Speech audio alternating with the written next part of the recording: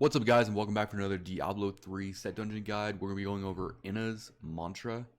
This is going to be a relatively easy set dungeon, but it's also kind of annoying in a way. But first off, let's start off with the location of this. You're going to be in Act 2, right? You're in Porta Hidden Camp there.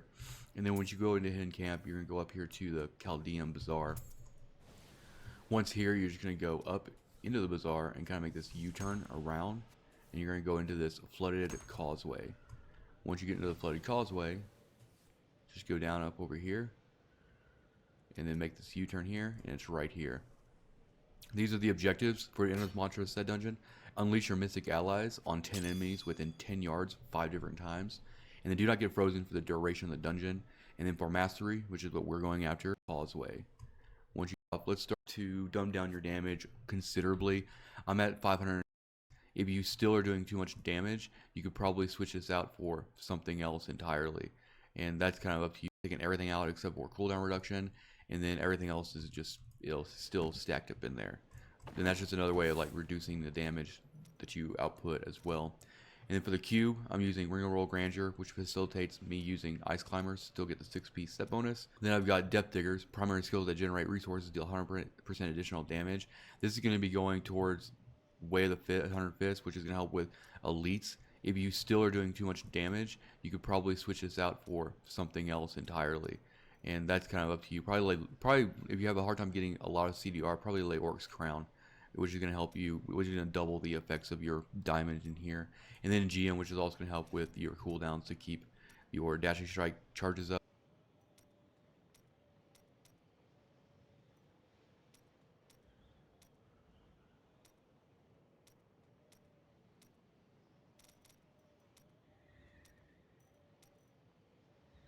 And your mystic ally. Now, as far as your abilities go, we're going to be 100% additional damage.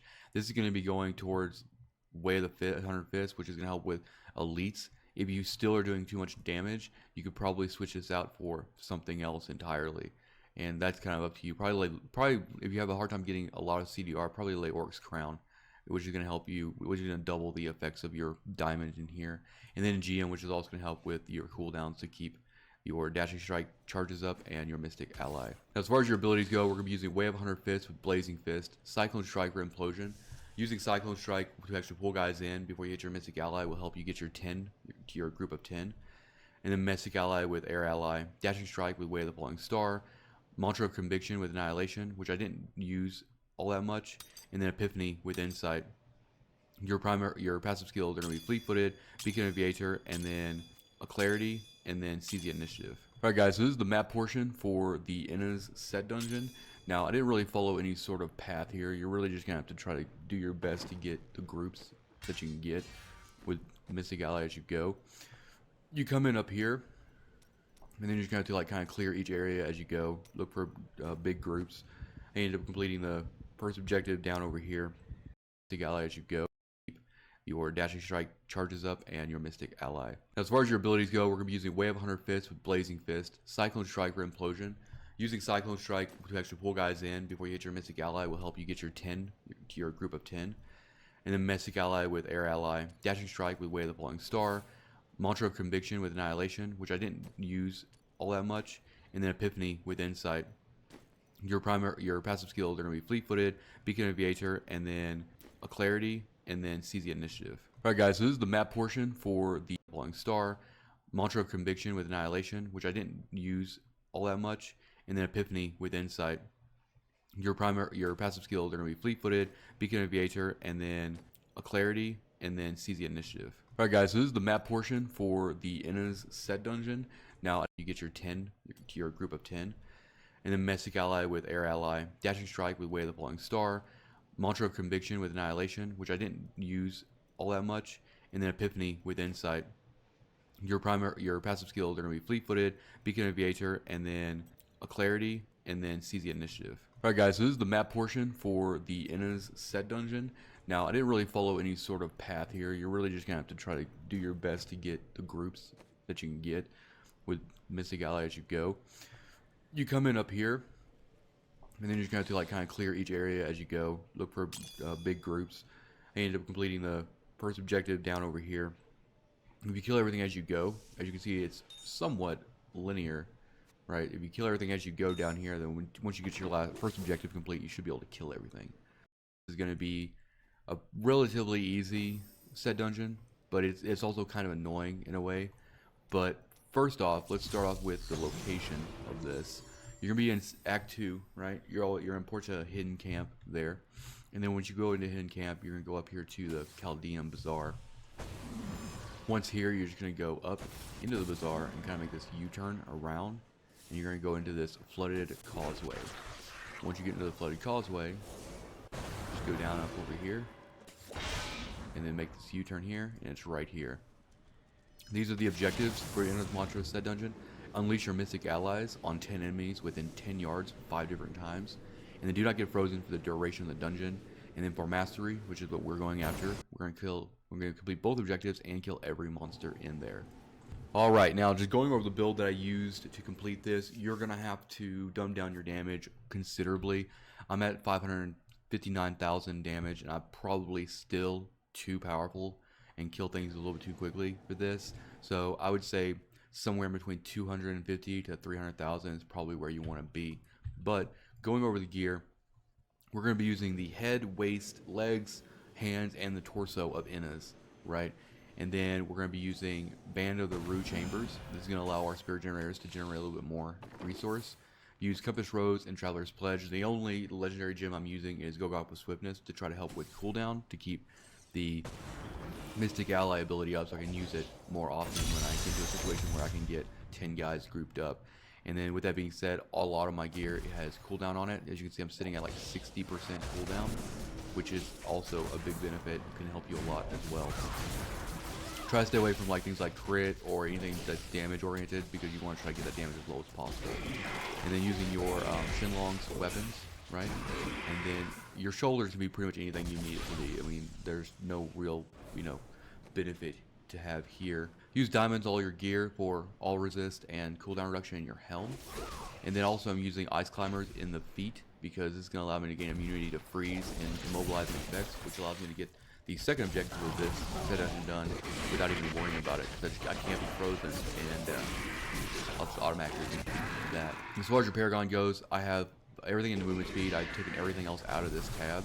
Offensive, I've taken everything out except for cooldown reduction, and then everything else is just still stacked up in there. Then that's just another way of like reducing the damage that you output as well. And then for the Q, I'm using Ring of Royal Grandeur, which facilitates me using Ice Climbers, still get the 6-piece step bonus. Then I've got Depth Diggers, primary skills that generate resources, deal 100% additional damage. This is going to be going towards Way of the 100 Fists, which is going to help with elites. If you still are doing too much damage, you could probably switch this out for something else entirely. And that's kind of up to you. Probably if you have a hard time getting a lot of CDR, probably lay Orc's Crown, which is going to help you, which is going to double the effects of your diamond in here. And then GM, which is also going to help with your cooldowns to keep your Dashing Strike charges up and your Mystic Ally. Now, as far as your abilities go, we're going to be using Way of 100 Fists with Blazing Fist, Cyclone Strike for Implosion. Using Cyclone Strike to actually pull guys in before you hit your Mystic Ally will help you get your 10 to your group of 10. And then Mystic Ally with Air Ally, Dashing Strike with Way of the Falling Star, Mantra of Conviction with Annihilation, which I didn't use all that much, and then Epiphany with Insight. Your passive skills are going to be Fleet-Footed, Beacon of Aviator, and then a Clarity, and then Seize the Initiative. Alright guys, so this is the map portion for the Inna's set dungeon. Now, I didn't really follow any sort of path here. You're really just going to have to try to do your best to get the groups that you can get with Mystic Ally as you go. You come in up here, and then you're just going to have to like kind of clear each area as you go. Look for big groups.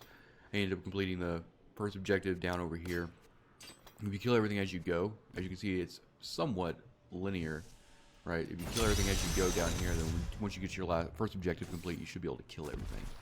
But yeah, there's not really any planned path that, makes it easier. You're just kind of use Dashing Strike to go, cover gaps and stuff like that to help speed up the process. Alright, I'm just going to kind of commentary over this run that I did. It was kind of a rough start on this run, to be honest, because yeah, it's kind of a weird situation with Mystic Ally. Because I'm gonna find a big group of guys. It takes, doesn't take very much on the Cyclone Strike, and I'm just gonna dash in, and then I'm just going to hit Mystic Ally. For everything else, I'm just gonna grab. For every other pack that's in this thing, I'm just gonna like try to take him down because I don't want to come back for him at all. And as you'll see here, I'm gonna probably like attempt to do like a few Cyclone Strike pulls. My damage was still a little too high to do multiple Cyclone Strikes. I did 2 there, which I lucked out. And this is kind of where I changed my strategy for the most part. So like I get that strike down there and then hit Mystic Ally and get another one. And then after I do that, I'm just gonna clean up everything. Because once they actually, are tagged for Mystic Ally, you really can't get multiple objectives off the same group of guys. There we go. There should be another one. Yep, 3 of 5. Relatively, you can get the first objective done pretty quick, honestly, if your damage is lower enough.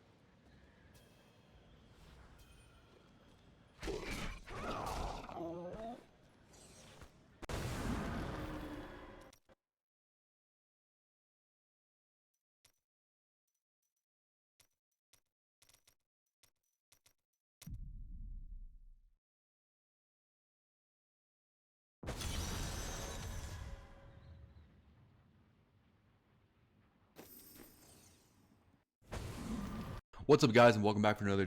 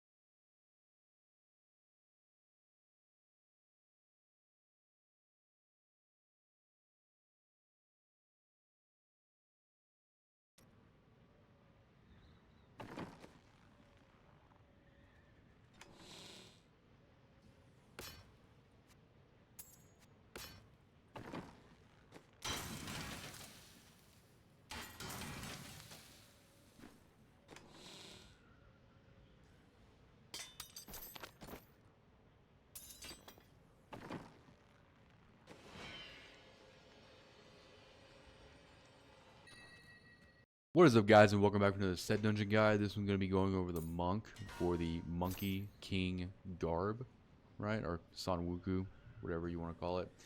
Now, I'm going to go over the location, the build I use, and I'm going to kind of commentary over my mastery run, just give you the strategy and give you some pointers and hopefully help you complete this on mastery, or at least, you know, make it easier. Alright, so starting off with the location of this said dungeon, right? It's going to be in Act 4.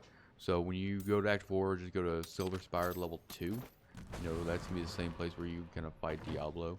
And you're going to go through that zone until you find the offshoot section that leads to the Pinnacle of Heaven. Once you get to the Pinnacle of Heaven, right, you're going to go right over here, and boom, it's right there. Now, going over the objectives for this set dungeon, this is going to maintain Sweeping Wind for the whole duration of the dungeon. And then you use your decoys to hit 20 different enemies in 6 seconds. And for mastery, which is what we're going for here, you need to complete both primary objectives and then kill everything in the dungeon. Alright, so going over the map here, this is a pretty big map. Not all of it can get on screen, but the biggest thing to note here is the long offshoot near the south. You don't want to save that for last, right? It's going to be little to no mob. There will be very little mobs there. Stay up in the main areas to try to get most of your objectives complete, as you'll see I'll do in my run.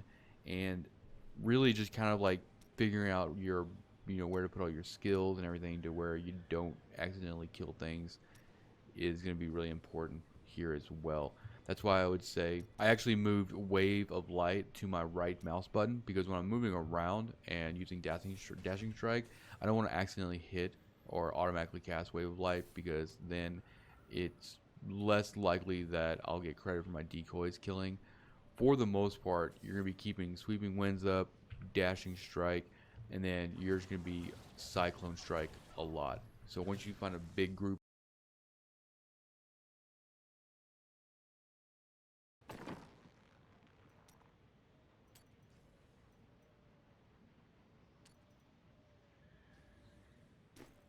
of dudes, then you're just gonna go in there and just basically just Cyclone Strike and just keep spamming it.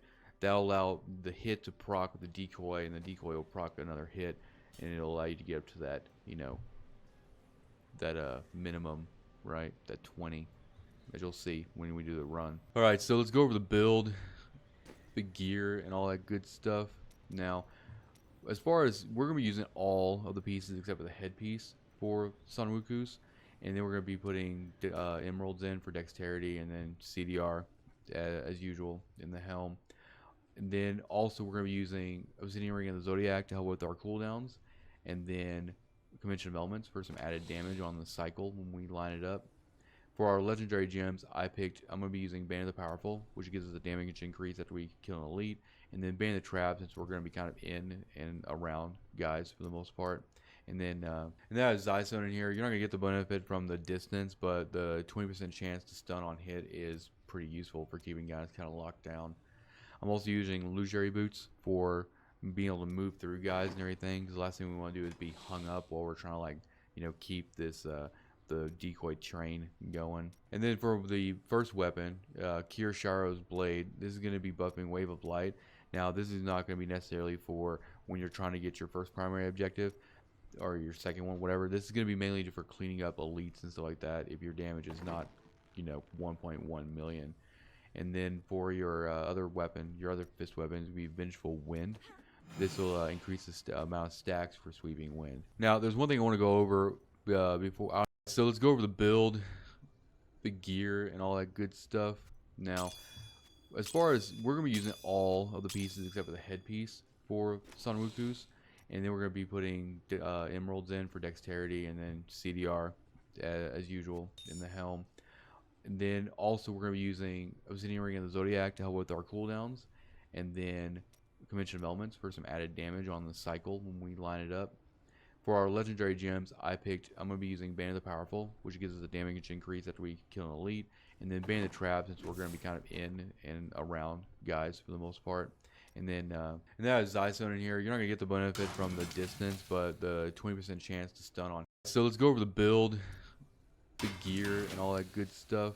Now, as far as, we're going to be using all of the pieces except for the headpiece for Sanwuku's, And then we're going to be putting emeralds in for dexterity, and then CDR as usual in the helm.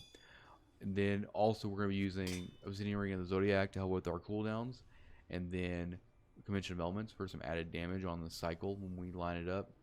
For our legendary gems, I'm going to be using Bane of the Powerful, which gives us a damage increase after we kill an elite, and then Bane of the Trap, since we're going to be kind of in and around guys for the most part. And then that is Zystone in here. You're not going to get the benefit from the distance, but the 20% chance to stun on hit is pretty useful for keeping guys kind of locked down. I'm also using illusory boots for being able to move through guys and everything, because the last thing we want to do is be hung up while we're trying to, like, keep this the decoy train going. And then for the first weapon, Kirsharo's Blade, this is going to be buffing Wave of Light. Now this is not going to be necessarily for when you're trying to get your first primary objective or your second one, whatever. This is going to be mainly for cleaning up elites and stuff like that if your damage is not 1.1 million. And then for your other weapon, your other fist weapons, will be Vengeful Wind. This will increase the amount of stacks for Sweeping Wind. Now, there's one thing I want to go over before, and I'll actually go into the set dungeon kind of a little bit to show you kind of what I mean here. Just so I don't have to explain it, too fast while I'm doing the commentary. But when you start the set dungeon here, you're going to have 15 seconds here to start Sweeping Wind, right? And we're going to be using the belt. This is kind of like a tie-in to everything. The Kurosharo's Soul, Sweeping Wind gains 2 stacks every second and does not deal damage to enemies, right? And the important thing here is this is not just a fire and forget. This will not always stay up. So what you'll notice here is when we start getting in and around guys here, then it starts to tick down, right?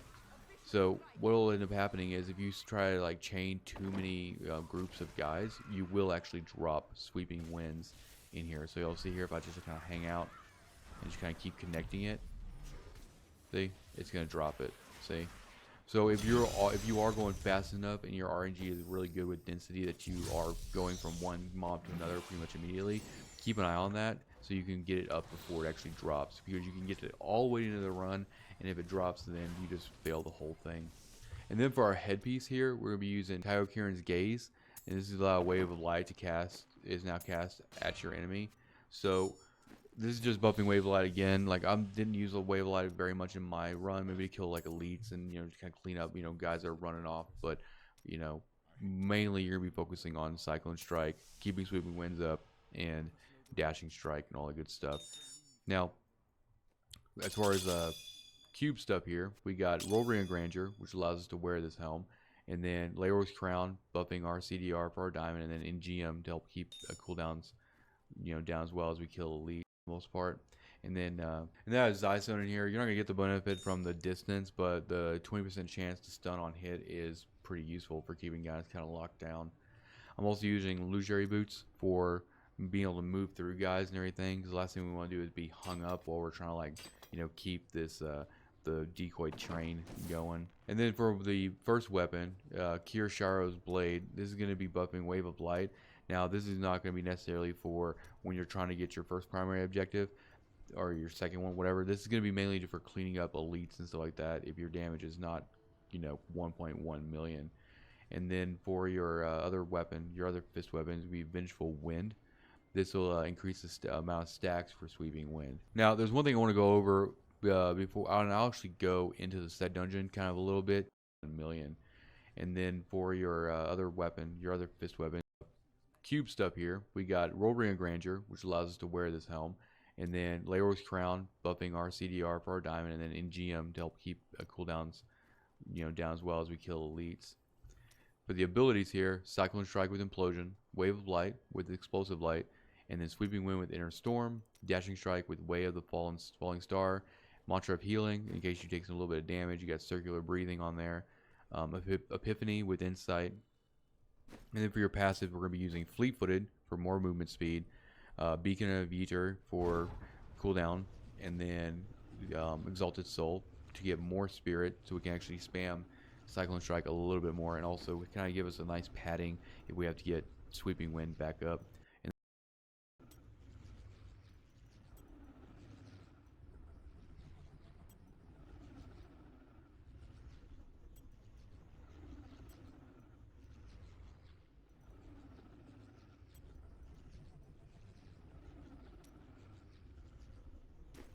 and harmony, which is gonna, balance out all of our, resistances based on our highest one. All right, onto the run itself. I'm just gonna kind of commentary, kind of give my thoughts as you kind of watch this.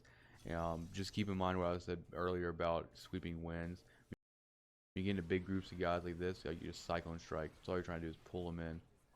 You don't really get any indication on where you're at as far as numbers, but once you see it tick up on the screen, you can just kind of keep moving for the most part. What I like to do is I like to take breaks, kind of like, I don't mind the gaps in between density because it allows sweeping winds to kind of get it back up to 10 stacks and, start ticking at full. And then it allows me to actually find a whole other area. But if I'm going into a big group of guys, I want to make sure I am watching sweeping winds because it will drop real quick if you're not paying attention. But yeah, just, dashing strike into big mobs, just cyclone strike just to keep it up. Clear the majority of these interlocked areas.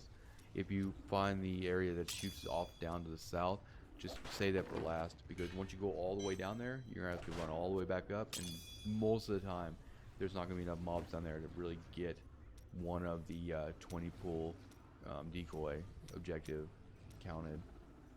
You can get them all up here for the most part, just try to like chain guys upstairs, downstairs, and you can just run straight across up to your gun here and use dashing strike to go back upstairs, which is going to help you close the gap and save on some time as well. Like just pop down here, just keep it running. You're always watching that. That's another thing too, you got to watch your spirit as well, because if sweeping wind's about to drop and it's about to drop and you have no spirit to actually get it back up, that always sucks. You don't want that to happen.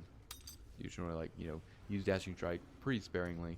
And same with cyclone strike. It's like you don't want to just sit there and cyclone strike without any mobs around because you're not gonna get any return there.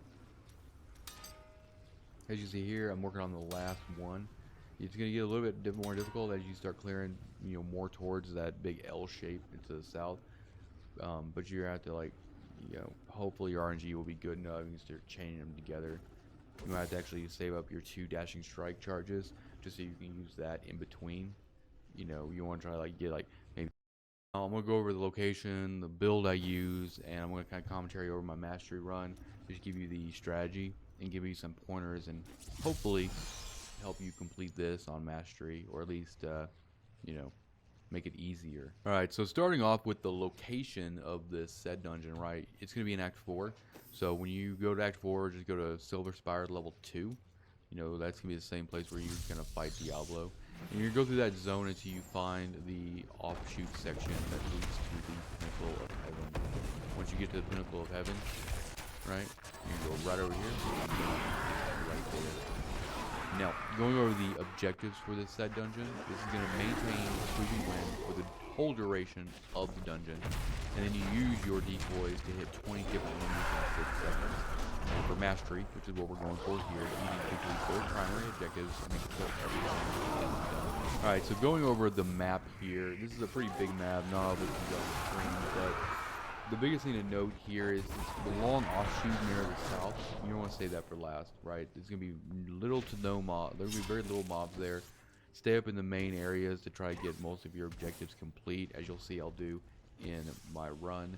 And really just kind of go over the location, the build I use. Because the last thing we want to do is be hung up while we're trying to keep this the decoy train going. And then for the first weapon, Kirsharo's Blade, this is going to be buffing Wave of Light. Now this is not going to be necessarily for when you're trying to get your first primary objective or your second one, whatever. This is going to be mainly for cleaning up elites and stuff like that if your damage is not 1.1 million. And then for your other weapon, your other fixed weapon, the Vengeful Wind, this will increase the amount of stacks. Now there's one thing I want to go over before I'll actually go into the said dungeon kind of a little bit to show you kind of what I mean here, just so I don't have to explain it too fast while I'm doing the commentary. But when you start the said dungeon here, you're gonna have 15 seconds here to start sweeping winds, right? And we're gonna be using the belt, which is kind of like a tie-in to everything. The Kurosharo's Soul, sweeping wind gains 2 stacks every second. It does not deal damage to enemies, right? And the important thing here is this is not just a time to get. This will not always stay up. So what you'll notice here is when we start getting King Garb, right? Or Son Wuku, whatever you want to call it. Now I'm gonna go over the location, the build I use, and I'm gonna kind of commentary over my mastery run, just give you the strategy and give you some pointers and hopefully help you complete this on mastery, or at least you know, make it easier. All right, so starting off with the location of this said dungeon, right? It's gonna be in Act 4. So when you go to Act 4, just go to Silver Spire level 2. You know, that's gonna be the same place where you kind of fight Diablo. And you're gonna go through that zone until you find the offshoot section that leads to the Pinnacle of Heaven. Once you get to the Pinnacle of Heaven, right, you're gonna go right over here, and boom, it's right there. Now, going over the objectives for this set dungeon, this is gonna maintain Sweeping Wind for the whole duration of the dungeon, and then you use your decoys to hit 20 different enemies in 6 seconds. And for mastery, which is what we're going for here, you need to complete both primary objectives and kill everything in the dungeon. Alright, so going over the map here, this is a pretty big map, not all of it can get on the screen, but the biggest thing to note here is the long offshoot near the south. You don't want to save that for last, right? It's going to be little to no mobs, maybe very little mobs there. Stay up in the main areas to try to get most of your objectives complete, as you'll see I'll do in my run. And really just kind of like figuring out your, where to put your skills and everything to where you don't accidentally kill things is going to be really important here as well. That's why I would say I actually move Wave of Light to my right mouse button, because when I'm moving around and using dashing strike, I don't want to accidentally hit or automatically cast Wave of Light, because then it's less likely that I'll get credit from that decoys killing. For the most part, you're going to be keeping Sweeping Winds up, Dashing Strike, and then you're going to be Cyclone Strike a lot. So once you find a big group of dudes, then you're just going to go in there and just, basically Cyclone Strike, keep spamming it. That'll allow the hit to proc the decoy, and the decoy will proc another hit, and it'll allow you to get to that, that minimum, right? That's you'll see when we do it run. Alright, so let's go over the build, the gear, and all that good stuff.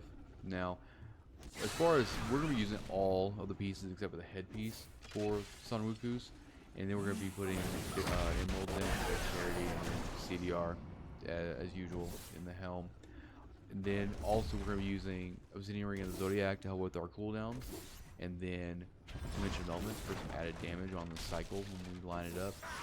For our legendary gem, I'm going to be using Band of the Powerful, which gives us a damage increase that we can elite, and then Band of Traps, which is going to be kind of in and around these guys for the most part.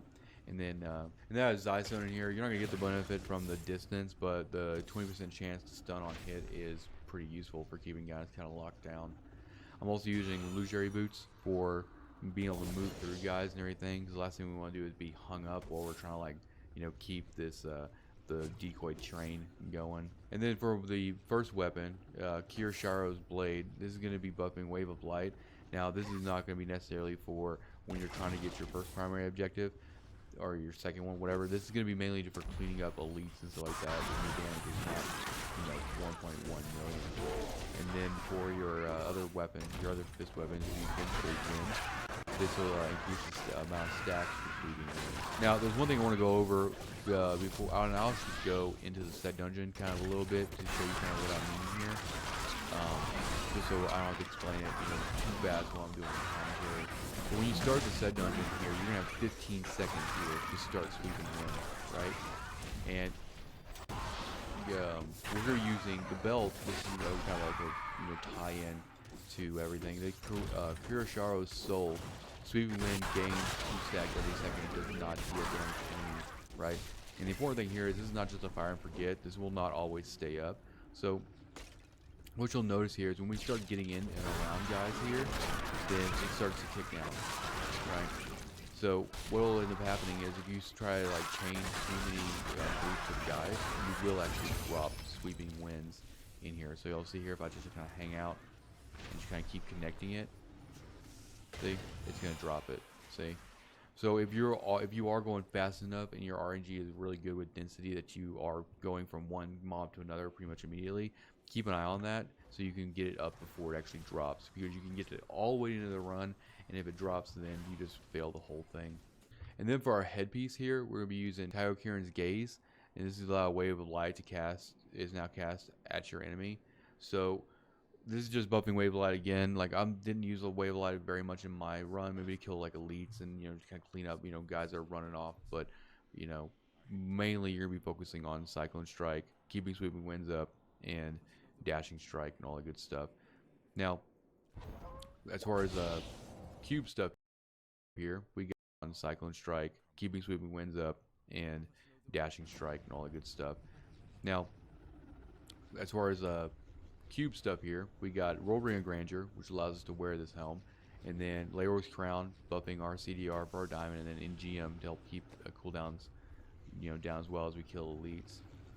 For the abilities here, buffing our CDR for our diamond, and then NGM to help keep cooldowns, down as well as we kill elites.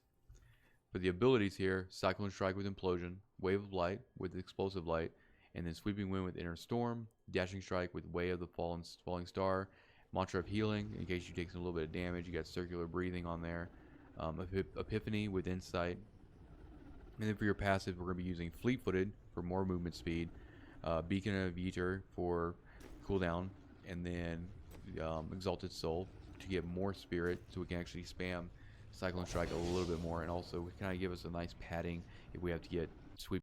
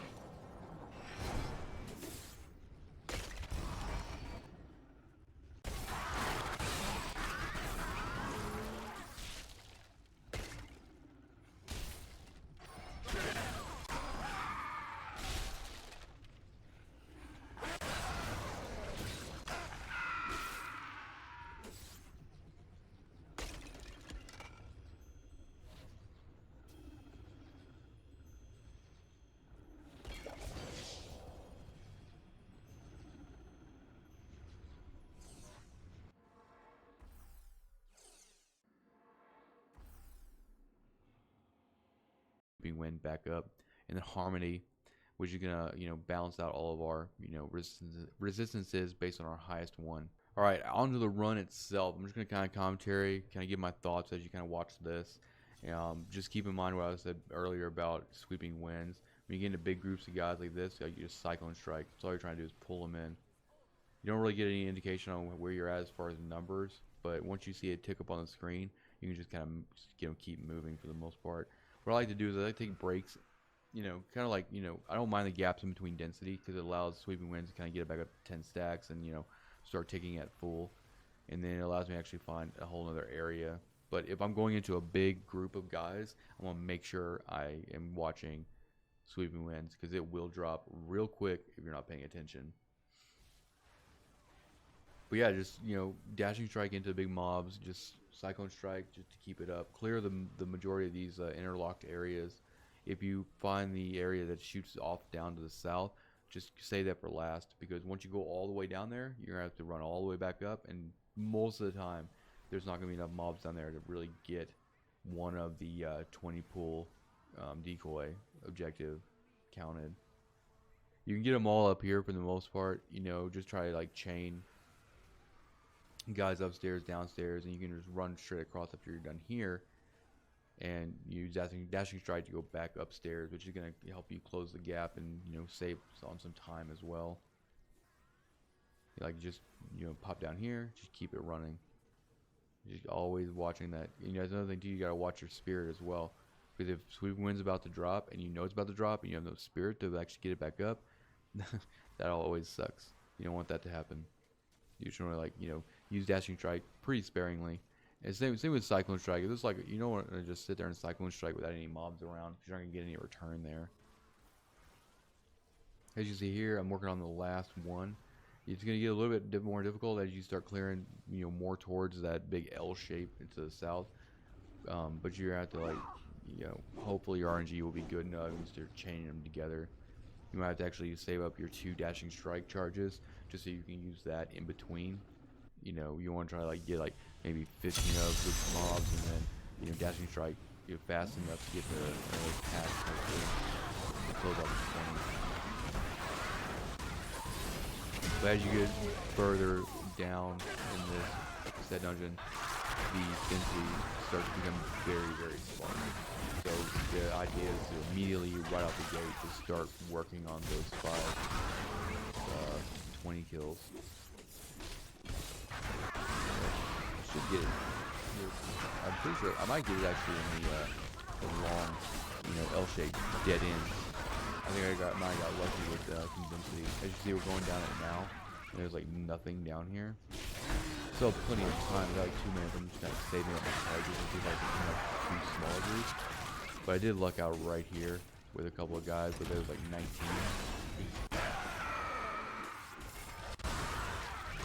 But you'll be able to get around corners like this. See that?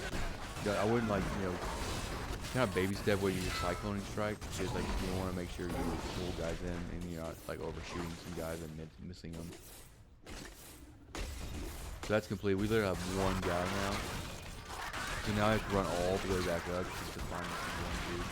That's why I don't recommend doing this last bit to the very, very, very end, because it's going to be such a time sink if you still have, your primary objectives to worry about. But it's not so bad when you have all the mobs, for the most part, gone, and you're doing, double taps, dash and strike, kind of get back up here. I think I ended up finding him on these stairs. Yeah, he's right there. But yeah, not too bad. Pretty easy. It just takes a little bit of getting used to and coordination for the most part. But anyway, I hope this video helps you complete the Sunwuku set dungeon for the monk. And if you like this video, hit the like button. If you have any questions, let me know in the comments. And for more gaming content, then hit the subscribe button. And like always, thank you for watching, and I'll see you guys next time.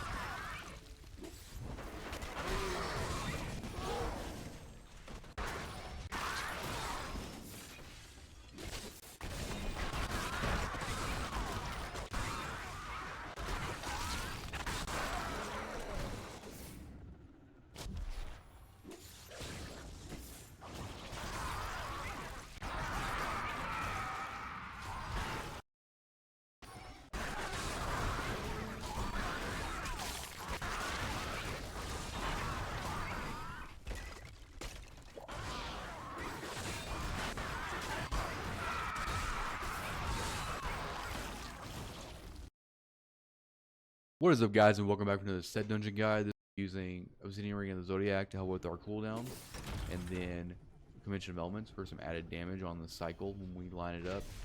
For our legendary gems, I'm going to be using Bane of the Powerful, which gives us a damage increase after we kill an elite, and then Bane of the Trap, since we're going to be kind of in and around guys for the most part. And then that is Zystone in here. You're not going to get the benefit from the distance, but the 20% chance to stun on hit is pretty useful for keeping guys kind of locked down. I'm also using illusory boots for being able to move through guys and everything, because the last thing we want to do is be hung up while we're trying to, like, keep this the decoy train going. And then for the first weapon, so let's go over the build, the gear, and all that good stuff. Now, as far as for our legendary gem, and then Bane for the most part, and that is Zystone in here. You're not gonna get the benefit from the distance, but the 20% chance to stun on hit is pretty useful for keeping guys kind of locked down. I'm also using loot guys and everything, train going. Kirashiro's blade. This is gonna be buffing Wave of Light, trying to get your first primary objective, or your second one, whatever. This is gonna be mainly just like that. If your damage is your other fist weapons, will be Vengeful Wind. This will increase the amount of stacks for Sweeping Wind. Now, there's one thing I want to go over before I'll actually go into the set dungeon kind of a little bit to show you kind of what I mean here. Just so I don't have to explain it, too fast while I'm doing the commentary. But when you start the set dungeon here, you're gonna have 15 seconds here to start Sweeping Wind, right? And we're gonna be using the belt. This is kind of like a tie-in to everything. The Kirashiro's Soul. Sweeping Wind gains 2 stacks every second. It does not deal damage to enemies, right? And the important thing here is this is not just a fire and forget. This will not always stay up. So what you'll notice here is when we start getting in and around guys here, then it starts to tick down, right? So what will end up happening is if you try to chain too many groups of guys, you will actually drop Sweeping Winds in here. So you'll see here if I just kind of hang out and just kind of keep connecting it, see, it's gonna drop it. See, so if you are going fast enough and your RNG is really good with density, that you are going from one mob to another pretty much immediately, keep an eye on that so you can get it up before it actually drops, because you can get it all the way into the run, and if it drops, then you just fail the whole thing. And then for our headpiece here, we're gonna be using Taiyo Gaze, and this is a Wave of Light is now cast at your enemy. So this is just buffing Wave of Light again. I didn't use a Wave of Light very much in my run, maybe to kill elites and kind of clean up guys that are running off. But mainly you're gonna be focusing on Cyclone Strike, keeping Sweeping Winds up, and Dashing Strike and all that good stuff. Now, as far as cube stuff here, we got Roll Ring of Grandeur, which allows us to wear this helm, and then Leor's Crown, buffing our CDR for our diamond, and then NGM to help keep cooldowns down as well as we kill elites. For the abilities here, Cyclone Strike with Implosion, Wave of Light with Explosive Light, and then Sweeping Wind with Inner Storm, Dashing Strike with Way of the Falling Star, Mantra of Healing in case you take a little bit of damage. You got Circular Breathing on there, Epiphany with Insight, and then for your passive, we're going to be using Fleet Footed for more movement speed, Beacon of Eater for cooldown, and then Exalted Soul to get more spirit, so we can actually spam Cyclone Strike a little bit more, and also kind of give us a nice padding if we have to get Sweeping Wind back up. And then Harmony, which is gonna balance out all of our resistances based on our highest one. All right, onto the run itself. I'm just gonna kind of commentary, kind of give my thoughts as you kind of watch this. Just keep in mind what I said earlier about Sweeping Wind. When you get into big groups of guys like this, just Cyclone Strike, so you're trying to pull them in. You don't really get any indication on where you're at as far as numbers, but once you see it pick up on the screen, you just kind of keep moving for the most part. What I like to do is I like to take breaks. Kind of I don't mind the gaps in between density, because it allows Sweeping Wind to kind of get back up to 10 stacks and start taking that full. And then it allows me to actually find a whole other area. But if I'm going into a big group of guys, I want to make sure I am watching Sweeping Wind, because it will drop real quick. But yeah, just Dashing Strike into big mobs, just Cyclone Strike, keep it up, clear the majority of these interlocked areas. If you find the area that shoots off down to the south, just save that for last, because once you go all the way down there, you're gonna have to run all the way back up, and most of the time there's not enough mobs on there to really get one of the 20 tools decoy objective counted. You can get them all up here for the most part. You know, just try to like chain guys upstairs, downstairs, and you can run straight across the three from here. And use dashing strike to get back upstairs, which is going to help you close the gap and save on some time as well. Like just pop down here, just keep it running. You're always watching that. There's another thing too. You gotta watch your spirit as well, because if Sweet Wind's about to drop and Nerf's about to drop, and you have no spirit to actually get back up, that'll always suck. You don't want that to happen. You just want to use dashing strike pretty sparingly. And same with cyclone strike. It was like you don't want to just sit there and cyclone strike without any knocks around. It's kind of getting your time there. As you see here, I'm working on the last one. It's gonna get a little bit more difficult as you start clearing more towards that big L shape to the south. But you're gonna have to hopefully your RNG will be good enough and you can chain them together. You might have to actually save up your 2 dashing strike charges just so you can use that in between. You want to try to get maybe 15 of the mobs, and then dashing strike fast enough to get to another pack, hopefully, to close out the 20. But as you get further down in this said dungeon, the density starts to become very, very sparse. So the idea is to immediately, right out the gate, just start working on those 20 kills. Yep, I should get it here. I'm pretty sure I might get it actually in the long, L-shaped dead end. I think I might have got lucky with some density. As you see, we're going down it now, and there's nothing down here. I still have plenty of time. I got 2 minutes. I'm just saving up my charges in case I have to connect 2 smaller groups. But I did luck out right here with a couple of guys, but there was 19. But you'll be able to get around corners like this. See that? Just I wouldn't kind of baby step with your cycloning strike, because you don't want to make sure you pull guys in and you're not overshooting some guys and missing them. So that's complete. We literally have 1 guy now. So now I have to run all the way back up just to find this 1 dude. That's why I don't recommend doing this last bit until the very, very, very end, because it's going to be such a time sink if you still have, your primary objectives to worry about. But it's not so bad when you have all the mobs, for the most part, gone, and you can, double tap dashing strike to kind of get back up here. I think I ended up finding him on these stairs. Yeah, he's right there. But yeah, not too bad. Pretty easy. It just takes a little bit of getting used to and coordination for the most part. But anyway, I hope this video helps you complete the Sunwuku said dungeon for the monk. And if you like this video, hit the like button. If you have any questions, let me know in the comments. And for more gaming content, then hit the subscribe button. And like always, thank you for watching, and I'll see you guys next time.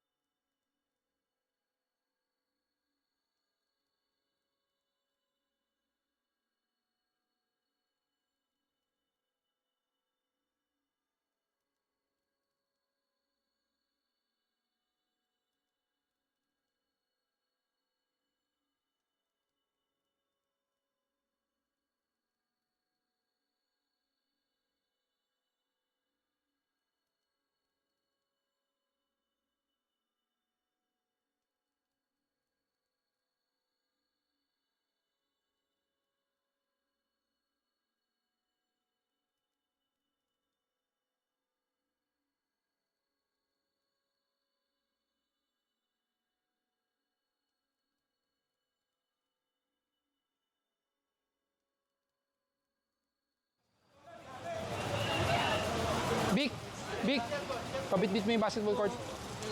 Sampa nyo sa truck yung basketball court. Walang problema po yung pagsundo. Ang problema po, mali po.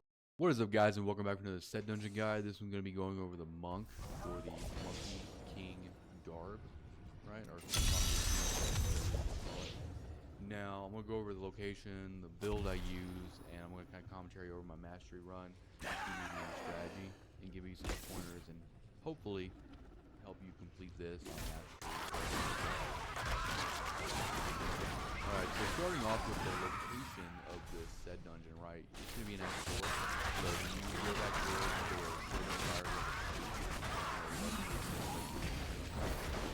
when you go through that zone until you find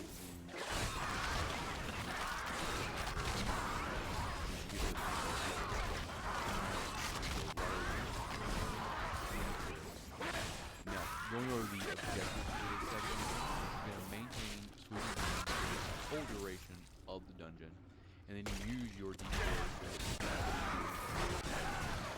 mastery, which is what we're going for here. You need to complete both primary objectives. Alright, so going over the map here, it's a pretty big map, but the biggest thing to note here is the long offshoot near the south. Little to no mob. There'll be very little mobs there. Stay up in the main areas to try to get most of your objectives complete, as you'll see I'll do in my run.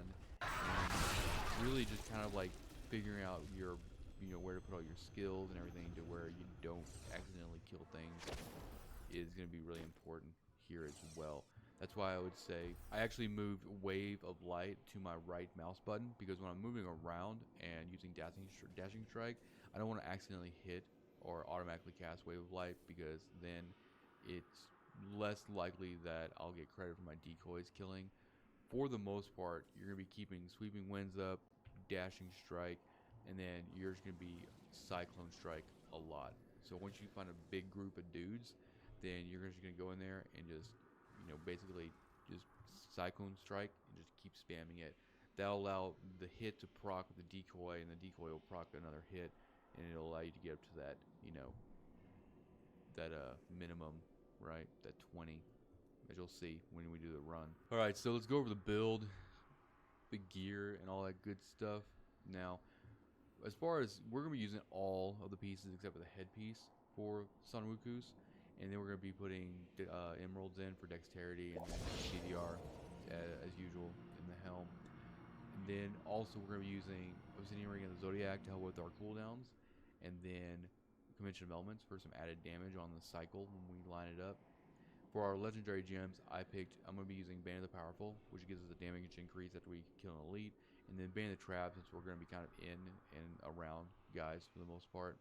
And then that is Zystone in here. You're not going to get the benefit from the distance, but the 20% chance to stun on hit is pretty useful for keeping guys kind of locked down. I'm also using illusory boots for being able to move through guys and everything, because the last thing we want to do is be hung up while we're trying to, like, keep this the decoy train going. And then for the first weapon, Kirsharo's Blade, this is going to be buffing Wave of Light. Now, this is not going to be necessarily for when you're trying to get your first primary objective or your second one, whatever. This is going to be mainly for cleaning up elites and stuff like that if your damage is not 1.1 million. And then for your other weapon, your other fist weapon, is going to be Vengeful Wind. This will increase the amount of stacks for Sweeping Wind. Now, there's one thing I want to go over before, and I'll actually go into the said dungeon kind of a little bit to show you kind of what I mean here, just so I don't have to explain it too fast while I'm doing the commentary. But when you start the said dungeon here, you're gonna have 15 seconds here to start Sweeping Wind, right? And we're gonna be using the belt. This is kind of like a tie-in to everything. The Kurosharo's Soul, Sweeping Wind gains 2 stacks every second. Does not deal damage to enemies, right? And the important thing here is this is not just a fire and forget. This will not always stay up. So what you'll notice here is when we start getting in and around guys here, then it starts to tick down, right? So what will end up happening is if you try to like chain too many groups of guys, you will actually drop Sweeping Winds in here. So you'll see here if I just kind of hang out and just kind of keep connecting it, see, it's going to drop it, see? So if you are going fast enough and your RNG is really good with density that you are going from one mob to another pretty much immediately, keep an eye on that so you can get it up before it actually drops, because you can get it all the way into the run, and if it drops, then you just fail the whole thing. And then for our headpiece here, we're gonna be using Taiyo Kirin's Gaze, and this is a wave of light to cast is now cast at your enemy. So this is just buffing wave of light again. Like I didn't use a wave of light very much in my run, maybe to kill like elites and just kind of clean up guys that are running off. But you know mainly you're gonna be focusing on Cyclone Strike, keeping sweeping winds up, and dashing strike and all that good stuff. Now as far as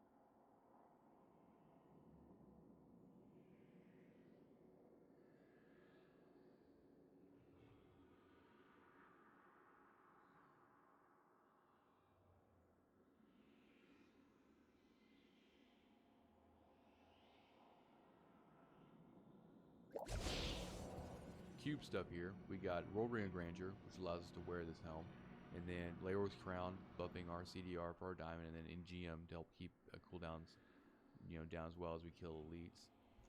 For the abilities here, Cyclone Strike with Implosion, Wave of Light with Explosive Light, and then Sweeping Wind with Inner Storm, Dashing Strike with Way of the Falling Star, Mantra of Healing, in case you take a little bit of damage, you got Circular Breathing on there, Epiphany with Insight, and then for your passive, we're going to be using Fleet-Footed for more movement speed, Beacon of Eater for cooldown, and then Exalted Soul to get more spirit so we can actually spam Cyclone Strike a little bit more, and also kind of give us a nice padding if we have to get Sweeping Wind back up. And then Harmony, which is going to balance out all of our resistances based on our highest one. All right, on to the run itself. I'm just going to kind of commentary, kind of give my thoughts as you kind of watch this. Just keep in mind what I said earlier about sweeping winds. When you get into big groups of guys like this, you just Cyclone Strike. That's all you're trying to do is pull them in. You don't really get any indication on where you're at as far as numbers, but once you see it tick up on the screen, you can just kind of keep moving for the most part. What I like to do is I like to take breaks, kind of like, I don't mind the gaps in between density because it allows sweeping winds to kind of get it back up to 10 stacks and, start ticking at full. And then it allows me to actually find a whole other area. But if I'm going into a big group of guys, I want to make sure I am watching sweeping winds because it will drop real quick if you're not paying attention. But yeah, just dashing strike into big mobs, just Cyclone Strike just to keep it up. Clear the majority of these interlocked areas. If you find the area that shoots off down to the south, just save that for last, because once you go all the way down there, you're gonna have to run all the way back up, and most of the time, there's not gonna be enough mobs down there to really get one of the 20 pool decoy objective counted.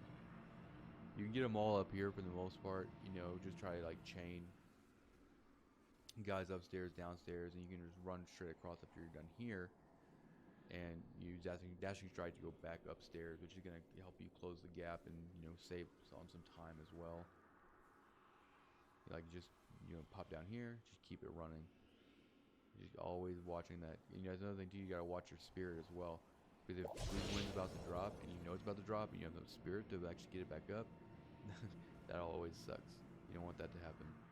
You should only, like, you know, use dashing strike pretty sparingly. And same with Cyclone Strike. It's like, you don't want to just sit there and Cyclone Strike without any mobs around, because you're not going to get any return there.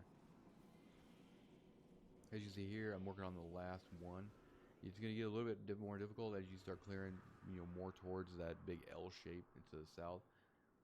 But you're going to have to, like, you know, hopefully your RNG will be good enough to start chaining them together. You might have to actually save up your 2 dashing strike charges just so you can use that in between. You know, you want to try to like get like maybe 15 of the mobs, and then, you know, dashing strike, you know, fast enough to get to another pack, hopefully, to close out the 20. But as you get further down in this said dungeon, the density starts to become very, very sparse. So the idea is to immediately, right out the gate, just start working on those 5 20 kills.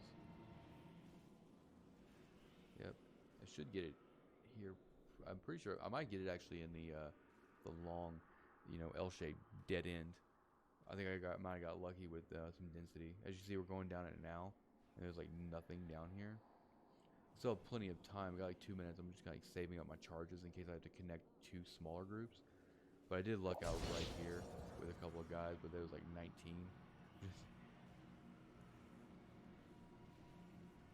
But you'll be able to get around corners like this. Like, see that? Just, I wouldn't, like, you know, kind of baby step where you're cycloning strike, because like you don't want to make sure you pull guys in and you're not like overshooting some guys and missing them. So that's complete. We literally have 1 guy now. So now I have to run all the way back up just to find this 1 dude.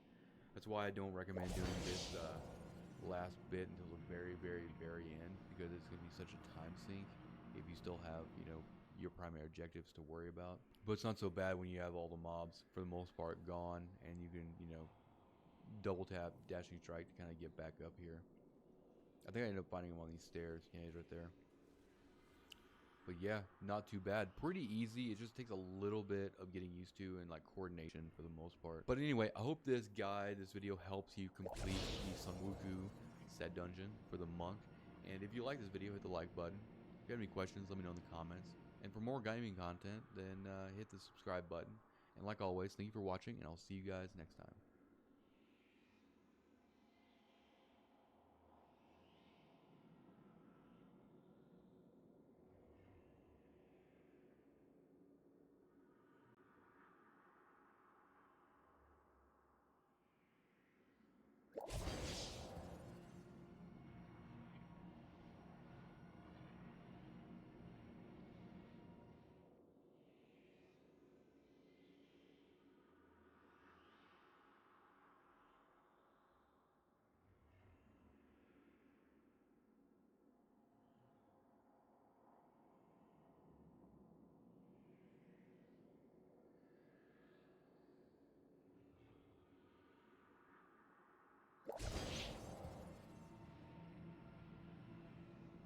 What is up, guys, and welcome back for another Diablo 3 set dungeon guide. This one's going to be going over the Monk, Raiment of 1,000 Storms. I'm going to be going over the build that I used, the location, the objectives. I'm going to commentary over my mastery run.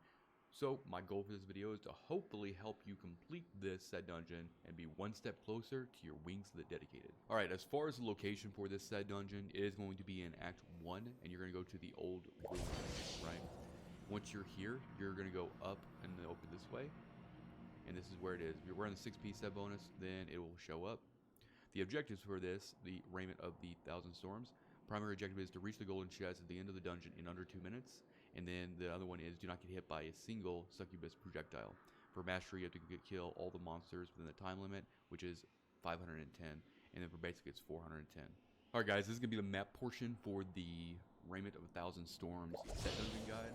Now, this this is going to be pretty crucial for your completion. There is just a ton of sprint pylons, right? And as you can see, it's kind of a maze-like thing. This is the first side dungeon where the map is actually part of the challenge, right? You're right here where I'm standing right here. You can see, that's where you start, right here. So with using Nemesis bracers, you're able to create mobs to help you with the completion of the objectives here. But the first thing that you need to do is get to the golden chest down here, right there. So the route I took was just starting here, killing this, getting each pylon as you go, right? And just go all the way down this hallway, hook this corner, go all the way down. Don't worry about any of these side areas. Go all the way down here. Once you get to here, come get this speed pylon and come down to this part here. Come all the way to this corner, and then go all the way up. And what I did was, at the second right turn, go up here, and then just go right up in there. So basically, when you come around this corner, second right, take it, go up, right, up, all the way, then down to here, and then all the way into here. Now, you should be killing as much as you can as you go through this. Once you get the golden chest, you have to do that within 2 minutes. You can now go and just go right back and just kill enough to get the completion of the last objective. This is also one set dungeon where you don't have to kill all of the mobs in the set dungeon in order to get mastery. You have to kill 510 of them, right? So all of the mobs you're creating with Nemesis bracers are going to count towards that. Now, when you start getting the cleanup process, and even when you're actually racing to the golden chest, you're going to make sure you want to keep an eye out for the succubus. You don't want to get hit by them. If you see a projectile coming towards you, then what you should do is just dashing strike over it or try to get out of the way quickly. Because even after you start the cleanup process, if you do get hit by a succubus attack, it will fail your mastery run. So once you get to here, what I do is I go any areas that I hadn't come and explored, and just, you should have about 2+ minutes right at this point to start cleaning up and getting the rest of the mobs you need for the last objective. So just start working your way back, right, in ways that you didn't come to the, or ways you didn't get to the golden chest to begin with. And by the time you get back up to here and clear these side areas, you should have actually gotten that objective and gotten mastery. Alright, so going over the build for this guy, we're going to be trying to get as much damage as possible so that we can kill everything as quickly as possible as we're passing through. One dashing strike to normally, and sweeping winds to take care of a lot of these guys easily. So starting off, we need all of the pieces for Raiment of 1,000 Storms except for the torso. We're going to be using a Cinder Coat. That is actually going to reduce the cost of our Way of 100 Fist and also our Dashing Strike. Now, for your jewelry, Obsidian Ring of the Zodiac, we're using this to help with our cooldowns, and then the Band of Rue Chambers, which is also going to allow our Spirit Generators to generate more, so we can actually, spam all of our abilities a lot more, obviously. I used Inna's belt here because you needed a belt with something. You stack some life in there or whatever, and then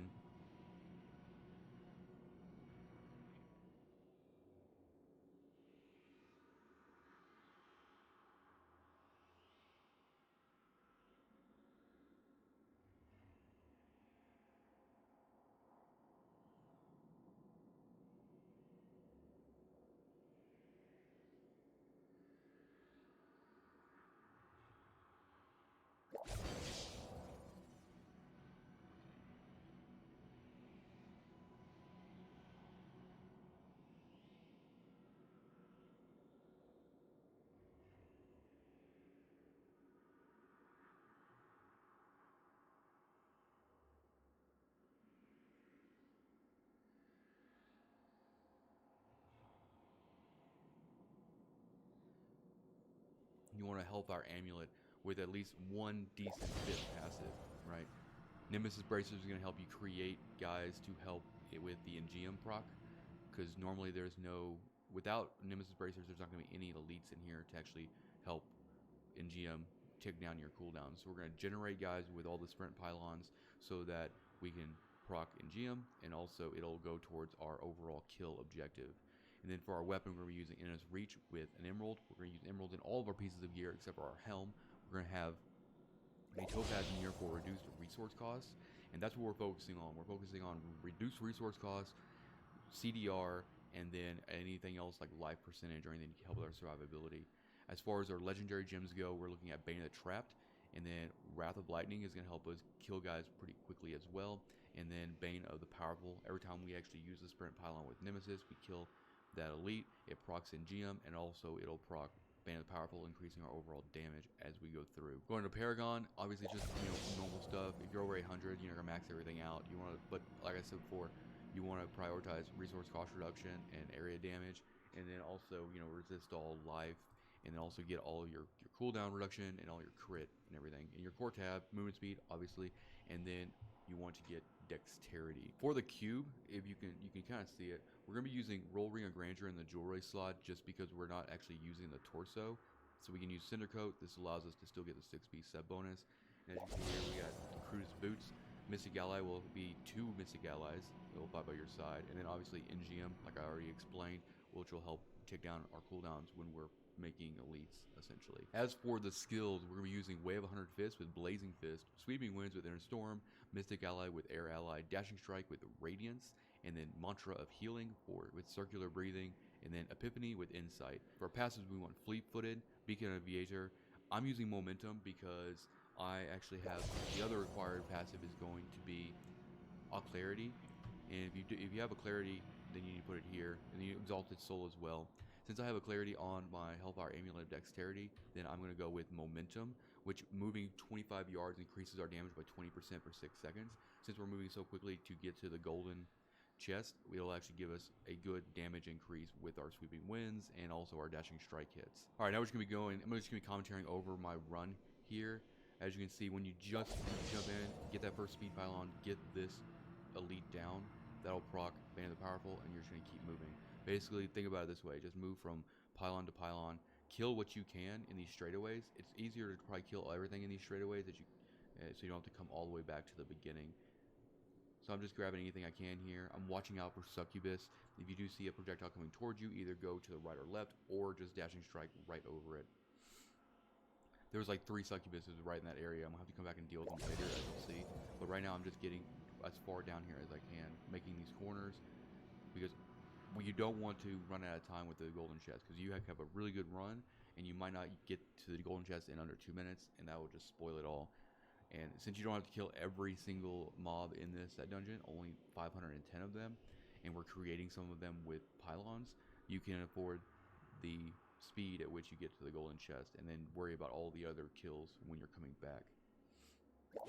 This is the route I was showing you, just going, kind of cutting, zigzagging it up on that one side, just to get around to the inner side of the said dungeon, not worrying about any of the, pylons that are necessarily up the stairs or anything, because there's still plenty in the way that we're heading. See here, we're going to go down here, and this should be the straightaway right here. We should be able to go all the way down and get to the golden chest without any effort. You have to open it in order for you to get credit, and once that happens, now we're just killing stuff. You're killing stuff, and then you're just watching out for succubus, because that's the last thing we want. We don't want a succubus hit to completely ruin the run after we've actually gotten one of the objectives complete. So here, the abilities here, we're just going to be using Dashing Strike a lot. Dashing Strike with Raiment is going to be a momentum, or it's going to be a movement skill as well as a damage skill.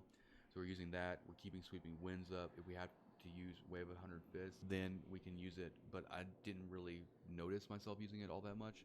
A lot of our damage is coming from Dashing Strike, Sweeping Winds. Use Mantra of Healing for when you're popping the pylons with Nemesis Braces, because sometimes those mobs will actually come out of the pylon and just start swinging. And a lot of them do have, at least for me, they had Molten. So once you kill them, you want to get them move out of the way. But that's pretty much it. As you can see, it's just after you get the golden chest, you're just a bit worried about killing a lot, and not getting hit by Succubus at all. Their projectiles are really slow moving, so they're really easy to dodge. But if you go crazy with Dashing Strike and you're moving really, really quick, you could, run out of charges for Dashing Strike, and you could be literally right in front of one of their projectiles and just really take a hit. That's why we're using a GM, just to kind of help keep our charges up for that. See here, I've got about 100. Yeah, I've got less than 100 guys left. And all I'm going to do is I'm going to make sure I'm going to all of the areas in the set dungeon I hadn't been to yet, because I know there's going to be full packs there to be more efficient for my time, rather than going back and cleaning up areas that I'd otherwise.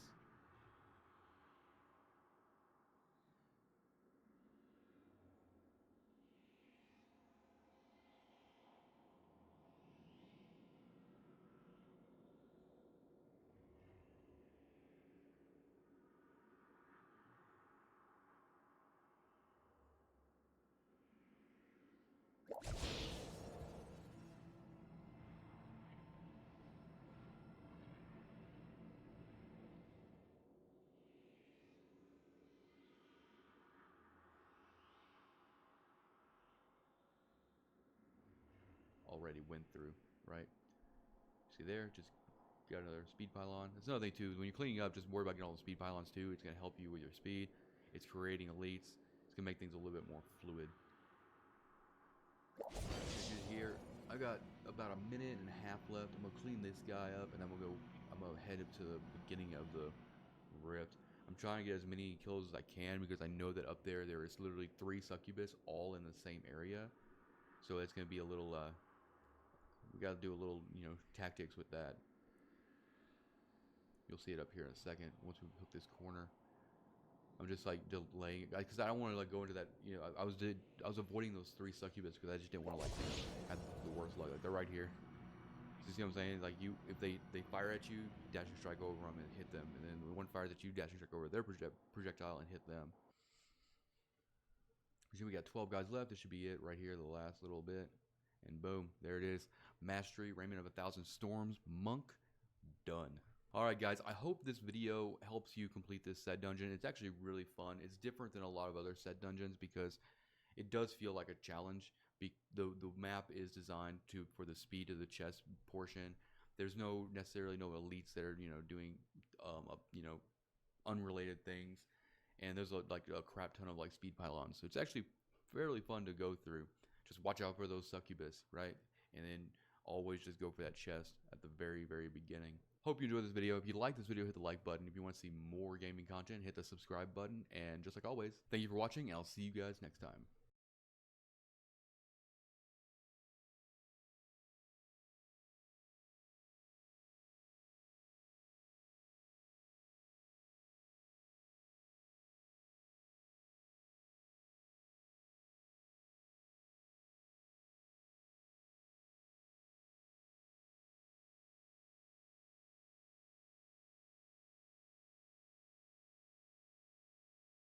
What's up guys, and welcome back for another Diablo 3 set dungeon guide. This one's going to be going over the Witch Doctor Zuni set.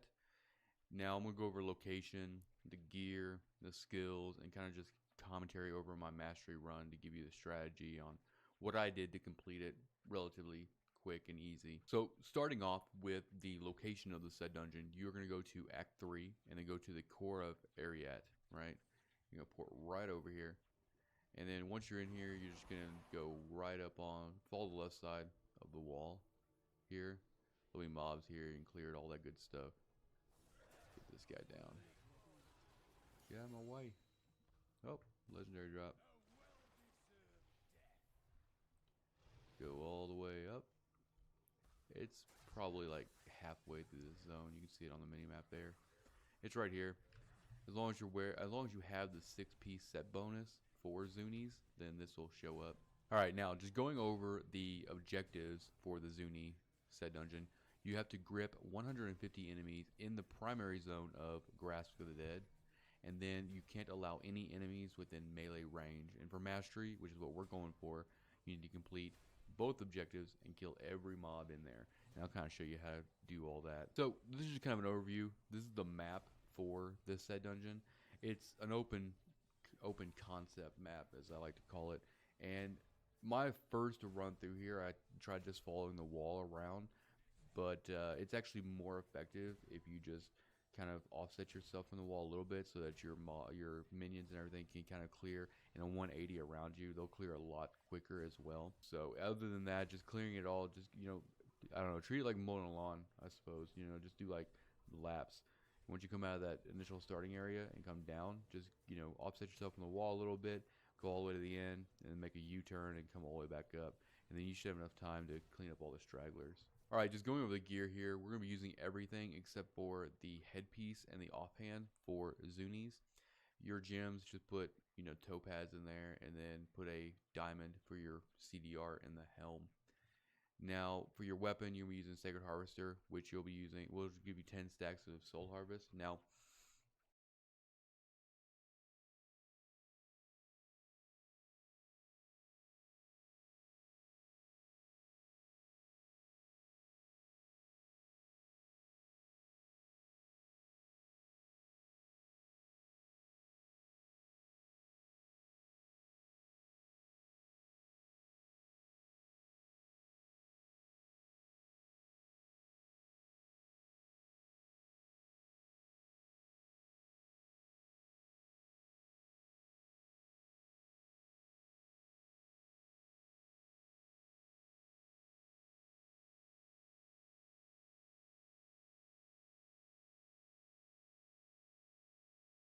I don't really use I don't really use Soul Harvest. I didn't end up using Soul Harvest pretty much at all in my run because I don't like getting that close to mobs in order to get the stacks. So this is kind of, you can probably do without this. If you don't have it, you can probably go with any other ceremonial knife that you might have laying around. For your rings, you're going to be using Shortman's Finger, which is going to break up Gargantuan into 3 little dudes. And then you're going to be using, obviously, Zuni's Pox is going to be in one of your other ring slots. You can also just opt to use a Hellfire Amulet to get a 5th passive. You know, this one came with Tribal Rights, but, you know, you can probably end up just putting pretty much anything in here. Bracers are going to be the Wars Enchant Arm Guards, which will give you a little bit of movement speed when you break breakable objects. But for the most part, you're not going to be worrying about going too fast. Maybe at the end when you're like cleaning up, but when you're actually running that dungeon, you're going to be kind of going a little bit slower, more methodical movements, so you don't get into melee range with anything accidentally. For your belt, you're going to be using Belt of Transcendence. This is going to allow you to get even more minions up, which will help you clear a lot, which also will help protect you from guys getting too close to you. The big one in this build is going to be Wilkins Reach. This is going to allow Grasp of the Dead to no longer have a cooldown, so you can just spam it. For the cube, we're going to be using Roll Ring of Grandeur, which is how we're able to drop a set item here and still get the bonus.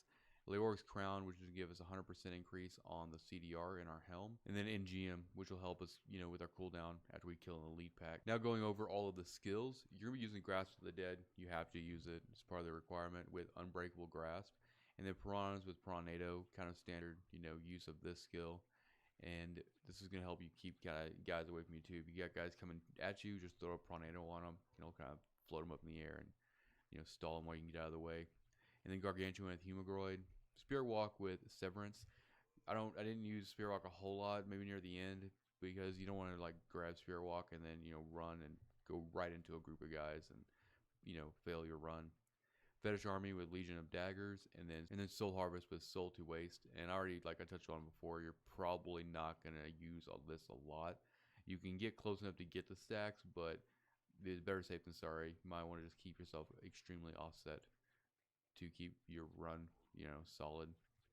As far as your passive skills go, you can have Fierce Loyalty, and then Gruesome Feast, Confidence Ritual, which is going to give you additional damage to enemies within 20 yards, and then Midnight Feast. You can have one additional dog here, and then Fierce Loyalty will give you an additional zombie dog here, but we're not using that. We're basically using it for the bonus increase for Gargantuan and Fetishes. And this one is going to be the damage boost for Gargantuan as well. And then Gruesome Feast is health. You're healed by health globes, gaining 10% maximum life. Just a little bit of survivability, nothing too crazy. All right, so just going over the footage here. I'm just gonna commentary. Let you kind of see what a run looks like and kind of what you're gonna go through. You're gonna come into this small area here.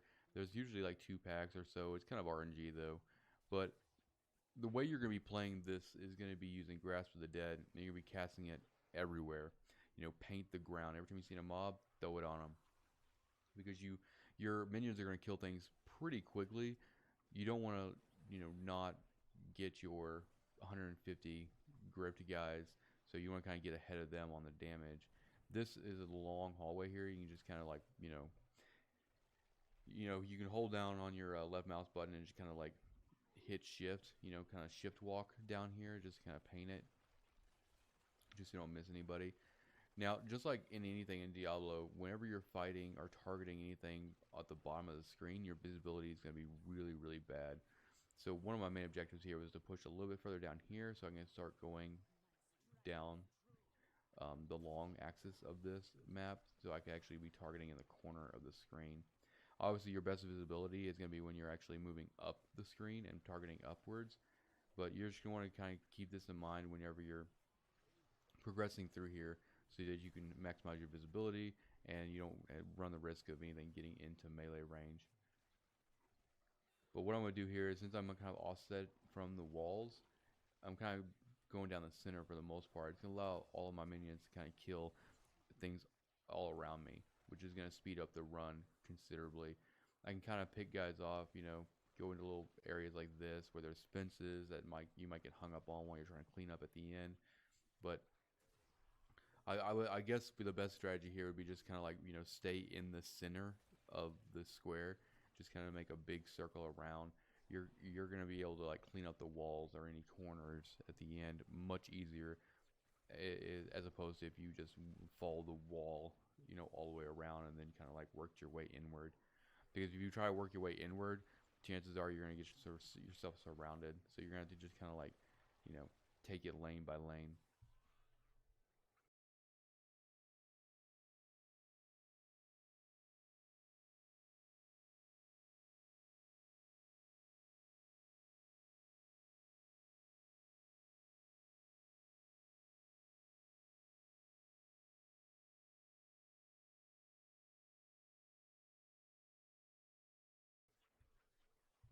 As you see here, like even if you're spamming this, you're still gonna be watching, that progress on the first objective. Once you actually get the 150, then you can start using Spirit Walk and all that stuff to kind of move around a little bit quicker. But the last thing you want to do is move too quick and your minions kill everything or more than they need to, so you can't actually get that first objective complete. Obviously stay away from Molten, that's a good thing. I guess for your neck piece, if you don't want to use Hellfire Amulet, you could probably use the Fire Immunity Amulet there, so you don't have to worry. But if you're close enough to be in Molten when they die, you're probably too close anyway, because that's pretty close to what melee range would be considered. I get pretty close to some guys in here, and you have to be careful with that too, because a lot of these guys will come straight for you. Keep spamming your Fetish Army too to bring up those additional minions. Pretty much on cooldown, just keep spamming it. And that'll keep enough of your guys, enough of your fetishes up that they'll kind of create a block for you. And they're going to kind of match your movements for the most part as you move through this. Actually, here I'm at like 1-4. I got 8 guys left, and then I'm going to start like kind of shifting to another strategy, which is going to be like the cleanup strategy for the most part. We got like 8 dudes. It's probably yeah, this huge corner up here I ain't even touched yet. So I'm just standing here. Anything that I see, I'm just throwing Grip of the Dead on it, just making sure I got it. As you see, I get it there.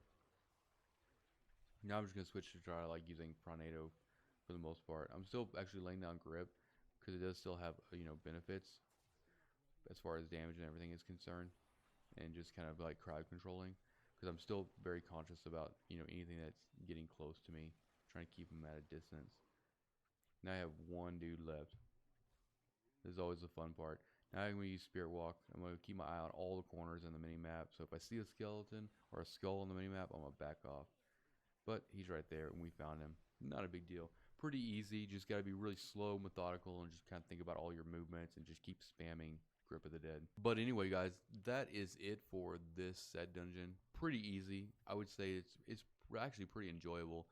The gear requirement is not horrible either. I mean, Wilkins Reach is really, really important for this.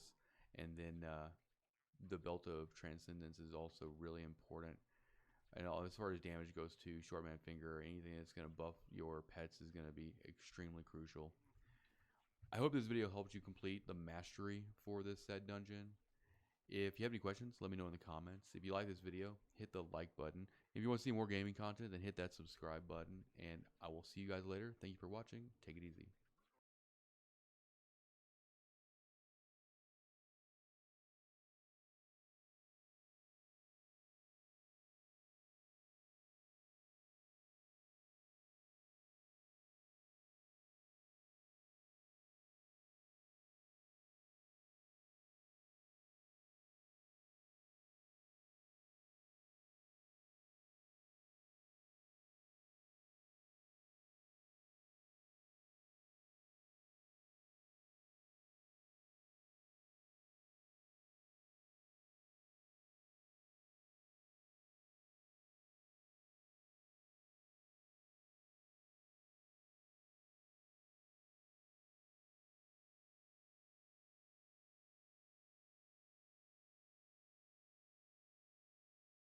What's up, guys, and welcome back for another Diablo 3 set dungeon guide. This one's going to be for Natalia's Vengeance, right? This is one of my kind of go-to Demon Hunter sets for seasons because it's really, really easy.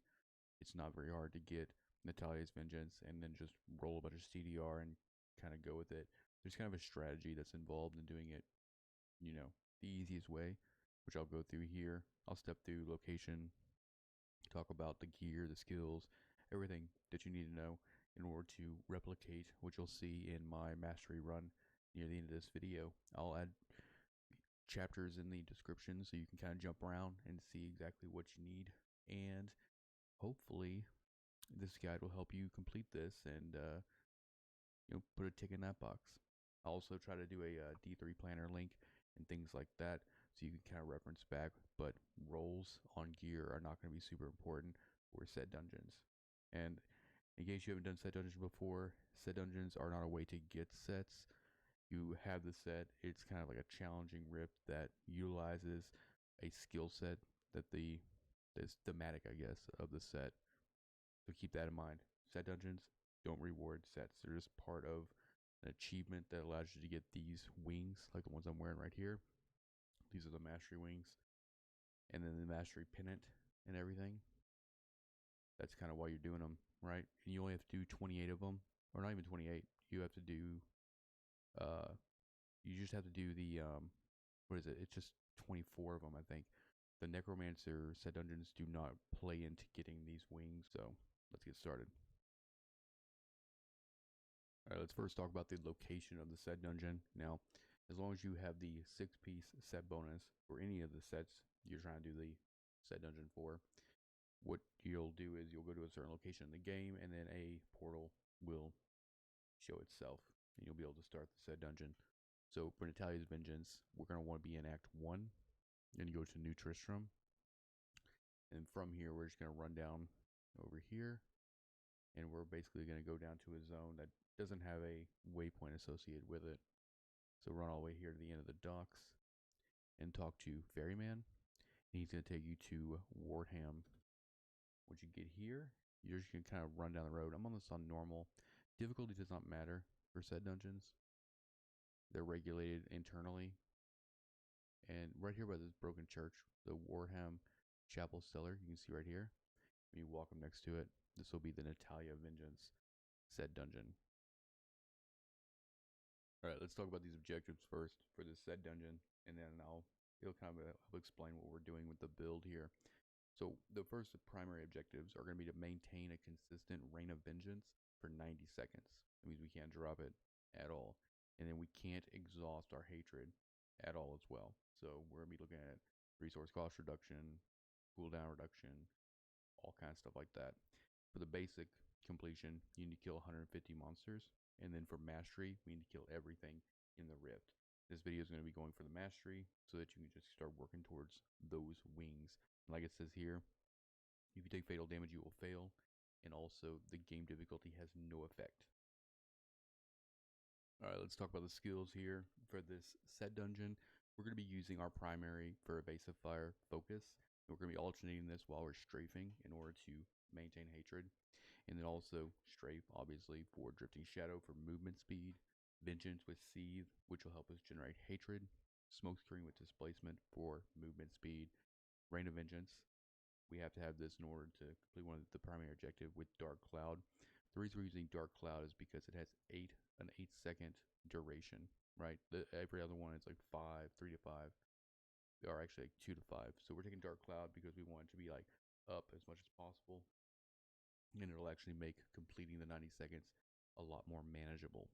And then next up we have Companion with Back Companion. This is for more hatred generation. And then for our passives, we want Hot Pursuit, Tactical Advantage, and Night Stalker. And also, you'll want Blood Vengeance. And I'll explain why I have Awareness in here, which this is basically, going to be a 5 passive build. So whatever you put in your 5th, can be something for survivability.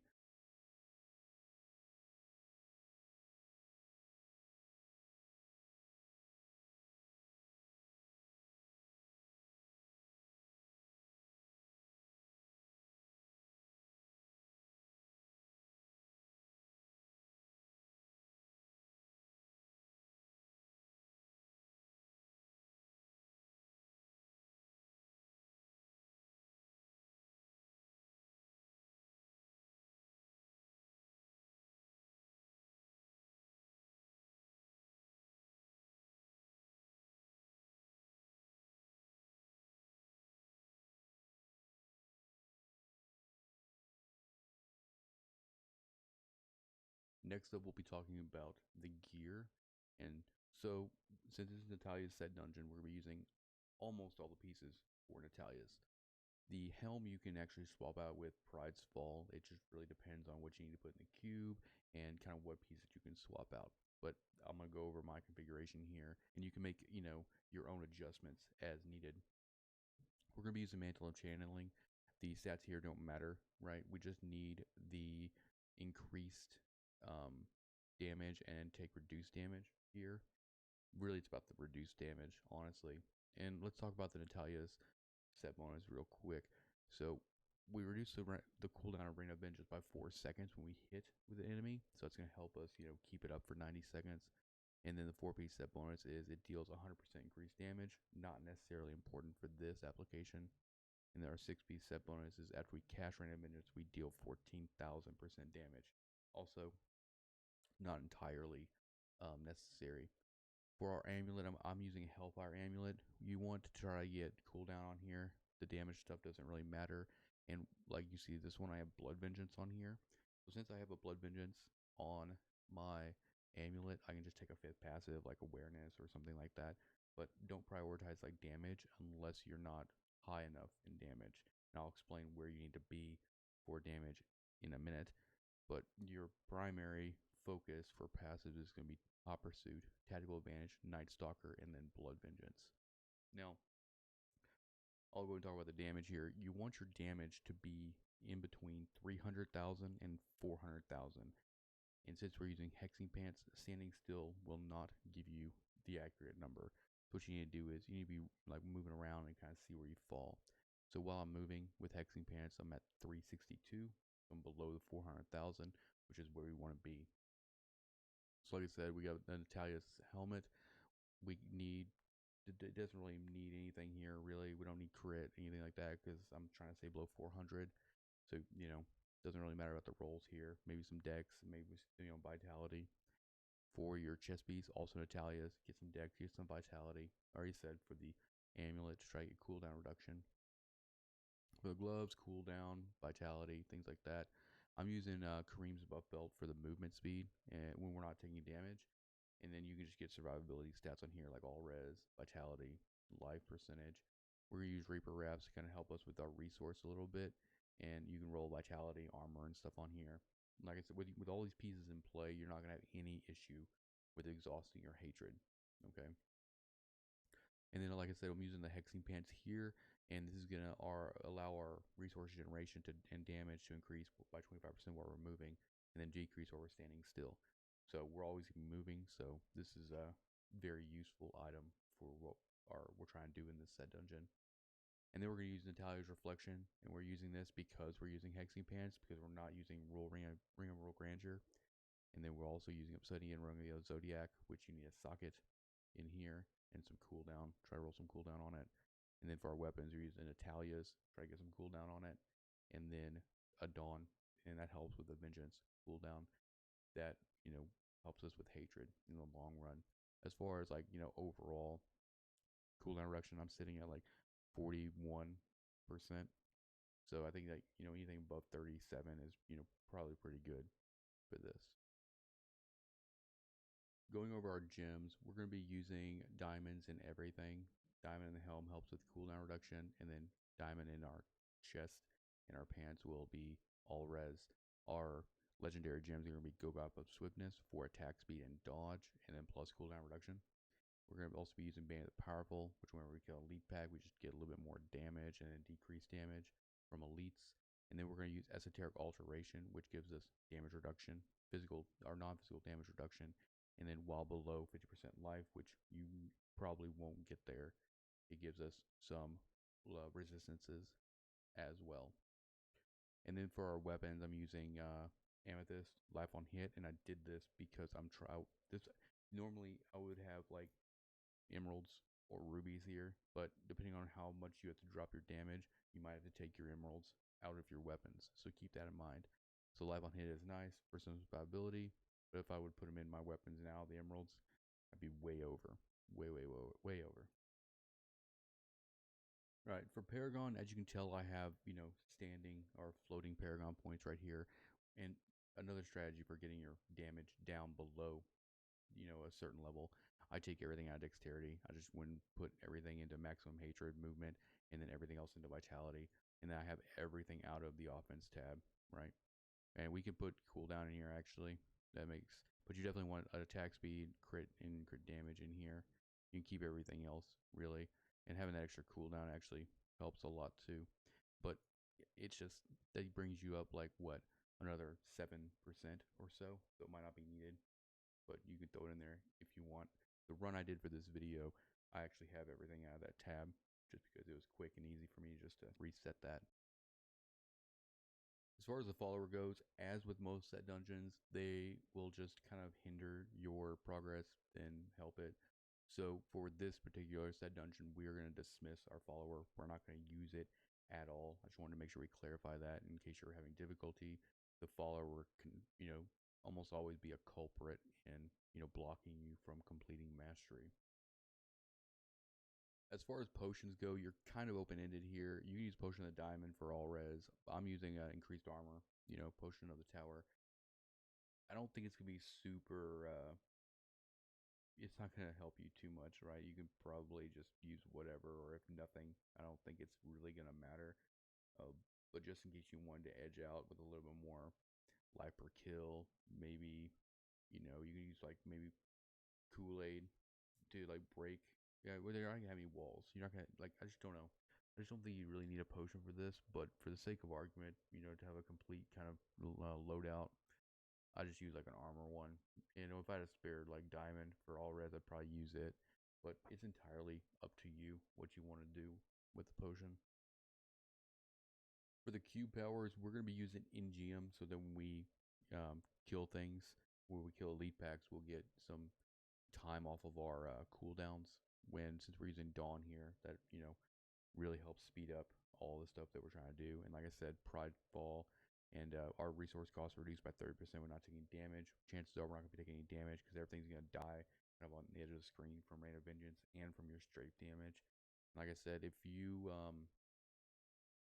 need to, you can actually put hexing pants in the cube and then wear Pride's Fall and then wear Natalia pants. It just kind of really depends on what your gear situation kind of looks like.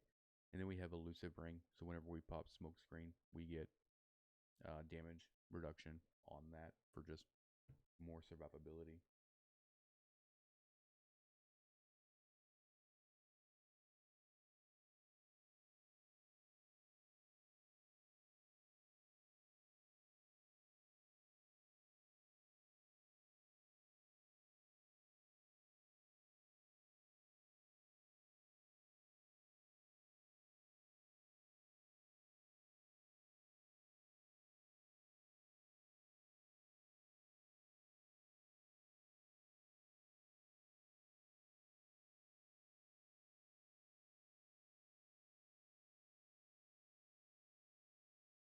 All right, so here is the map for the Natalia Vengeance set dungeon. This is where we're going to kind of get down into some nitty gritty strategy.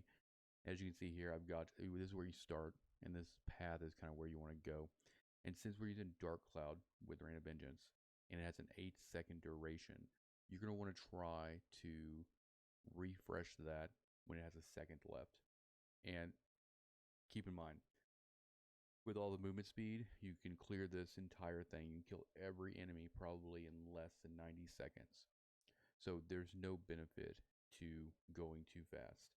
So most of the time, you're going to be kind of following a path that looks like this and slowing down. Only worry about strafing against enemies when you need to bring vengeance off of cooldown. If it's already on cooldown and it's still going, you don't necessarily have to be near enemies. Don't waste enemy kills trying to go too fast, because you really just kind of need to utilize all the trash in the set dungeon to help reset that, right? And so what we're looking at here, to get to a realistic 90 seconds, you're looking at what, 1, 2, 3, 4, 5, 6, 7, 8, 9, 10, 11, 12, 13 resets to go all the way around. And if you do it right and you follow a path like this and you hit these like kind of, check marks, as it were, you should, by the time you kill everything in the set dungeon, be at 90 seconds. You try to have extra mobs left over when you actually finish the 90 seconds. And if you pay attention to the bottom of the bar, you'll see the set dungeon cooldown. It shows, Rain of Vengeance, time remaining, and it'll start at 90 seconds when you first cast. And keep that in mind. Keep watching that, the duration, and the cooldown on Rain of Vengeance, and just pace yourself. And you'll see it in the mastery run where I slow down, and I'm not, I'm basically like just slow strafing where I'm not hitting anything, just to let Rain of Vengeance kind of play out. And then once it's about a second from dropping, I hit it again. Another thing you have to realize too is whenever you're Rain of Vengeance, sometimes when you're strafing, you have to hit the button a couple times for it to register. So don't just hit the button once and think it's good. Sometimes it can bug out. So you want to try to spam it a little bit. And then when it goes off, do what you got to do. So this is the path that I took, and this is the path I recommend. These check marks to get you around a 90. So you'll see a lot more what I'm talking about, and I'll commentary the mastery run, and it should, give you a good understanding of kind of what slow and steady wins the race kind of means for this set dungeon in particular. All right, I'm going to talk about the rotation a little bit, and then we'll kind of pop in here a little bit for like kind of a live kind of preview. But most of the time, what you're going to do is when you jump in there, you're going to immediately want to cast Rain of Vengeance. You want to get that 90-second timer started immediately. So what you normally do is I'll throw a Rain of Vengeance up, hit C, and then start strafing, right? And I'm holding on the shift key and then holding on strafe, and then I can just, hit the left mouse button to fire off evasive fire, which helps me with my resources. But as you see with C, the Hatred doesn't really move, right? Your evasive fire is kind of there just for like added protection.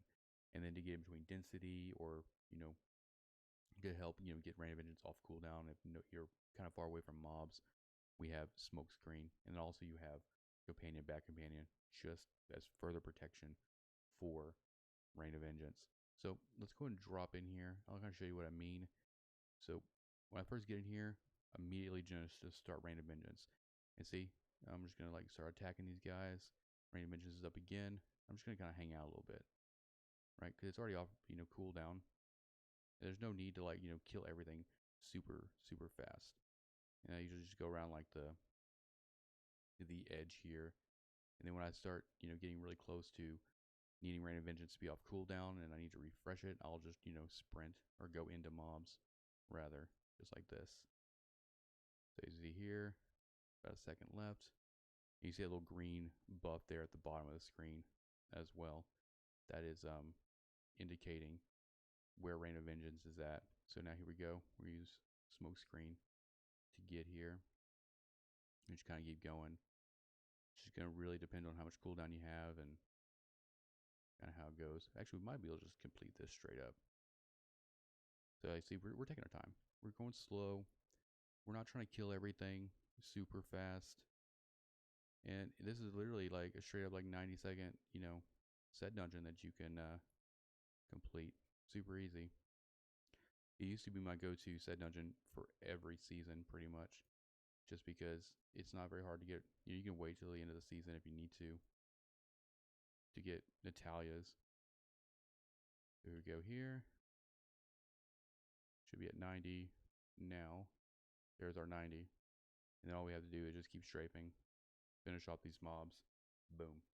Like, I don't even have to do the mastery run or commentary it because I had one pre-recorded for this. But as you can see, it's super, super, super easy to do. But the trick really is just to take your time. To really just take your time. That's all you need to do. So I hope this video helped you guys. Let me know in the comments how you fared in your set dungeon. Drop a like. Hit the subscribe button. And I'll see you guys next time. Peace out.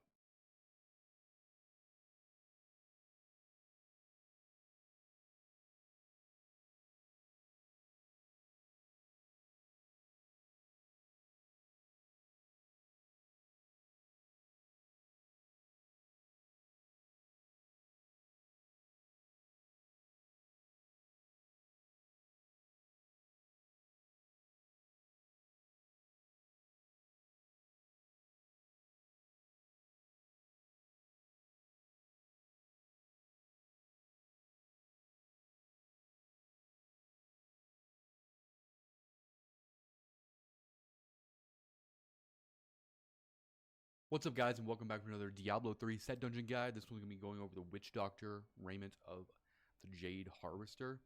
And we'll go through the build and then commentary on the strategy and all that stuff, so you can see my mastery playthrough and all that good stuff. Alright, starting off with location, it's going to be in Act 4. What you're going to do is you're going to port to the Gardens of Hope first tier.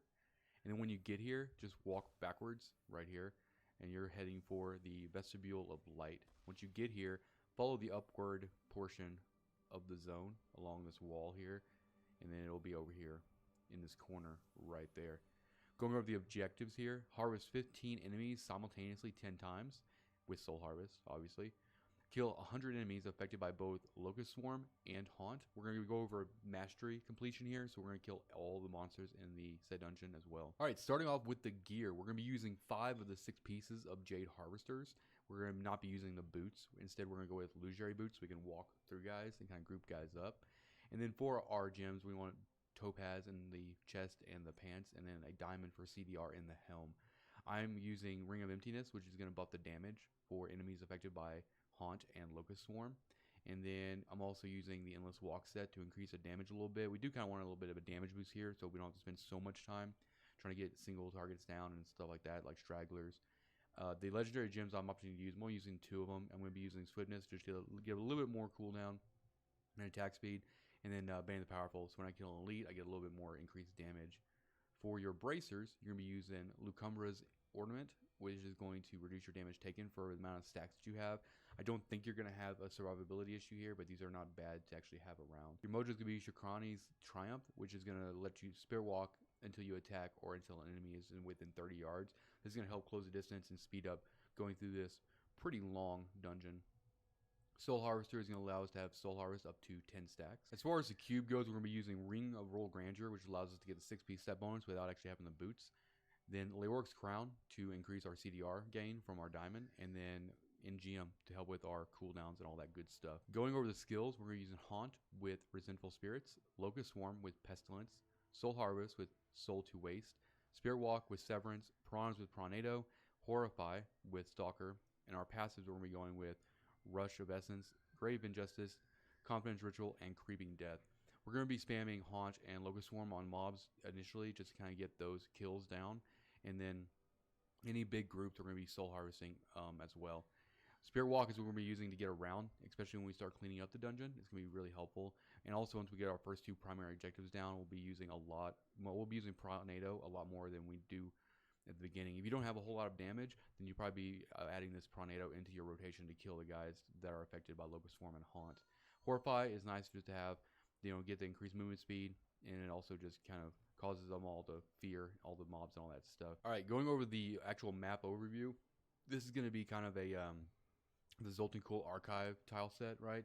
It's going to be kind of annoying to get around, but with our Spirit Walk, it's going to be pretty fast to connect groups of guys. It's very easy to actually get through here and get all of your first 2 primary objectives done pretty quickly. Then you're gonna have to try to jump into Spirit Walk pretty quick after mobs in order to kind of close the gap, and you're gonna run out. It's gonna be a time issue. You're gonna come down to probably 30 seconds on trying to kill everything. It is better if you just kind of kill as much as you can as you're going through it. If you start running on time, you're gonna have to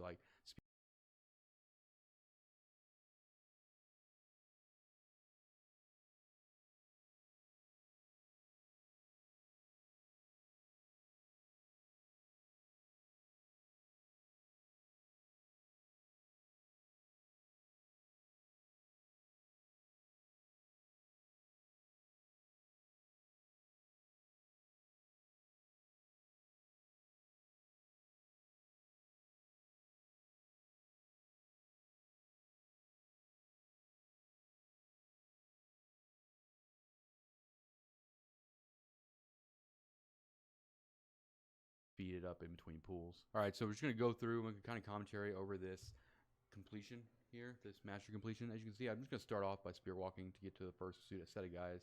Even these single target guys, I'm gonna try to take down, and I'm gonna be methodical about it all too. Any big groups like this, you can, if they're bigger enough groups, you can probably get 2 soul harvest in. So always check. Always try to throw off a second soul harvest. Then just take down stragglers as well, and you just kind of clear it as systematically as possible. Spirit Walk will help you get from point from point to point, and then once you actually start getting into density, you're going to start spamming all of your abilities. So initially here we're just using Locust Swarm and Haunt on everything, and then I'm also using Tornado just to kind of like kill guys a little bit quicker too.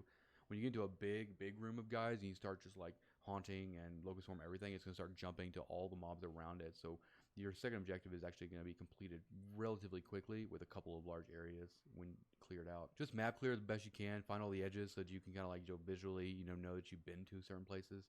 You don't have to do a whole lot of backtracking. I'd probably say the soul harvesting is not a horrible thing to go through. There's plenty of these big groups of guys that will allow you to get right there. I just got 2 of them in the same little area.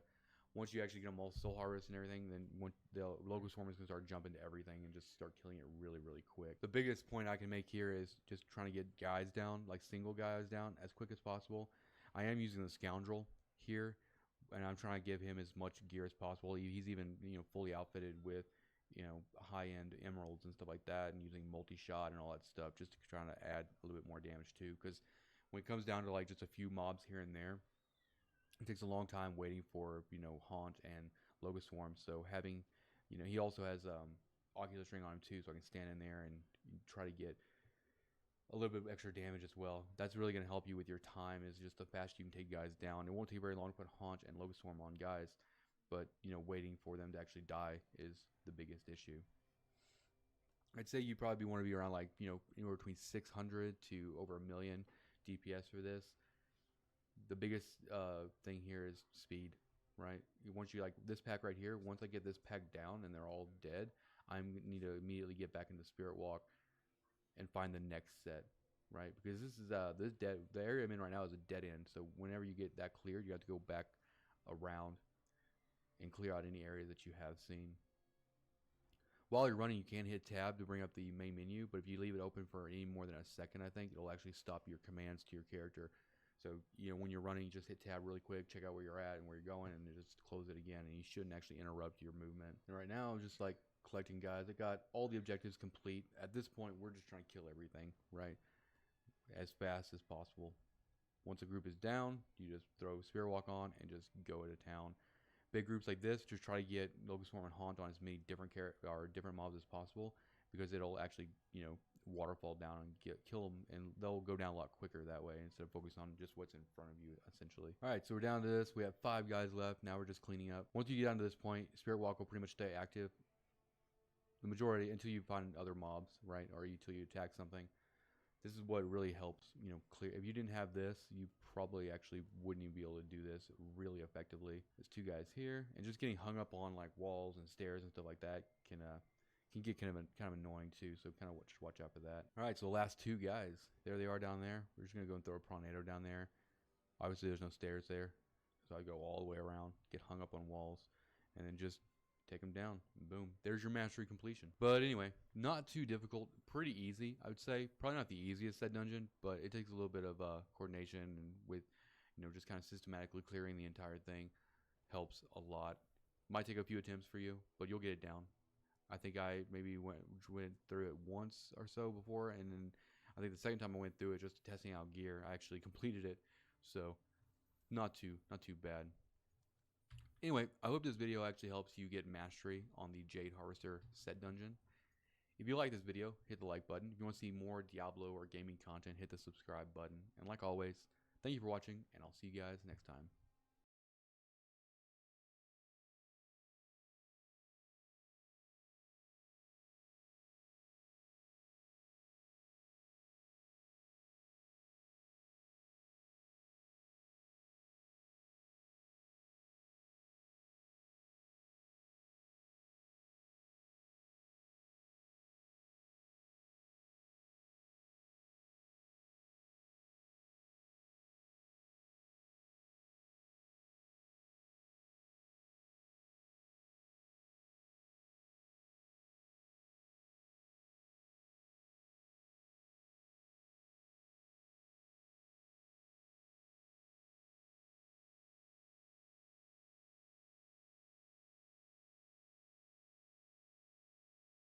Alright guys, what's up, and welcome back from the Diablo 3 video. I'm Jake.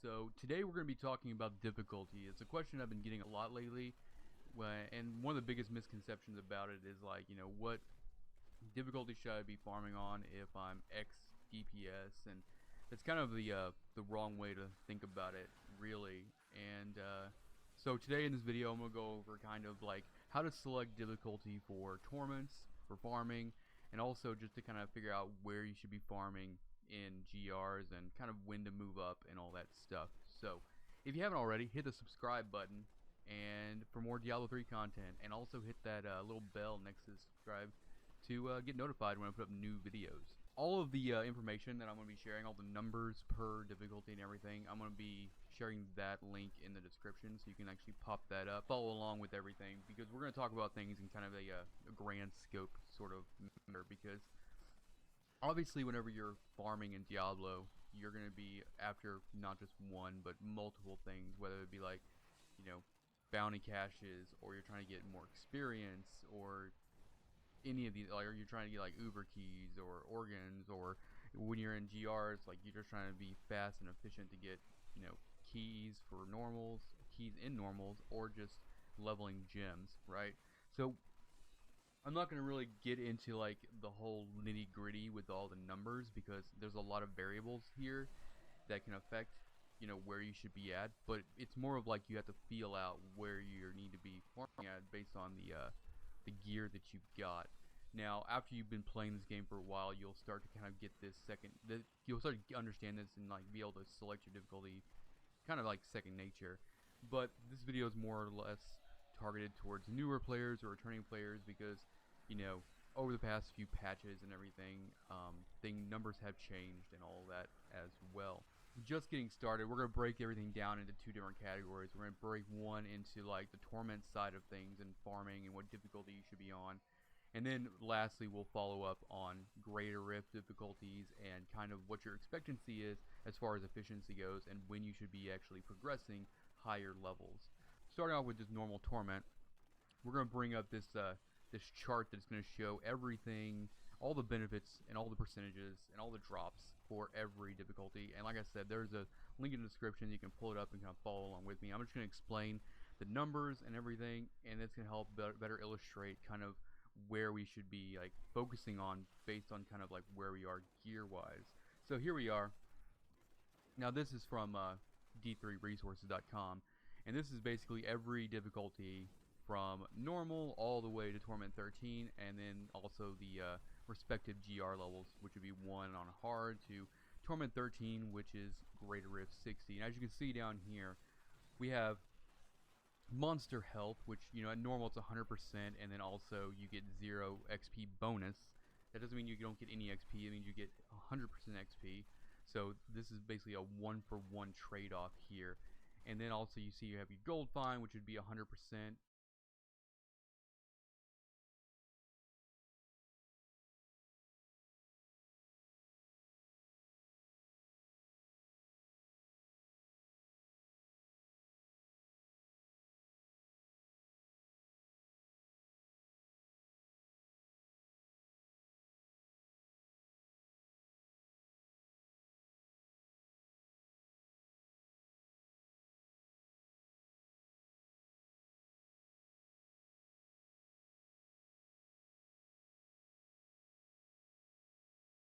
Because this is bonus, not, actual number.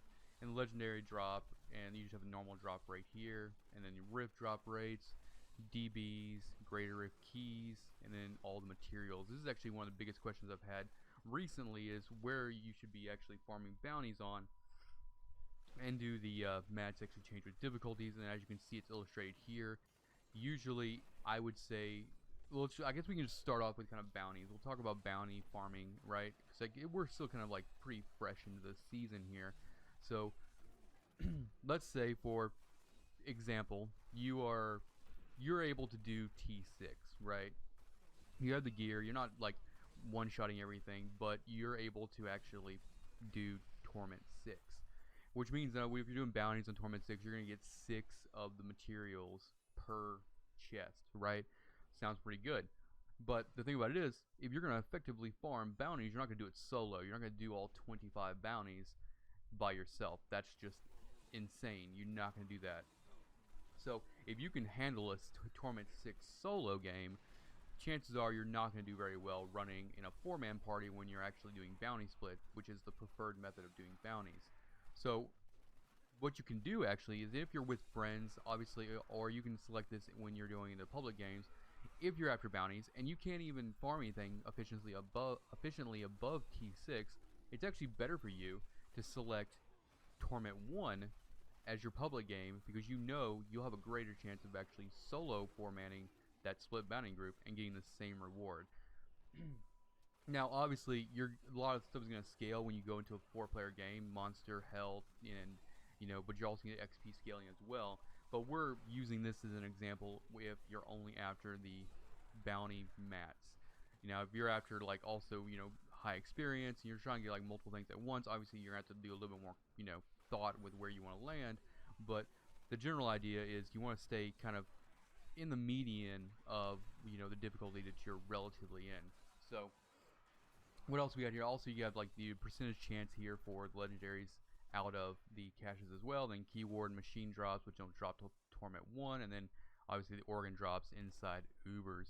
So since we're focusing on Torment right now, we're going to assume that you're doing normal rifts and you're going to be doing bounties, and we'll just keep it at that, right? So like in my previous videos, I talk about farming and doing bounties to get absolutely everything you need, which is still I think the most preferred method of farming. Depending on your gear, you should select a difficulty that you're clearing really fast, because whether or not you like it or not, Diablo 3 is basically a time trial game. Like, the end game is all about time. The most people in seasons, they're pushing leaderboards, trying to get faster times, and everything about the game, like if you only have an hour to play for the day, right, you're going to want to try, and let's say you want to get bounty mats, you're going to try to get as many bounty mats in that hour as possible, right? So you could go up here to Torment 9 and try to farm and get 8 per, and it's going to take you twice as long. Or you can come back down here and farm Torment 1 and complete each bounty set even quicker and get more overall. Less is more, essentially. And that's kind of what you wanted to look at when you're selecting a Torment difficulty. For me, what I do is, based on whatever my gear is, if I'm about to start like a farming session, whether it be normals or bounties or whatever, I'll actually go out in the world, just pick a random waypoint, go out in the normal difficulty, and I'll start high, because you can change the difficulty while you're in game, but you can only go down, you can't go back up. So I'll start high. So if I think that I'm gonna fall somewhere in between, let's say Torment 8 and let's say Torment 4, I'm gonna start Torment 8. I'm gonna go out to a waypoint. I'm gonna start killing stuff. I'm gonna see how it feels. I should be one-shotting everything. It should be mindless farming, right? If I'm not getting that on Torment 8, I'm gonna step down one, and then I'm just gonna keep stepping down until I'm at a spot where I'm farming efficiently, and literally that's efficiency. Now, if you're just like rolling over stuff, right? And the reason I start high to low is because sometimes I'll actually be rolling over stuff pretty decently on a Torment that I hadn't expected to do well on, because maybe I've got a item gear piece upgrade or whatever. But just kind of start high and kind of step your way down and try to figure out like where you're most efficient at, because you're looking at killing monsters is the main thing in this game, right? You need to kill as many monsters to get as many rewards as possible. If you're spending too much time killing stuff, you're not getting as many rewards or drops as you necessarily would, which is costing you in efficiency. So that's kind of that's kind of the long-winded version of Torment side. But like as you can see, there's a lot of variables here, and just try to figure out where you're sitting at really, because it's not as simple as like DPS and what difficulty you should be on, because there's a thing like you have your sheet DPS, which is what you see on your character sheet, and then you also have effective DPS, which is the actual like non-quantifiable percentages and multipliers, like fire skill plus percent damage, or elemental damage, or elite damage, stuff like that. That's not going to show on your sheet, so you can't really go off of your actual sheet DPS to try to determine what difficulty you should be playing on. So let's go on to like the Greater Rift kind of thing. Let's see, we'll turn this off and we'll get back in the game here. But as far as Greater Rifts go, it's actually pretty simple in the way I keep it out. Whenever I'm selecting Greater Rifts, obviously I try to like see, let's say I've been farming pretty efficiently on Torment 10, but I'm gonna just do solo GRs, right? So I'm gonna attempt to do 45. So it's just the same kind of thing. You'll be testing the waters here, and you're setting up for like a grinding session. So what you're gonna do is jump into this GR. You're gonna waste some keystones, whatever, but you're gonna figure out where you're actually at for your gear and your DPS. But what I'll usually do is I'll jump into, like, let's say Torment 10, GR 45. I'll get in there, and here is the rule of thumb with GRs. You should farming. The definition of farming GRs would be completing the Greater Rift in 25% of the 15-minute time frame, right? So, and this rings true for every season I've ever played. If I'm farming and I'm getting sub 4 minutes on GRs, you're farming. That is the definition of farming a GR. And that also means that you can move up, right? Sub 4 minutes, that's what you're hitting for. If you're wanting to go out and just like level gems or just get legendaries or whatever, you're wanting to hang around in the sub 4. And then if you decide to move up, if you're pushing, for instance, if you're pushing GRs, then you move up. Then if you're higher than, I would say if you're higher than 8 minutes on a GR, you're not being efficient, right? You need to drop it to where you're completing sub 8. And that means you're at least getting some of your gems upgraded. You're getting a little extra XP and blood shards and all that stuff. And that's for, that's for pushing, because you're looking for like those higher gem levels to actually go to the next level, because ultimately you're trying to get to that sub 4, right?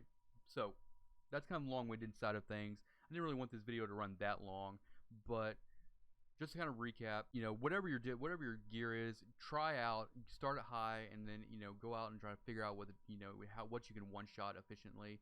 And then also, if you're gonna do 4-man bounties, if you're farming on like T6 and you're gonna go into a 4-man public game, then use that chart that's in the description and kind of figure out, like, the lower end of that bracket for those bounty mats and everything, just so you're not like, because you don't want to sit there in a 4-man game where everybody else is completing their acts and you're still working on like bounty 3 of 5 or whatever. So use that resource to your advantage. And then also, to recap GRs, farming is 25% of the time frame, so you're looking at sub 4 minutes, and that's the efficient farming.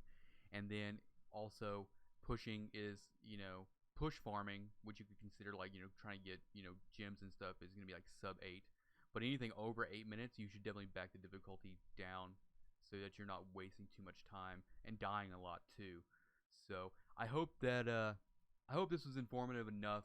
I wanted to address some of these issues because a lot of people had some confusion with everything, so with difficulty in general. But I appreciate you guys for watching. If you like this video, hit the like button. If you haven't already, hit the subscribe button for more Diablo content, and I'll see you guys next time.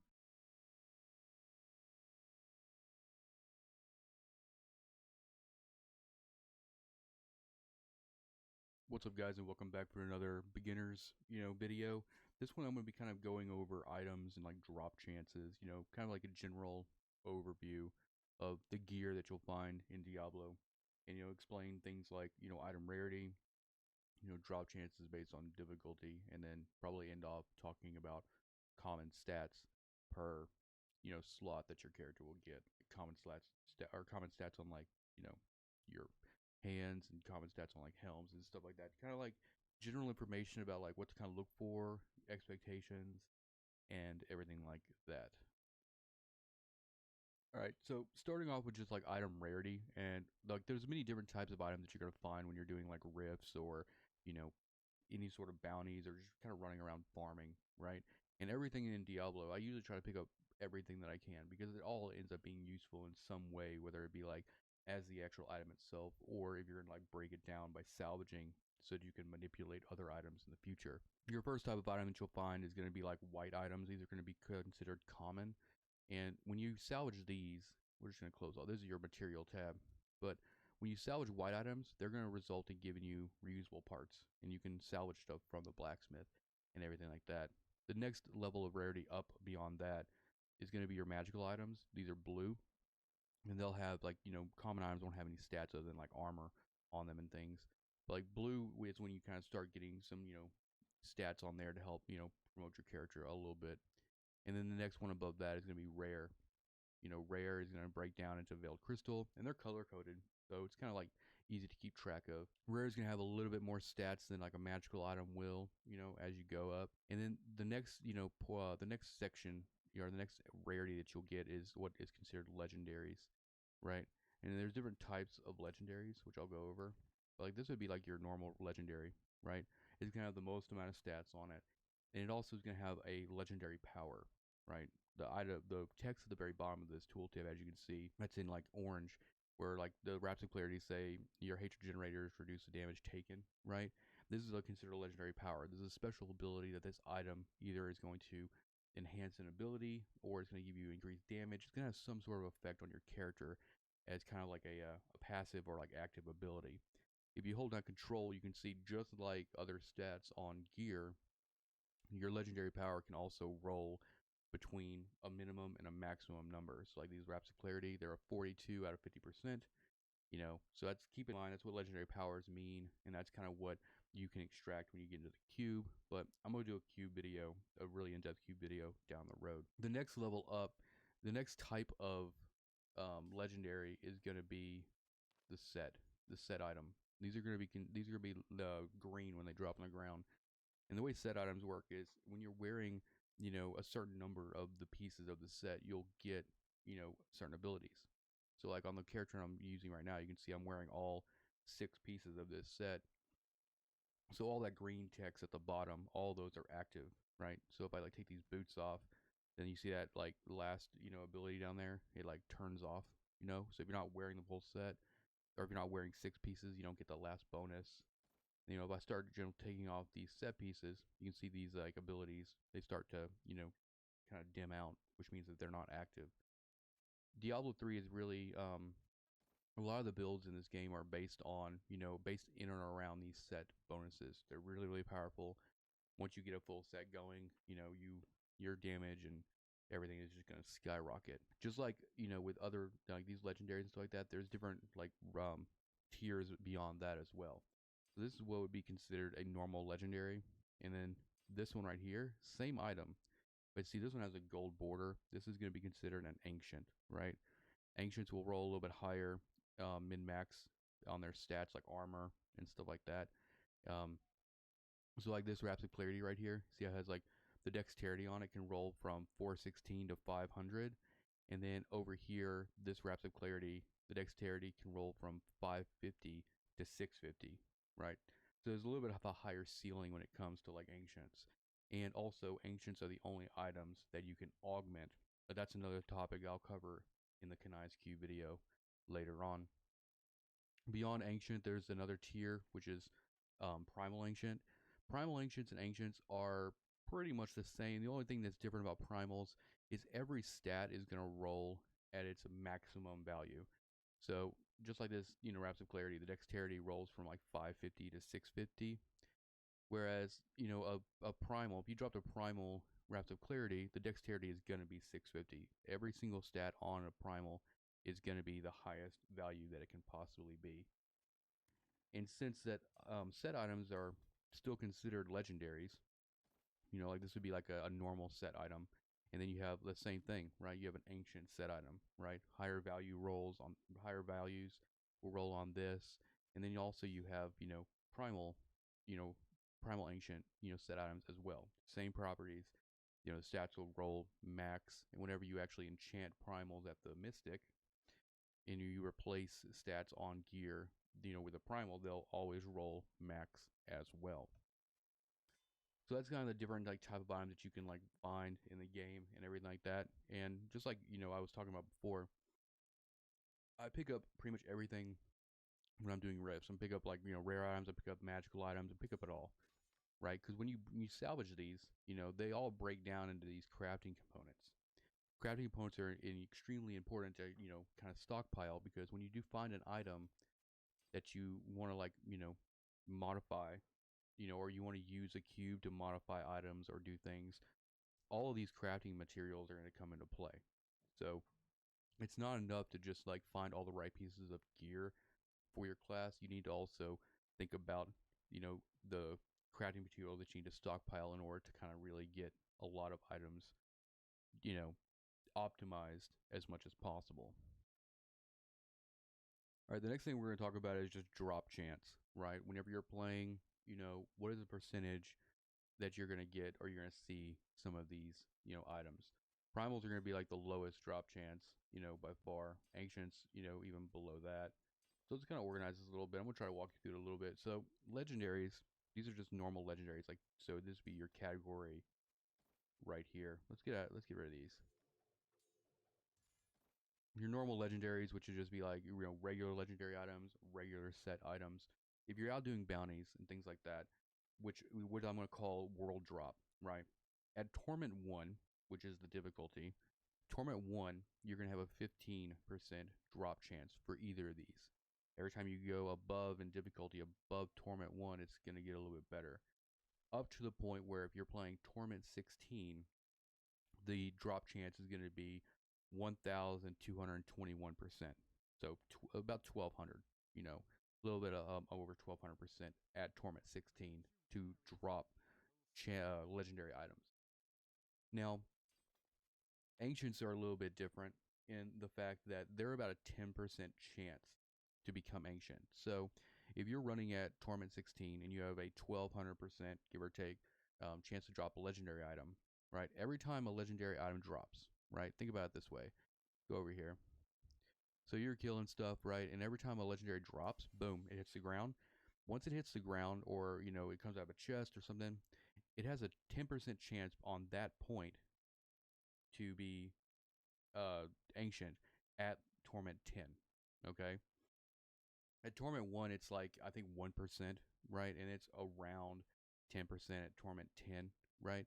So basically, every time a legendary item drops, depending on what difficulty it is, it's going to have up to a 10% chance to be Ancient at that point. Same thing goes with the primals, right? Primals work a little bit differently. We've had primals for, several seasons now, for a while, almost like 2 years. So it's kind of like another layer of RNG, which is, random number generator, right? So if you think about it this way, it's every time a legendary drops, has a 10% chance of being Ancient. Every time, that procs and like it becomes an Ancient, of that you have like a 1% chance of that to be primal. What this really means in like working numbers is in my experience, about every 500 legendary items you see will be a primal. Okay. And that is, the stuff you find in rifts, so if like you go over here and run like Nephilim rifts or greater rifts, and you're just like, farming a lot of items. You're seeing a lot of items. You're, running rifts. You're, using all your blood shards from Kadala.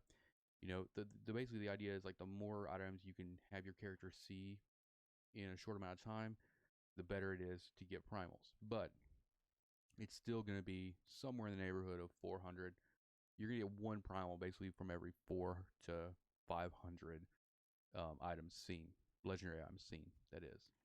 I usually tell people don't worry too much, don't focus too much on primals, because most of the time when they drop, they're probably not going to be usable for the build you're trying to put together.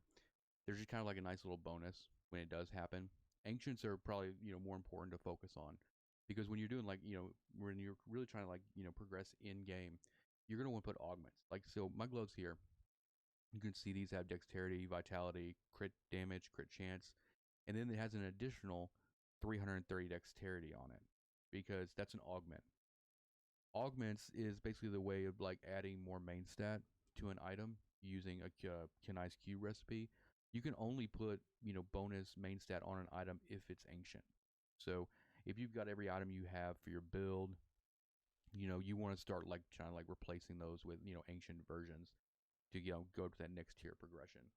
And all it really means is you're just gonna have to like farm a lot, just see a lot of items, use all your blood shards with Kadala, things like that. All right, so kind of like another thing to note here when it comes to like Ancients and things like that. Uh, Ancients will occur, like I said, about 10% at Torment 10 whenever a normal legendary drops. But the one thing that is interesting, if you don't know this already, um, Ancients actually have a flat 10% chance to occur whenever you're using Kadala, or if you're crafting items, or if you're using any sort of recipe to generate, like if you're like reforging a legendary, regardless of difficulty, you have a 10% chance. It's a flat 10% chance to get an Ancient, when you're reforging or if you're upgrading a rare item. Whenever you convert sets, looks like it says here, you don't get Ancients at all. So just keep that in mind. Reforged legendary, upgrading rare items, getting anything from Kadala, making anything from any of the artisans, right? You'll have a flat, regardless of difficulty, 10% chance to get an ancient. All right, so this is a little chart that kind of does like an overview of difficulty and like things that are scaled by it. And like I said before, like at Tournament 1, you have a 15% chance to get a legendary drop, but then also inside rifts, you have a 44% chance, right? So like Tournament 1, 15% right here. If you go up to like Tournament 16 and or GR75, you have 1221% chance, but then also inside of a rift, right? If you're running an actual rift, you have like a 1760. Okay. The thing you can take away from this is always be pushing the envelope when it comes to farming, right? As your gear gets better, push up in difficulty. Don't stagnate at a certain difficulty, because the higher difficulty you go, the better chance you have of getting items, and those items increase your damage, and you keep going, right? It's like this snowball effect and everything like that. I'll put all this information in the description so you can kind of reference it a little bit easier. Next thing I want to talk about is just kind of giving you like a good overview of item stats, and like kind of like some tips and tricks on like completing sets and things like that. So we'll talk about sets first. Okay, this is my seasonal character, so I don't like really store a whole lot of stuff on my seasonal character, but on my non-season I have every set for every class. It's not very difficult to do. A strategy that I use when I'm running rifts, when you're running rifts, you're going to get blood shards that you can use at Kadala. Whenever I'm trying to like put together a set, when I'm ever trying to complete a set for a build, usually what I'm going to do is I'm going to use all of my blood shards on boots. Okay? Every one of them. And I'm going to just, buy boots like a crazy person. Okay? And we'll illustrate this actually. I'm going to put all this stuff away. Like these are like primals I've found this season, nothing too crazy. Just some stuff I'm holding on to for, potentially other builds and everything. But it's really important to kind of know what a decent strategy is for trying to complete a set, right? Because like even if you have a good build, you want to try something else, you need to find a way to efficiently put it together, right? We'll use these mechanical pauldrons as an example. So let's just say we're in here and we're just like buying a bunch of pauldrons, right? And if you have like multiple pauldrons of the same set, that's just fine, right? And like I was talking about before, you want to like stockpile crafting mats and everything like that. But what I normally do is I'll go to the cube and go to the skill of Nefer. This is a convert set item. It uses 10 death breath, which you can get from normal rifts, and every time you salvage a legendary, you get a forgotten soul. So it's going to take 10 of those as well. So imagine my inventory's full. I was just using blood shards just to buy a crap ton of shoulders, and I have like 5 shoulders for the same set. I can go in here, and when I convert set piece, it's going to give me one of the other pieces of that set that I didn't put in the cube, right?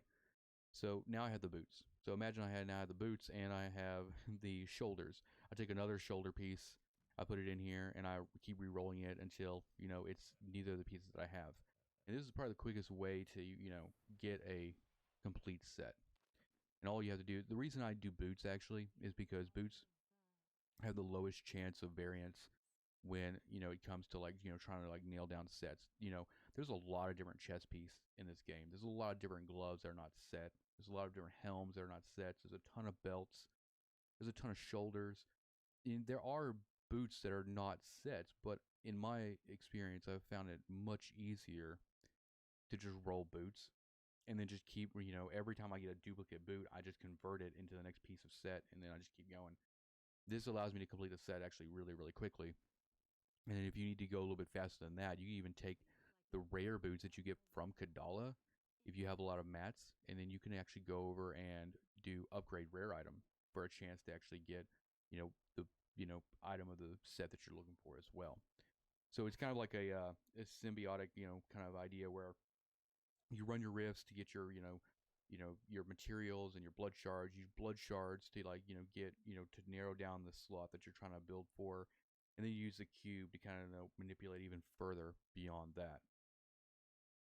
So the next thing I'm going to talk about is just we're going to go over just kind of like each gear slot I'm gonna talk about just kind of like common, stats that you're gonna find, in these, because not every slot is gonna, have the same type of stat that can roll on it. Some pieces are more considered like toughness and survivability pieces, and some pieces are just considered more offensive. And I'll put a list of all this stuff in the description as well. So we'll start out with just like weapons and offhands in general, right? Common things you're gonna find on weapons and offhands in general are gonna be like damage percent plus, attack speed, area damage, cooldown reduction, resource cost reduction, life per kill, life per hit, and you also find sockets on them as well. But you should never like have just a native socket. Always use a gift. I'll show you what a gift is. It's one of these, right? You're gonna find these just by normal. They're gonna drop like normal items. And what this does is allows you just to add a socket to a weapon. So, like for instance, if you find a weapon that already has a socket, you can go to the Mystic. You can, enchant that socket off into something else, and then use a gift here to just add a socket as well. So that way you're not wasting a stat slot, because weapons and armor can only have so many stats on them. So really important for weapons and stuff like that. And then your offhands, right? They roll kind of like the same amount of the same type of things that weapons do, but the one thing offhand will do is they can roll like skill percentages. Like this weapon has like a hungering arrow damage increase, right? And there are some legendaries that are special, like Vala's Bequest here. This natively, when you just drop it from just normal, it'll have like strafe damage on it, which is kind of like a unique thing for that item and things like that. Next, let's go over like armor pieces here. Your head's gonna be kind of like a hybrid, right? It's gonna mainly have dexterity, vitality, very commonly, and you're gonna want most of the time, crit chance on this item as well. So if you find an item that has crit, and dexterity, or like crit main stat and then like a skill, that's gonna be very universal, right? So that's like really common, stats you can find, just crit, skill, and you can also get all res on this item as well. Common shoulder, stats you can get are, life percentage, cooldown reduction, resource cost reduction, resistance to all elements. You can get area damage on shoulders as well as you can get skill percentages, and then also bonus armor. And then for your chest piece, torso, common things on here are going to be all resist. You can get reduced damage from elites, which, a lot of builds will utilize. You can get life percentage as well as bonus armor. And then, you have your bracers. Bracers are kind of like a really important piece because they can roll actually elemental damage percentage on here. So like on these, you can see they have a cold skill damage, 20%. Really important to like, kind of optimize, a build based on like whatever, element your skills are using. Another common thing you're going to find on bracers is going to be crit chance. And then sometimes, depending on the build, it's either going to be vitality, life percentage, or it's going to be all res. Moving on to your hands. Hands are, your gloves are a really big, offensive piece. You're going to get things like crit damage, crit chance, area damage. You can get attack speed. You can get, all res is defensive. You can get cooldown reduction. You can even get resource cost reduction and even bonus armor. And all these things, most commonly, you're going to see builds are going to run like a, crit damage, crit chance, and then like either attack speed or area damage. It's going to be like, most commonly, you're going to probably have like a double crit on gloves, most likely. And then for your belt is going to be more or less considered, it's kind of a hybrid slot, but it could also be considered more of a defensive thing. You're going to have, dexterity, vitality. You can have bonus armor, life percentage. And then you can also get like, skill. Like this, like for demon hunters, like for most classes, like, belts are going to roll like a generator or signature. Like they're going to have like a skill that's not going to necessarily be a damage dealer. Like, I get hungering arrow on this, and it's going to roll for, this guy. It's going to roll basically any of these, right? These primaries. There's going to be a primary skill percentage on your belt. And then your legs are kind of like, definitely on more of the defensive side, right? You're going to get things like all res, and you can get skill plus on here as well. Primary skill plus on here, and then bonus armor. And then for your boots, you're looking at like dexterity. You're looking at like main stat, vitality, all res, bonus armor. But you can also get offensive skill, or not offensive skill, but non-primary skill on here.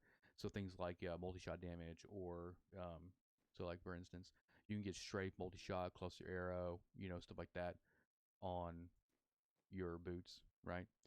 In this build, the build I'm doing right now, it's like, I'm not using any of those kind of abilities. This is like a primary base build. So yeah, we're just rolling bonus armor on those. And then kind of going over some of the common stats for, jewelry pieces, right? Rings are, most commonly you're going to see rings that are going to be like crit damage, crit chance, and a socket. But like some of the other things that can roll on rings, like I said, crit chance, crit damage, you can get cooldown reduction, you can get resource cost reduction, you get attack speed, you get area damage, you get life percentage, and then also you get a socket. If you find like a really good ring that has like crit on it, or it has the ability to have like a crit damage, crit chance, and a socket from the Mystic, if you like roll one thing off to get double crit, that's going to be very, very useful. Most builds are going to run some sort of like crit damage, crit chance, socket ring. So those kind of things are like really worth holding on to.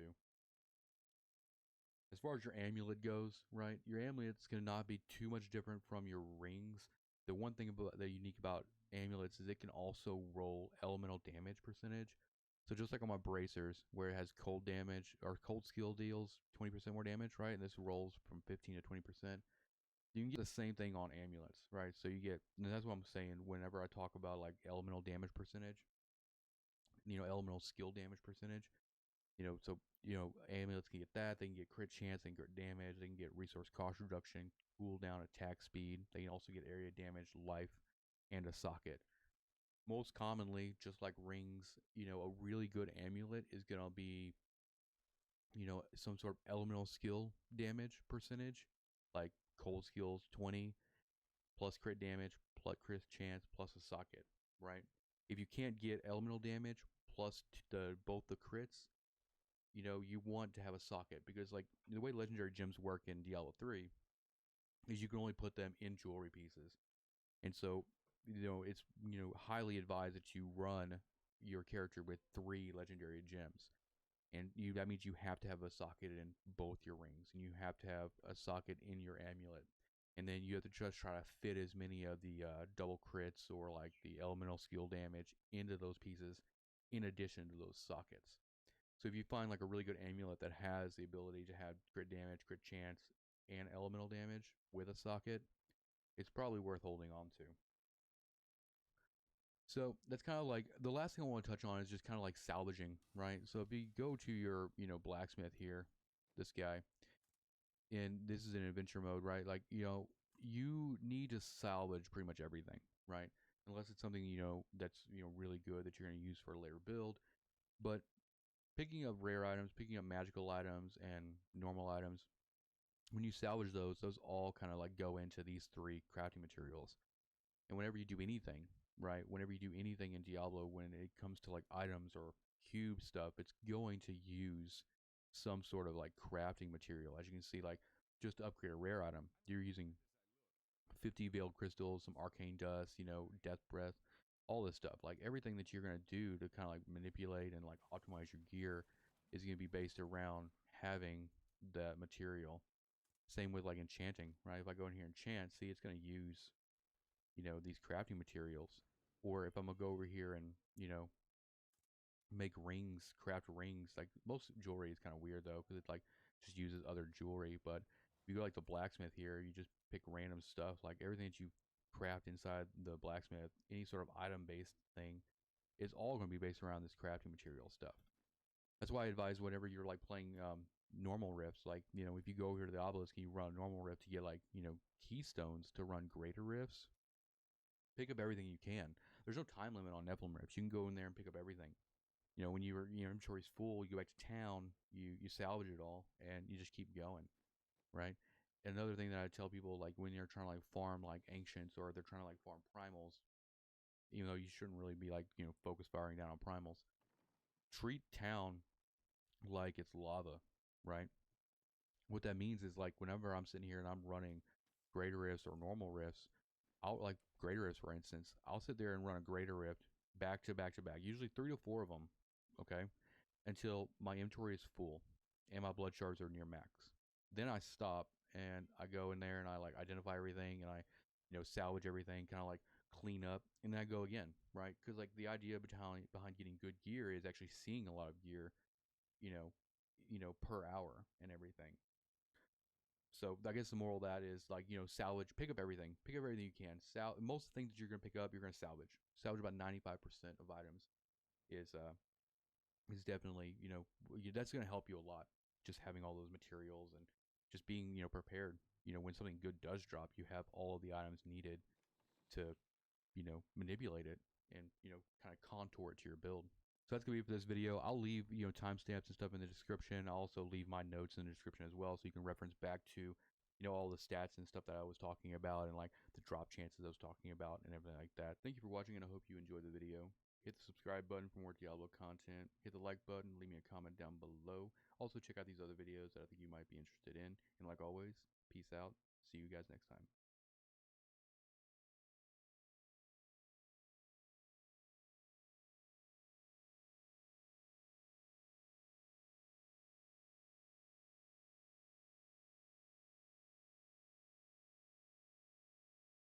What's up guys, and welcome back to the Diablo 3 how-to guide. In this video, I'm going to go over how I complete builds for a season, and then also improving the damage of that build over the course of an entire season. Whenever a season starts, what you should do is use challenge rifts as a way to kind of jump start, or get a head start on materials, especially bounty materials. So like right now, at the time of this recording, the season 13 will start on February the 23rd. Now, a new challenge rift will actually come out on Monday, the Monday that comes before the launch of that season. What I am going to do is I'm going to wait till Saturday after the season starts to do the challenge rift, and then I will redeem that reward on my new rebirth character. This will give me bounty mats and a lot of other stuff like death breaths to kind of get started, because for the most part, you're going to be doing bounties anyway, but having that stuff extra at the beginning will help. Going over the journey. Now, if your build that you're looking at putting together for a season, if you get that set from completing chapter 4, well, then you actually got a leg up. But if you have to go and get the entirely different set than what is gifted to you, then you're going to be spending a little bit more time at the beginning. But generally, what I do is whenever I'm looking at putting together a build, I will focus on one slot at a time. So for the sake of this, let's say that I got all 6 of my pieces from the journey. So with this build, this is the Shadow Mantle Impale build. I will need to focus on getting, my amulet and my rings, and then my bracers, offhand, all that stuff. So what I'll do is I'll alternate between running normal Nephilim rifts and greater rifts and then bounties, because I'm going to need a lot of mats as I go through this season. So by doing that, I'm going to focus on using blood shards to prioritize one slot at a time, and then also hopefully get rift drops to drop what I need. So for instance, if I'm going to start focusing on the amulet and the ring, then what I'm going to do is all the blood shards that I earn at the beginning, I'm going to buy just only that. I usually don't start with jewelry because it's expensive. You can get more bang for your buck if you are going for, other pieces like armor pieces and even weapons. But it's kind of up to you on what you need and what you're putting together. I try to save all my death breaths for enchanting, and rather than actually upgrading rare items, because it's actually pretty expensive at the beginning of a season to upgrade a rare item. I mean, you're looking at 25 death breaths here, and until you actually start, farming, torment 12 or 13, you're not gonna get that much death breaths by doing a whole lot at the beginning.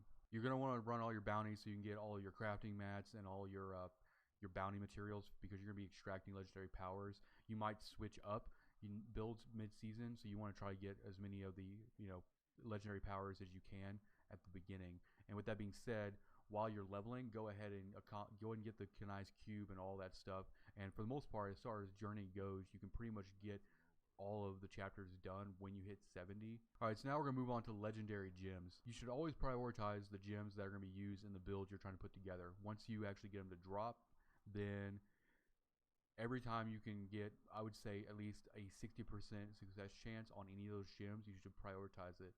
Once you actually plateau on a greater rift difficulty, before you actually can move up, start leveling other gems as well, even at the beginning, because we're going to need to use these gems to augment later on down the road. With that being said, I also, when I get enough gold and I'm able to run Vault with Hoarder and actually stockpile a lot of gold, I'll run Empowered Greater Rifts. especially when my build is getting really close to being farmable efficient, so I don't die that much. And you can actually net 5 upgrade attempts per successful completion. Once you actually get to a point where you're plateauing on your greater of difficulty, I would definitely try to level as many gems as possible to around the same level before you start moving up. So let's say you get all of your gems to around 40 or so, and then you get your build to the point where you can now farm GR60 or GR68 or something like that. Once you prioritize the leveling of your build gems, then you can start going down the list and getting all those done as well. Because when we start augmenting, which is going to be much later in the season, we want our gems to be around 60, 70, or even 80. So what I do is whenever I run bounties, I will go ahead and I will actually kill the key wardens while I'm doing it.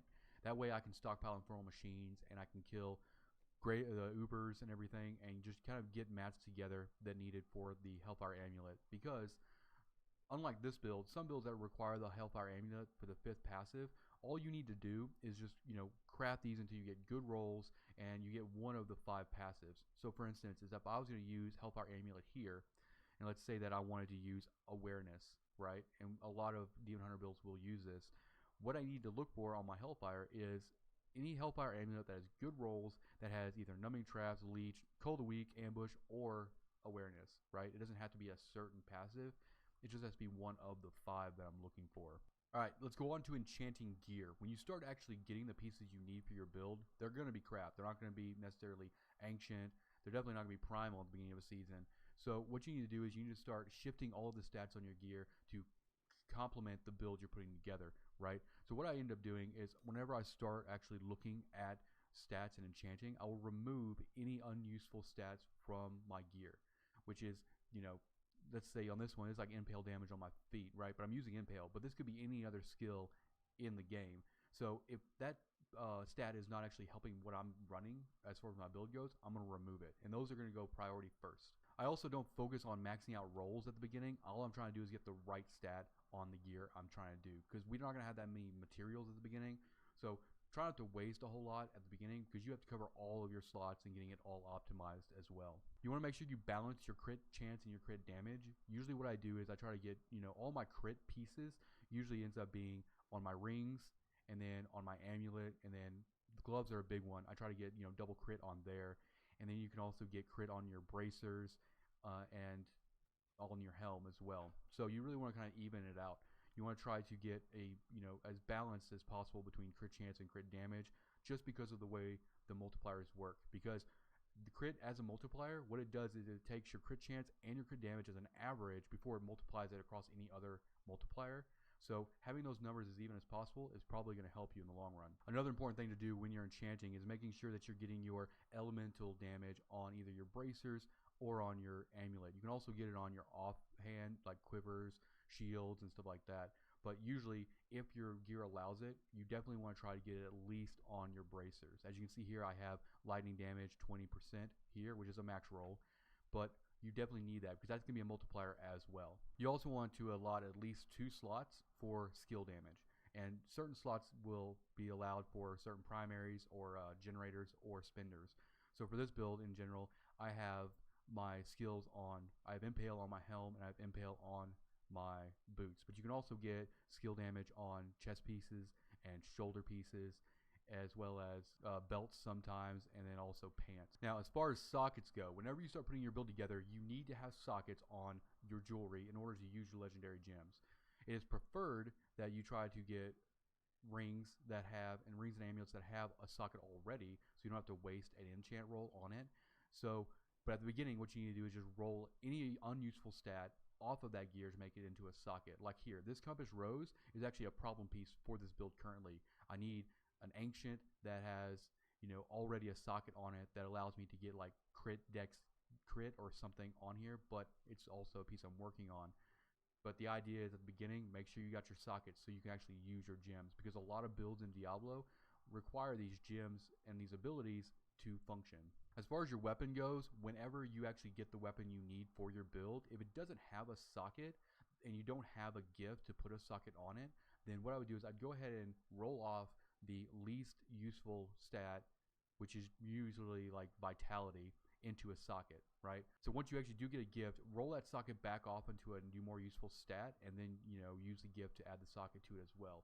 Generally speaking, I try to not use a gift really early in the season until I get maybe like an ancient or a really good weapon that has good rolls, because it really depends on, you know, RNG if you know, are managed to drop a bunch of gifts. Because if you do get an upgrade, and it's happened to me before in the past, where I'll, you know, use a gift on an item and then I'll immediately get a better weapon, and then I'm waiting around to get a gift for, you know, several days. So you just have to like play around with, like, you know, what gear you have and how good your luck is. But I would try to, at the beginning, just go ahead and enchant a socket on and just really look for that GG weapon to use that gift on. All right, now moving on to the next phase of gearing, right? You have all the pieces of your gear. Now we just need to improve your DPS. What you're going to end up doing is you're going to end up looking for ancient variants of all your gear. Ancients are going to roll higher on the main stat and on your vitality, and also, which is also going to increase your DPS overall. What I usually end up doing whenever I'm gearing is I'll save duplicate pieces. So you see all the pieces I have on my Demon Hunter here, I'll have, you know, a whole separate car release point, or I'll have, you know, another set of my shadow gear. And what I'm doing with those extra pieces, those duplicates, is I'm going to use those in reforging. And the reason I do that is because whenever I actually, that's why you're going to be running bounties a lot. So that's when you're going to do is you're going to be using reforge to look for ancients or primals or whatever the case may be to get those higher stats. And with having that extra gear piece, instead of disrupting what you're farming with, you have a whole build basically in gear in your stash that you can just manipulate in the queue to really kind of fish for a really good piece. As you start going further into the season, your Paragon is going to get much higher. And usually my goal in every season is to get to at least 800 Paragon, because that allows me to actually fill up all of these tabs here. And I don't have to worry so much about, you know, Paragon priority. Once you actually get to over 800 Paragon, you can start dumping into main stat here as well. Now, some builds are going to require you to do like an even split on vitality and your main stat, but depending on what you're putting together and how your build feels as far as survivability and damage, you can make that call on whether or not you need to put it into your main stat or vitality in Paragon. Now, this is kind of a personal preference for me and kind of what I've noticed, but as you can see right here, this build is my Season 10 Shadow Mantle build, right? This was clearing up, you know, 85, 87 GR level. And as you can see here, I have 17,000 dexterity. And that's because a lot of my gear is ancient and a lot of my gear actually has been augmented. And I have 1100 Paragon, and all of my extra Paragon points is put into dexterity. Anything that you stack in Diablo is going to have diminishing returns, including your main stat. So the way it works is if I'm sitting at, let's say, 5,000 dexterity between all of my gear and Paragon and all that, and then I add 50 dexterity, that 50 dexterity is going to be worth more than if I tried to add 50 right now, because I'm so high. So think about it, when you're analyzing gear and you're considering rolls and stuff like that, you can, on a couple of pieces, roll off main stat for other useful stats. Now at this level, when you're starting to like really put on a lot of ancients and you're starting to get a lot of good rolls, this is when I would start actually augmenting, right? But I would only augment ancients that have good rolls. So like for these gloves right here, I rolled all resist on here. You got dex, you got crit, right? So I opted to go ahead and augment this piece of gear at a gem rank of level 70. So what I usually do is, and on the augments, let's go over here to the augments real quick. So for just non-jewelry, non-weapons, you're looking at level 50. Whenever you were actually farming and doing all your J-grade rifts and you're leveling all those legendary gems evenly, this is where it comes into play. Once you start getting, you know, decent rolls and ancients on several pieces of gear, go ahead and augment it at the base level, at, you know, at least level 50 gems, and just worry about that for now. And same thing goes with the rings and the weapon and all that stuff. But I would only augment ancients that, like I said, have been enchanted and well balanced with the rest of your gear, so that that extra main stat is going to be an actual plus for you. Now that kind of leads into the next part, which is kind of the next section of like enchanting gear. You're going to be starting to get a lot of ancients and stuff. You're going to be hunting for those good rolls that your build needs. So what we will do now is we will go to the enchanters, and now that we're enchanting these new pieces, these new better pieces, we're going to start going for max rolls, right? So let's see, what do we have on max rolls here? Like this one here. So what I did was, whenever I got this piece of gear, which has dex, bit, impale, and I was just going to go ahead and just keep enchanting this until I got that 15%. So how it works, to check, on min-max on any stat on any of your gear, roll over a piece of gear and hold down control, and it'll show you the range numbers for each one of the stats on that gear. So as you can see here on my chest piece, we got 643 out of 650, which is pretty good. And so at this stage, that's what you're going to be doing. You're going to be trying to max out all of your stat rolls that you've enchanted with the Mystic. So another thing you're going to want to do is start balancing out all your multipliers, because this is what's going to really improve your DPS late game. And what you need to do is understand the difference between sheet DPS, which is what you see on your actual character sheet here, and then effective DPS. So whenever I actually go into a rift with this build, I'm going to be doing a lot more than 2.2 million damage, right? And the reason is because a lot of my DPS is calculated on skills, and a lot of the things like, you know, impale damage 15%, that's not going to be reflected on my sheet damage. And by spreading out all your multipliers, it's going to allow you to do more effective DPS. So when you get higher in your build and you're getting more, and you're trying to improve your damage, don't look at this number when you start, you know, throwing stats around, right? Make a few changes, go run a rift, see how it feels, and, you know, really analyze it from a effective DPS standpoint rather than a sheet DPS standpoint. This build, the only thing this build could use is probably the bonus damage against elites, because that is a multiplier.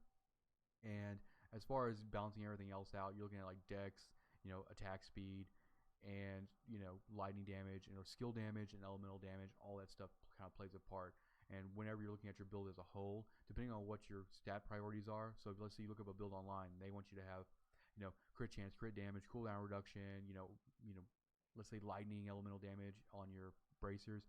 When you look at all those stats, try to make all those even as possible. Try to spread them out as much as you can across all of your pieces of gear, because when the game does the math and it starts multiplying all those multipliers against each other, you're going to yield a higher DPS number than if you just stacked it all into one. All right, now we're getting to more of the advanced stuff, where you're getting really late in the gearing process. And this is going to be when you're really trying to just upgrade the augment levels on your gems, start looking for primals to replace your ancients.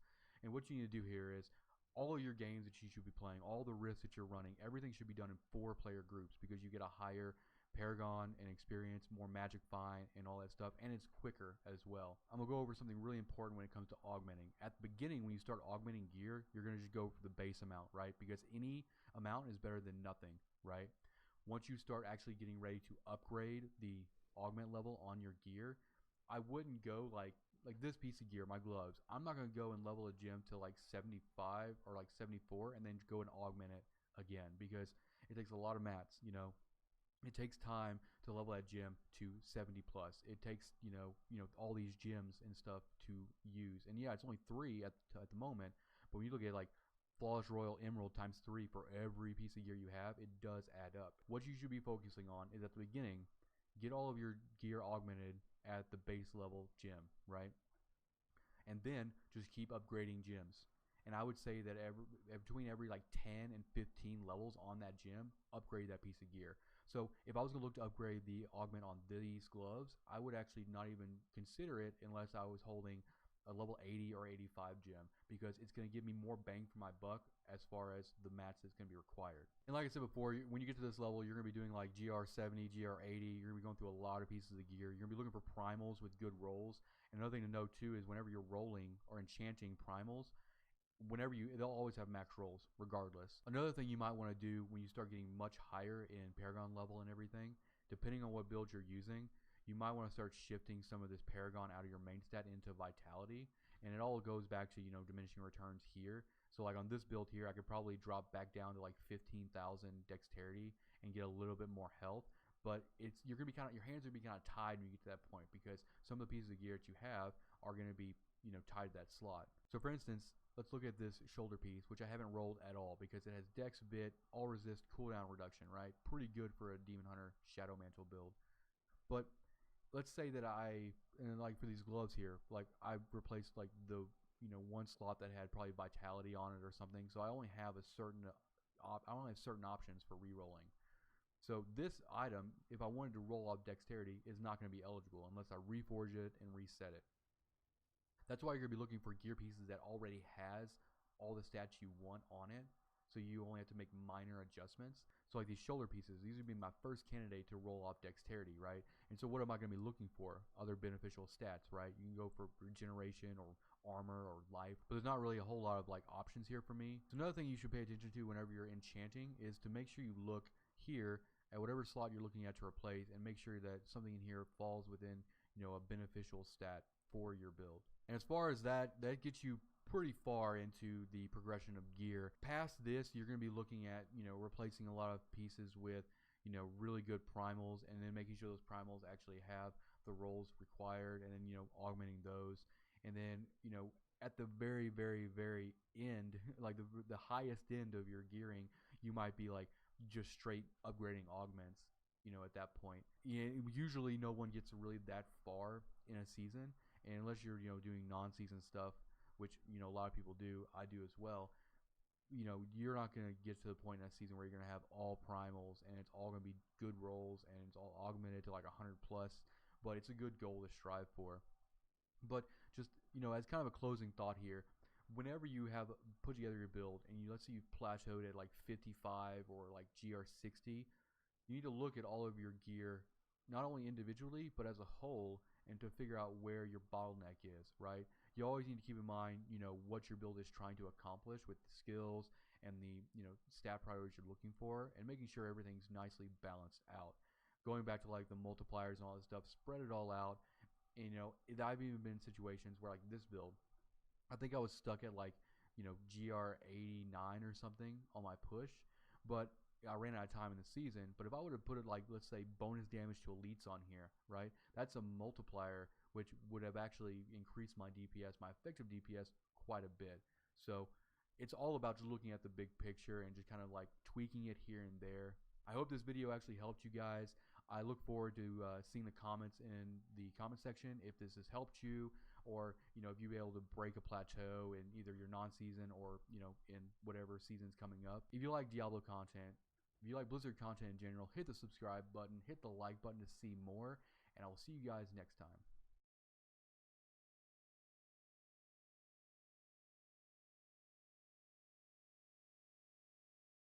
What's up, guys, and welcome back for another Diablo 3 tips and tricks guide. This one we're going to be going over gearing, really. You know, so it's like getting good gear is really important in Diablo 3, but, you know, knowing what good gear is can go a long way. So in this video, I'm going to kind of list some things to keep in mind while you're gearing a character, and this is for like non-season, season, you know, any of that thing. It applies throughout the game, like in just a general sense, right? All right, so just kind of start things off, you know, like sheet DPS, right, doesn't really tell you everything you need to know, right? Like when you compare items, this plus or minus damage, toughness, percentage doesn't always mean that it's going to be an upgrade, right? A lot of builds are using, you know, different modifiers and multipliers and stuff like that to actually do the damage and to scale the damage. So when you're first leveling, sure, you can use the stat changes and stuff like that, the percentages, to kind of like constitute what, you know, is going to put you raw DPS. When you start really putting in like putting together a really good in-game build, you got to look at other factors, right? All right, so first up, let's talk about Ancients, right? Ancients, you know, they do the same thing as like a normal variant, right? The only thing that's different is the stats are going to roll with a higher, and not like all stats, right? So your base stats like dexterity, strength, vitality, things like that. The other stats that roll on Ancients, like cooldown reduction and all that other stuff, those are going to be the same, you know, roll range as a normal item. The other thing about Ancients is you can augment them to add more stats to them, more dexterity if you're a demon hunter, or strength or whatever. So usually in the gearing process, once you start actually, you know, trying to make all your items ancient, that's why, because you're going to be adding even more stats on top of everything. All right, now we're going to talk about, you know, unique stats on certain items. So just like Yang's recurve here, it has a reduced resource cost by 47, or it's up to like 50%, right? And that's something that you can't get if you put it in the queue. So, you know, there are certain items that have a legendary power that's good for the build, but the reason that these builds are wearing it on their character is because they're going to have other abilities like Yang's. So, for instance, if we actually cubed Yang's recurve, we would only get the multi-shot legendary power, but like we would lose that 47% resource cost reduction. So that's why we have to wear it on this build, and that you have to kind of like keep an eye out for that kind of stuff. Where if you're looking at a build you're trying to wonder why they're wearing certain things when they can cube it, chances are it's because of a unique modifier on that item. As far as the gearing process goes, and this could be for like season, non-season if you start a new character, if you're putting together a build, you should be just trying to get all the right items, get all your set pieces. Don't worry about their ancient. Don't worry about the the right rolls. First, because most builds are going to be requiring like your 2, 4, and 6 set piece bonus or legendary powers and stuff like that. Get the build actually up and running. Once you actually get all the right items, then you can start going for ancient. Start hunting for primal versions. Start actually getting the right rolls for the build on each one of the pieces. Like for instance, when I started building this character here, right, I just went ahead and got, all the UE pieces that I needed.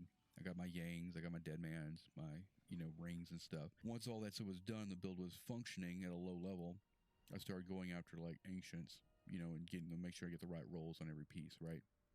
And then once you get to that point, you start augmenting and everything like that. Then you can really start running really high GRs, high difficulty, start hunting for the primals, and then start replacing your ancients with primals. Now primals are the same. They're just ancients, right? But they max roll all their stats, and so they can be augmented as well. So like this, it's always going to roll the maximum amount for each stat that's on the gear. And that's why people like to go after like full primal, right? They don't have to worry about having like a really low like cooldown on something. If it's a primal, it's just going to be maxed out at like 10, right? So keep that in mind. There's definitely a gauge at which you have to go. You start off getting the right pieces of gear, then ancient to augment, and then you can start hunting those primals. And sometimes if you find a primal and for a slot, you don't even get an ancient first, cool. If you want to save your augments for when you get primals, that you might not be augmenting for a while, but it's usually good to dump good resources into good ancients and then start, augmenting them. And then if you do get a primal, it's just like kind of a bonus, All right, now Kanai's Cube is probably one of the most important features for like in-game, gearing and stuff like that. If you're really pushing high end and you're trying to get to the top of the leaderboard, you're gonna be pretty much using every one of these recipes on here. And just kind of gonna briefly go through these and kind of how they affect gearing. Extracting legendary power, obviously that's how you're going to get your legendary powers, right, in here. And then you're like reforged legendary. This is expensive. This requires you to do a lot of bounties, but this allows you to actually re-roll items, and maybe you can pop an ancient, maybe you can pop a primal, and also trying to like get the right stats on it. Reforged legendary will kind of help you get those problem pieces, because there's always like when you put together a build, there's always like one item that just won't drop or won't drop right. I notice a lot in like Crusader builds, like Crusader shields and stuff like that are really difficult to get right. So, using those bounty mats to actually re-roll gives you a little bit more, flexibility. And then obviously upgrade rare item. Upgrade rare item can actually be useful if you're trying to put the initial build together. If you're just trying to get those basic pieces, you probably won't be using this in the very, very late in game, but early on, good recipe to use. And then convert set item is good as well for when you're starting off, when you're just trying to complete the set bonus. But the resulting item from convert set will not be ancient. So don't go into it thinking you're going to get like ancient items. Go into it thinking, I just need to complete the set and get my bonuses, right? And then next up would be your remove level requirement. Probably not for late game grinding. It's good if you want to like, if you're working towards like, getting an alt leveled or geared. You take like really good items, like a really good weapon, stuff like that. Remove the level requirement, throw it on level 1, and they can kind of like self power level a little bit. And then there's other things like convert gems. Converting gems will help you when you're putting on augments. And if you have a lot of like, if you're on Demon Hunter and you need emeralds, but you have a lot of the other ones, you can kind of convert them here, keep you from grinding for too long to get those augments done. And then like these convert reusable parts, ancient dust, and veiled crystals. If you run low, you can just kind of like, take some from another and fill up what you need. And I use these quite a bit. Like if I'm running low on veiled crystals, and I've got like a lot of reusable parts, I'll just, convert a bunch of my reusable parts into veiled crystals. Very easy. And then obviously you have your augment ancient item. And this is where you actually take your ancients in and with your gems and all this stuff and actually put, stats on them for the late game. But Kanai's Cube is really important for gearing.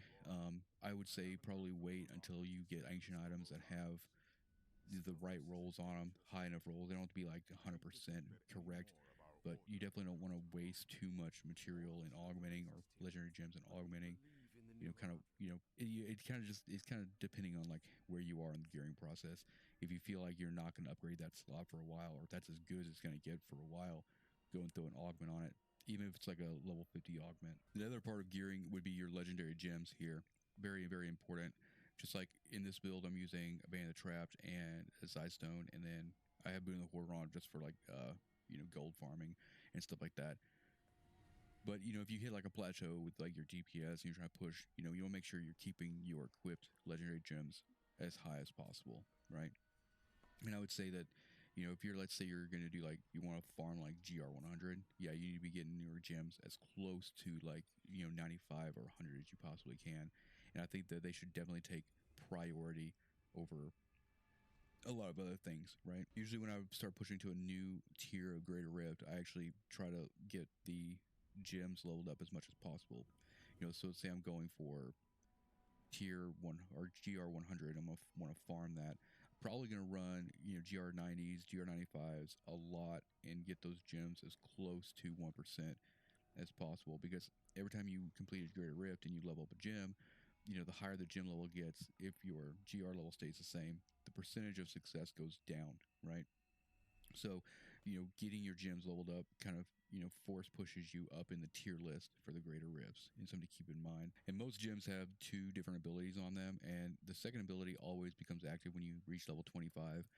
So whenever I first get all my legendary gems for a build, the first priority is actually getting them all to 25, right? So you get the full benefit, and then I try to level them pretty evenly as I go up. Another thing I'll say about legendary gems too is I try to every season get a gem of ease to about 100 or so, and this allows me, if I want to like do alts or something like that, or if I want to power level somebody or something, having around a level 100 gem of ease makes it a lot easier. Last thing I'll say about legendary gems are a lot of them are actually multiplicative or multipliers, and so don't skimp on them. Like leveling them up is what's going to help you when you're actually pushing high in GRs, and just having some utility as well. I'll probably level like a few gems of the same type, but like just for this build, I'll have my Bandit Trap, which usually never comes out, and then my Zystone, but I'll usually be flipping this Boon of the Hoarder out, and actually have a amulet somewhere that I flip out. This is running Squirch right now, but if I'm feeling it, I'll throw in a Band of Powerful or something in that nature. But that means I'm leveling technically 4 gems of 3, right? Because Boon of the Hoarder is not the important thing. It's not going to necessarily make progression better, but it's going to allow you to stay in gold. So if you're running to get like GR keys and you throw in a Boon of the Hoarder and you're just running normals, all that gold you're getting from that is going to help you empower all your Greater Rifts in the future. And since we're talking about Boon of the Hoarder, now you won't get that from GRs unless you've already run a vault. But what you can do is you can throw in a puzzle ring into the cube by itself, and it'll open a vault. And the first time you run a vault in a season, you'll get Boon of the Hoarder. And then if you lose or consume a Boon of the Hoarder, if you run a GR, then you'll get another one from a GR. But you have to first unlock it through the vault. But talking about the vault a little bit more in detail, this is a good place to actually get a surge of mats, a surge of gold, and a surge of like legendaries for Forgotten Souls or whatever. You can sometimes have good RNG and get some really good like blue goblins. They'll drop a lot of items, or you can have horrible RNG and just get a bunch of like gilded goblins, and you already have a ton of gold and you make it even more gold. I'd say if you can pop a vault early when you're leveling, at least be leveled up to the point where you're getting like some of these gems here, these gem types. Gems are really important to get early on. I'd say probably around like 40 or 50, maybe even 60. When you get really close to 70, start running vaults if you have the puzzle rings, and that'll help you kind of like surge up and kind of cover that gap. Because once you hit 70, you gotta start putting a build together. If you already have the gems and stuff in place, then it makes things a little bit easier. Also, at the end of the vault, you'll fight Greed, and if you can control the fight, he'll actually just keep throwing treasure goblins off its back. So if you can control the damage you're doing to him, you can kind of like sit there and just farm him for just regular treasure goblins. Most of the time, I don't see this as being very beneficial, especially if you're specifically running vaults just to like full clear them. Usually, I'll be running like GRs and I'll just kind of stockpile puzzle rings that you can see, and then like maybe once a week, just like run through vaults as fast as possible. Get a lot of mats, get a lot of forgotten souls, get gems, get gold, and everything like that. But all those resources help in the gearing process, right? Because you're gonna be using the, you know, the cube and all these other things to modify your items, and so those all require materials. Another thing is the other than the vault is the cow level. If you throw this pole arm here into the cube, just like the ring, it'll open the cow level. It's a good source to get pools of reflection, so you can run a greater rift, leave it open, pop a cow level, go in there, grab pool of reflection, come back out, close the greater rift, get an XP boost, go run another uh, GR. There's usually about 2 or 3 pools of reflection in a cow level, so you can do like 3 GRs, and then before you close them, get a pool. It keeps you from running all over the map looking for pools of reflection. That's more along the lines of like Paragon farming. I'll talk a little bit more about Paragon in a minute. This is also a good place to get like some gold, and there's a lot of chests. And if you're running like Nemesis bracers, you can get a lot of DBs because there's a few shrines in there as well. Just another tool in your tool belt for getting materials and just getting some more drops that's not doing like bounties or greater rifts. All right, next I'm going to talk about Kadala here. Kadala, you'll learn to hate her, but it's also a very integral part of the gearing process as well, because you will, when you complete GRs, get blood shards, and this is the only place you can use them in the whole game. So I usually stay away from jewelry for Kadala because they're just really expensive, and I usually try to stay away from weapons. I try to stick to the things that cost like 25. So if I'm hunting, like, let's say a ancient in a certain slot, let's say like ancient pants, I'll just go in here, and every time I get close to max on blood shards, I'll just sit here and just get a bunch of pants from her, right? And even if you don't get like if it's like a week and you're like not getting much like in terms of like ancients from her, what you have to realize is like on the backside is if you're spending all these blood shards on pants, you can only spend blood shards like $1, and then you go and like salvage everything. She is kind of like allowing you to get materials like veiled crystals and things like that. So it's basically taking one resource that you can only use like $1 and turning it into a resource you can use to modify your gear, in the future. So don't get disappointed if you don't, if you've been trying for like ancients for a certain slot and you're not getting them, but you're still getting something in the back end that's useful, and you have to use them anyway. There's nowhere else for once you max out your blood shards, you won't be able to pick any more up till you use them, right? I usually try to like use blood shards after every GR, so I don't have to have that one moment where I have to stop and then go use blood shards, then salvage, then go back in, pick them up, which slows everything down. All right, we're gonna talk about the mystic a little bit as far as gearing is concerned. Enchanting is really, really important, but like I said before, it's every time you roll an item, every time you roll a stat off of it, the gold cost is just gonna keep going up and up and up, right? There's been items. I don't know if it's any of these that she's wearing, but you'll see like this one only costs like 80,000 to roll because I pretty much got it pretty soon, and this one's like 300,000, but this one's like 4.5 million, right? So every time you try, you can sit there and roll the same item forever, and eventually, you'll be spending billions of gold every time you hit the replace property button. That's why it might be easier to actually go to the cube and reforge an extra legendary you have, to try to get the stats you need, because gold, even though it is somewhat infinite, once you get to a certain level, you want to save that gold for empowering your rifts, because empowering rifts actually just gets more expensive as you go higher in tier, right? But just keep that in mind. If you're just sitting there rolling the same item like 50 to 100 times, and you're wondering why you're just running, especially when you're leveling up, you're running out of gold super quick, it's because every time you hit that button, it just gets more and more expensive. Another thing too is you always want to make sure that your jewelry has a socket, right? If you don't have a socket, you can't use your legendary gems. So there will be times where you'll want to damage stat on like an amulet, but you'll have to replace it because having the legendary gem technically is better in damage if it's a multiplier. So, I could have, where this one, for instance, already has crit on it, but like I could, instead of a socket, I could probably have like, fire damage. But, if I had fire damage in a socket, I'm going to have actually less DPS as if I had a socket, no fire damage, and let's say a Bane of the Powerful or Bane of the Stricken in here, right? Because that's actually going to go into the multiplication or the multiplicative nature of my actual effective DPS. With all that being said, after a certain point, like this character has like, 3.7 million DPS, which, you should, at this level, you shouldn't be worrying about that, right? That's going to go up slowly, but this is not a basis. When you're leveling up and like just putting together a build, this number is a little bit more important. But when you get really, really start getting geared and start stacking multipliers, it's all about your effective DPS, right? What I tell people is when you start getting to a point in gearing and you throw on a new item and you want to know if it's good or not, don't look at your sheet.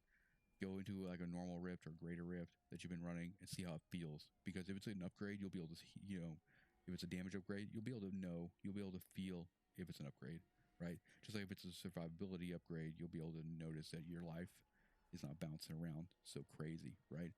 So effective DPS is king at this level. Make sure you just like go out and like try it out, I personally ignore the sheet damage because it's almost irrelevant when you get to a certain point in the gearing process. All right, when it comes to like Paragon levels, right? I think like the most important thing that you should be worrying about, like your first short-term goal, is to be getting to 800 in a new season, right? You want to be able to get all these, things filled up, and then from that point, everything you do in the game is going to give you experience, and you start dumping in a main stat. And even though your gear at a certain point might not change, you might not get any upgrades. Every time you actually put on quite a bit of Paragon, it actually will give you some sort of progression because it's just you can get up to like 10,000 Paragon. So if you have like all ancient primals and you're at like 10,000 Paragon, you're gonna be running over everything. So it's very important not to get discouraged if you get to a point where gearing you haven't got a new upgrade in a while. As long as you're stacking Paragon, you're getting better, right? It's just a little bit slower road to go down, right? And then the last thing I'm going to talk about is just like farming materials. Materials are super important, like I said, because you'll be using the cube, the mystic, and everything like that. And as you can see, like this is my non-season character. I've got like a crap ton of like materials. But probably now that you can get DBs, death breaths in bounties, bounties are probably still going to be your most efficient way of getting materials, right? Because you can sit there, you can stockpile, bounty caches sometimes in a season. I'll have a stash tab here. I'll just have a bunch of unopened bounty caches because each bounty cache is going to have like, shards and all that other stuff in it. So if I don't feel like just opening them all right there, I'll just save bounty caches. Also if you just open a bunch of bounty caches, you're going to quickly fill up your blood shards. You have to go to Kadala, write them in there and like use them to go pick up the other ones. So especially if you're gearing for another character, or anything, or maybe you just have one day a week or whatever, a couple days a week that you want to just sit in town and like kind of mess with your gear, then those are the days to kind of open up a bunch of like stored, saved caches and everything like that. But you kind of get everything you need from bounties with the exception of like greater rift keystones. But like, if you normally what I'll do is if I'm pushing leaderboard, one day I'll do just nothing but bounties. The next day I'll do nothing but normals, and then the third day I'll do greater rifts, either farming greater rifts for legendary levels, legendary gem levels, or for pushing, right? And I'll just do that on like a cycle, right? So after GR day, go back to bounties, and that always kind of keeps your materials, your gems, your greater rift keystones kind of all stocked up. If your build's actually using a Hellfire amulet, then I usually try to do the key wardens while I'm doing bounties anyway, just so that one day a week I can actually do Ubers as well. Maybe do Ubers like at the end of every like bounty game, and then when I reset, I can do Ubers again. But that's only if your build actually using a Hellfire amulet that you have to keep making. Because sometimes I've made like 50 to 100 plus Hellfire amulets to get the one that I need, especially if you want to try to get one that has the right passive and is ancient so you can augment it and you can put a socket on it. It can get a little bit frustrating, but hope this video helped. Gearing is very I wouldn't say complex, but there's a lot of levels to it. There's a lot of there's a lot of like systems in the game you can use to kind of like modify gear and everything. But yeah, that's the basis of it, right? Thank you for watching. Hit the subscribe button, hit the like button. Peace out.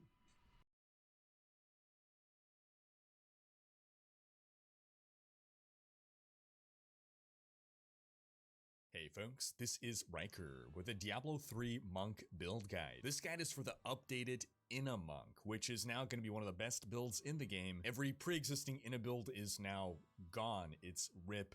This is the new Inna. You are now commanding an army of allies that are going to do your bidding. They're going to do your damage for you. And in this video, we're going to tell you how in Season 24, the Season of Ethereals, to make use of Ethereals to rock this build, but also if you're playing non-season or if you're from the future, Season 25 or onward, what you can do if you don't have Ethereals. So in this video, we're going to cover the gear, the skills, the playstyle that you want to rock this build, and you can follow along with the written version of this guide, written by top player Northwar on maxroll.gg, link in the video description. So to begin with, let's take a look at the Inna set. We're going to want the full 6-piece bonus, and we're going to get that by equipping 5 pieces plus a Ring of Royal Grandeur in our cube. The Ring of Royal Grandeur reduces the number of items needed for set bonuses by 1, and you're going to get it by farming Act 1 bounty bags. As for the Inna set, the 2-piece bonus increases the passive effect of your Mystic allies and the base passive effect of your mantra by 100%. That's a doubling. The 4-piece gain the base effect of all 4 mantras at all times. You gain 5% damage reduction for each Mystic ally you have out.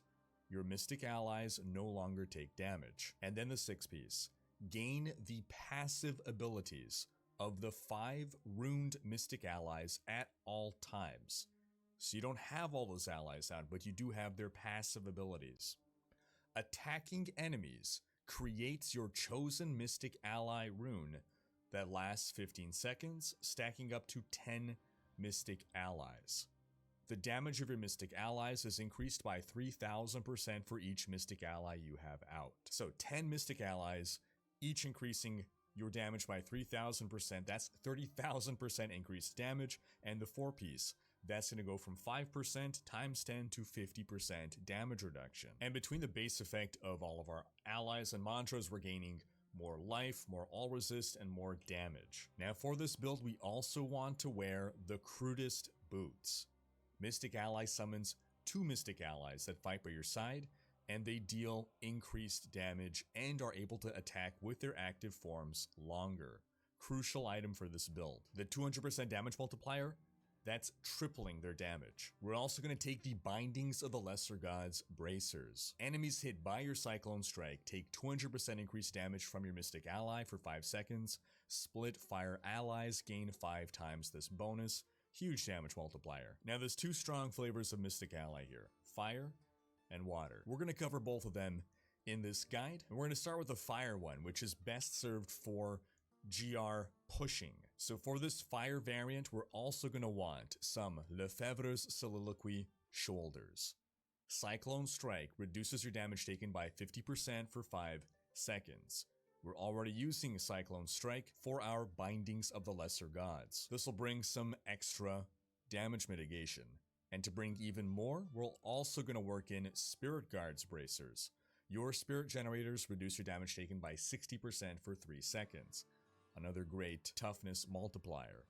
For yet more toughness, we're going to take the Crystal Fist. Dashing Strike reduces your damage taken by 50% for 6 seconds. Then for some situational damage and toughness, we're going for the Endless Walk set. While moving, you take less damage. While standing still, you deal more damage. Because this is a GR pushing build, we're going to take a convention of elements to really maximize our damage. Gain 200% increased damage to a single element for 4 seconds, and this effect rotates through all the elements you have available to you. So it is in our fire rotation that we're gaining triple damage. Then the other 2 items we want is going to be the Furnace, increases damage against elites by 50%, and the Flying Dragon, chance to double your attack speed when attacking. One of those is going to go in the cube, the other one will go on your Ethereal. The Monk has 3 Ethereal items. An Ethereal item has a random class passive on it, and it has a random weapon legendary power. So, your priority for an Ethereal is to get an Ethereal that has the appropriate legendary power, either the Furnace or the Flying Dragon. Priority 2 is getting the best Ethereal, which is your Bartuk's Cutthroat. For GR pushing, this is going to be the highest damage option. Consecutive hits to enemies increases damage by 10%, up to 100%. So if you're hitting an enemy at least 10 times, you are then dealing double damage to them. In speed content, you're not hitting enemies 10 times. Then your final priority is getting the right passive, but just consider that a bonus. Getting your class's 5th best passive isn't that critical. It's a nice little buff, but don't toss out an ethereal because it doesn't have a good passive on it. I mean, unless you're swimming in ethereals. Now, if you don't have any ethereals, you're going to use something completely different. You're going to use the Shenlong's set, the 2-piece. The critical thing here is that when you reach maximum spirit, all of your damage is increased by 350%. But you no longer passively regenerate spirit and you drain spirit. So this is a more challenging playstyle because you're playing around your Shenlong window. But the 2-piece set here, it's just such a huge damage multiplier that if you're not running with an ethereal, you really want to be using Shenlongs. In fact, Shenlongs isn't even that far behind ethereals. With Bartuks, we're better against single targets, we're better against elites. But with Shenlongs, we're better against trash monsters. In the case of taking Shenlongs, you're then going to have in the cube the Flying Dragon. For our legendary gems, we are taking the Enforcer. Our pets are dealing all of our damage here.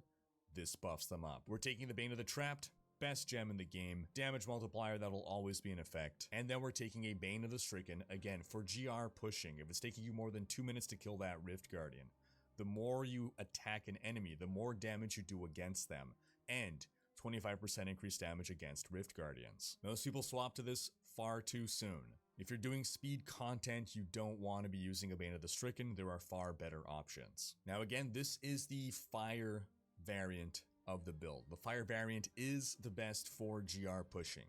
We're going to take a look at exactly what we want on every piece of gear, but first we'll look at the skills. So we're taking Mystic Ally, Fire Ally. The active pop on Mystic Ally makes our Fire Ally split and explode. We're going to take Cyclone Strike, Implosion.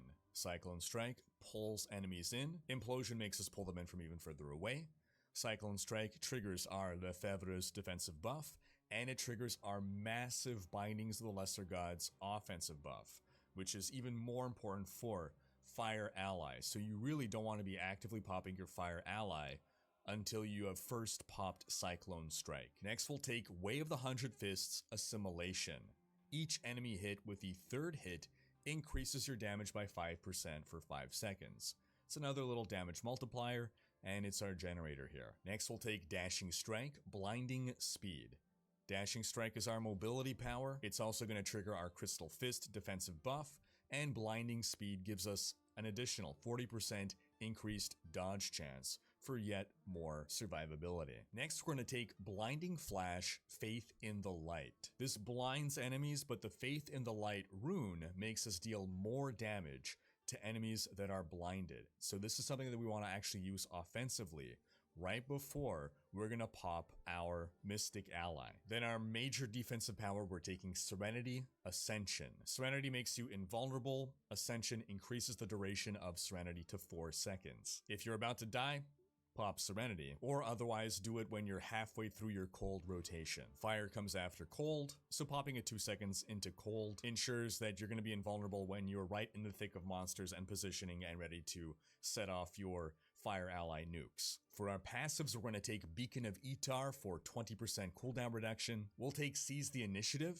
to gain 30% attack speed when we attack enemies who are above 75% health. We'll take Near Death Experience for an extra life. We'll take Relentless Assault to deal 20% more damage to enemies that are blind, frozen, or stunned. This pairs with Blinding Flash. And then for your extra passive, you can go with either the Guardian's Path for 35% dodge, or you can go with Harmony for more resists, Sixth Sense for some damage reduction, or Resolve to nerf enemy damage. So gameplay wise, your rotation here is going to be when you're about halfway into your physical rotation, which comes right before cold, you're going to have positioned yourself where you want to be. You're going to stop moving so that you let your Endless Walk damage start to ramp up.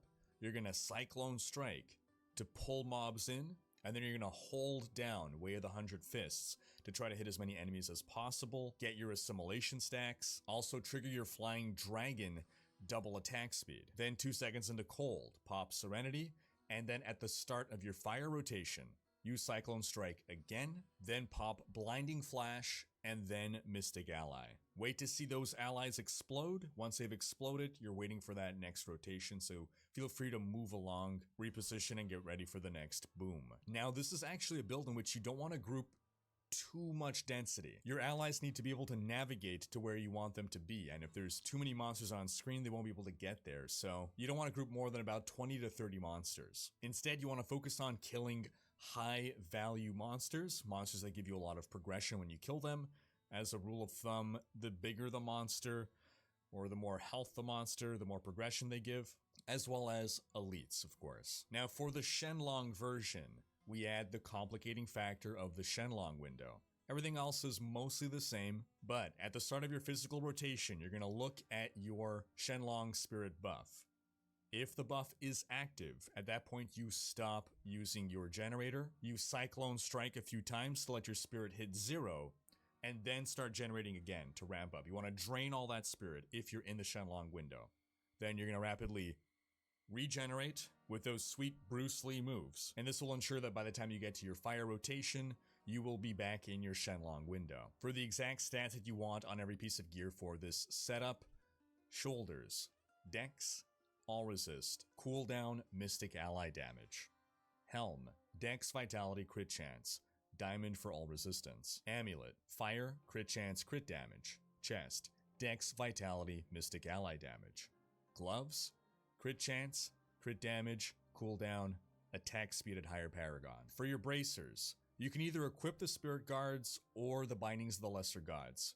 If you have a good version of one, cube the other. Fire, dex, crit, and life per hit. We're going to be attacking really fast, so we're going to generate a lot of life per hit. Belt, dex, vitality, all resist, life. Pants, dex, vitality, all resist. In our sockets for pants and chest, diamonds for all resist. Boots, dex, vitality, all resist, armor. Compass rose, dex, damage, crit chance, crit damage. Convention of elements, crit chance, crit damage, raw damage. For our crystal fist, attack speed, cooldown, dexterity.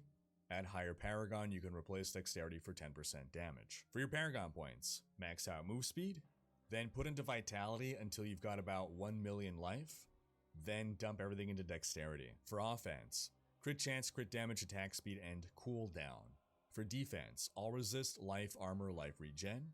For utility, life per hit, resource cost reduction, pickup radius, area damage. For your follower, we're taking the Enchantress. For skills, we're taking Temporal Pulse for the slow. We're taking Amplification for the elemental damage buff, Powered Shield for the damage reduction, and Focused Mind for the attack speed. We're going to give her a Smoking Thurible so that she doesn't die. We'll also give her a Flavor of Time that emanates to us. When we click on pylons, their effects last twice as long. We'll give her Nemesis Bracers. They emanate to us. When we click on shrines, they will spawn an enemy champion. We'll give her an Oculus Ring, chance to create an area of focused power on killing a monster. Damage is increased by 85% while standing in the area. We'll try to stand in those golden pools when they spawn. If you really hate running with a convention of elements, you can give her a unity, give yourself a unity, and you've now doubled your toughness. We'll give her Ice Climbers. This makes her immune to freeze and immobilize effects. And then, not critical, but a nice little buff to her. If you want to give her more attack speed, Mempo of Twilight Helm, Witching Hour Belt, Tulrasha's Chest, and 2 pieces of Canes. Her gearing priority? Intelligence. Get intelligence everywhere you can. As a distant second priority, attack speed. Now, for the speed version of this build, be Water, my friend. Water ally delivers much more consistent damage, bigger area of effect, so we'll be swapping from a fire build to a cold build. We don't need as much survivability, so we are dropping the Spirit Guards and Lefebvre's Soliloquy, and we're instead taking 2 pieces of Aughills. Aughills is a crafted set. There's 2 versions, a low-level version and a level 70 version.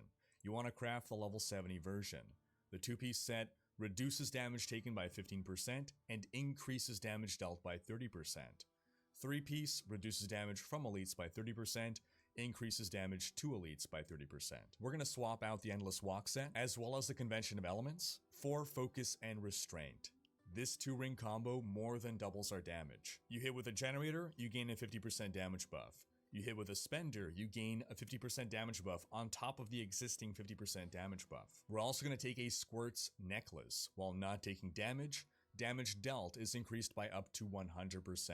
But we gotta ensure that we're not taking damage. As soon as we lose some health, we lose this buff. So we're swapping out our Bane of the Stricken, which we don't need for speed content, for a Molten Wildebeest's Gizzard. At level 25, you unlock the power after not taking damage for 4 seconds, gain an Absorb Shield for 200% of your total life per second. If your Absorb Shield is taking damage, you don't lose your squirts. As long as you are not losing life, you maintain your squirts. We're also dropping the Crystal Fist. We don't need that extra defense. Instead, we're taking an Ingam. Your skill cooldowns are reduced by 10 seconds for 15 seconds after killing an elite pack. We also don't need a Furnace for that extra damage. We're taking an Echoing Fury. Slaying enemies engulfs the wielder into a frenzy. That's more attack speed and more move speed. We're keeping the Flying Dragon, however, so those are the 3 weapons you want. Flying Dragon is either going in the cube or it's going on your Bartuk's Cutthroat. We're keeping the Bartuk's here. But then between the Ingam and the Echoing Fury, you'll equip one and the other one is either going in the cube or on your Ethereal. If you don't have any Ethereal items, then you're going to equip Echoing Fury and Ingam. That said, if you don't have a Bartuk's, then either of the other 2 Ethereals will suffice in the meantime. For this setup, you will not want to run with Shenlongs. You're going too fast to bother with that damage window. So we're changing the rune on Mystic Ally to Water Ally. Your Mystic Ally performs 7 wave attacks in quick succession, freezing enemies. So you get this tsunami following you. It's a really nice effect. We're dropping Blinding Flash and instead taking Epiphany Desert Shroud. Between the cooldown reduction we're stacking and the effects of the Ingam, which makes your skill cooldowns decrease by 10 seconds for 15 seconds after killing an elite pack, we will have 100% uptime on Epiphany and basically unlimited dashing strikes. The gameplay here is a lot simpler than the pushing version. Keep up Epiphany as much as possible. Use Serenity to make yourself invulnerable to help maintain your squirts buff. Dashing strike your way to an elite pack. Cyclone strike a big group of enemies together.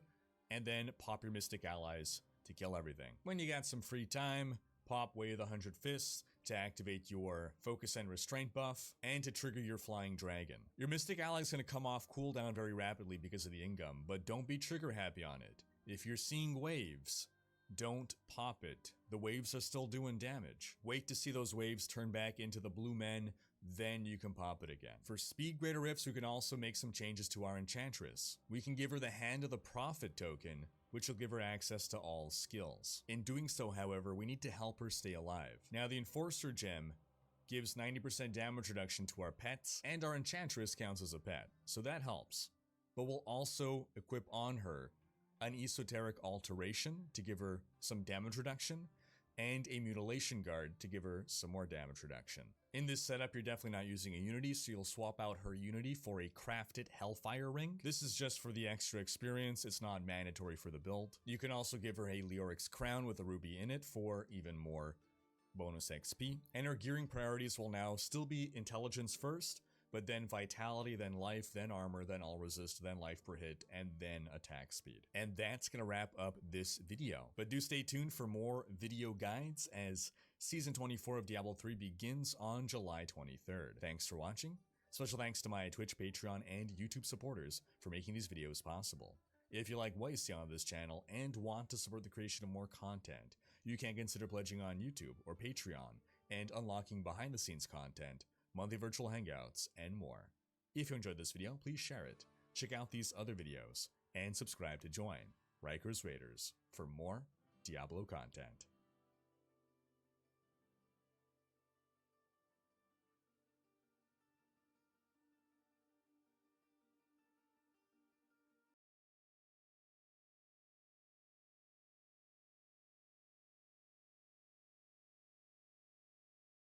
Hey folks, this is Riker with the Diablo 3 patch 2.7 Season 23 Barbarian Build Guide. This guide will be for the popular Wrath of the Wastes Whirlrend Barbarian, which is the best barbarian build in the game for pretty much everything. Now, this build is not new, but patch 2.7 brought in a massive follower overhaul. So now we have a new factor to take into our builds, so we have to update our old guides. We'll also present in this video a speed variant of the build. So you can go from pushing Greater Rifts to speed running Greater Rifts to farm experience. So in this video, we'll go over the gear, the skills, the follower, and the playstyle that you need to rock this build. The gameplay footage you're seeing was recorded by top player and Maxroll.gg content lead Rob. And you can also reference the written version of this guide on Maxroll.gg, also written by Rob. So let's dive right in, and it all begins with the Wrath of the Waste set. The 2-piece bonus increases the damage per second of Rend by 500% and its duration to 15 seconds. Rend will actually be our damage dealer in this build. Whirlwind is our method of locomotion. It's our means of moving everywhere, but also of delivering Rends for damage. The 4-piece bonus. During Whirlwind and for 3 seconds after, you gain 50% damage reduction, and your applied Rends deal triple damage. And then lastly, the 6-piece bonus. Whirlwind gains the effect of the Dust Devil's rune, and all Whirlwind and Rend damage is increased by 10,000%. The rest of our items will be built around buffing our Rend damage. People sometimes ask, hey, why don't we take a Skull Grasp ring? Why don't we buff Whirlwind damage? It is inconsequential next to Rend damage. We want to, in general, in Diablo 3, focus on buffing one single skill. Spreading out your damage is generally suboptimal. The damage of Whirlwind will be nothing compared to the damage of Rend. So speaking of, we're going to want to work into this build the Lamentation Belt. Rend can now stack up to 2 times on an enemy, and the damage of Rend is increased by 150%. We also need an Ambo's Pride one-handed mighty weapon.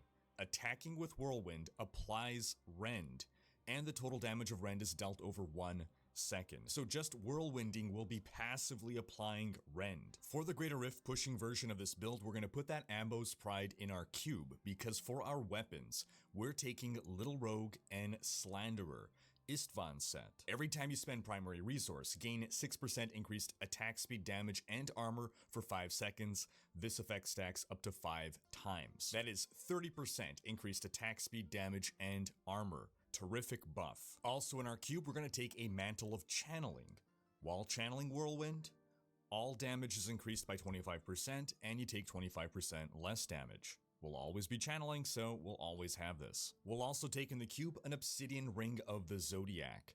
Reduces the remaining cooldown of one of your skills by 1 second when you hit with a resource spending attack. This will help us with our uptime on Wrath of the Berserker.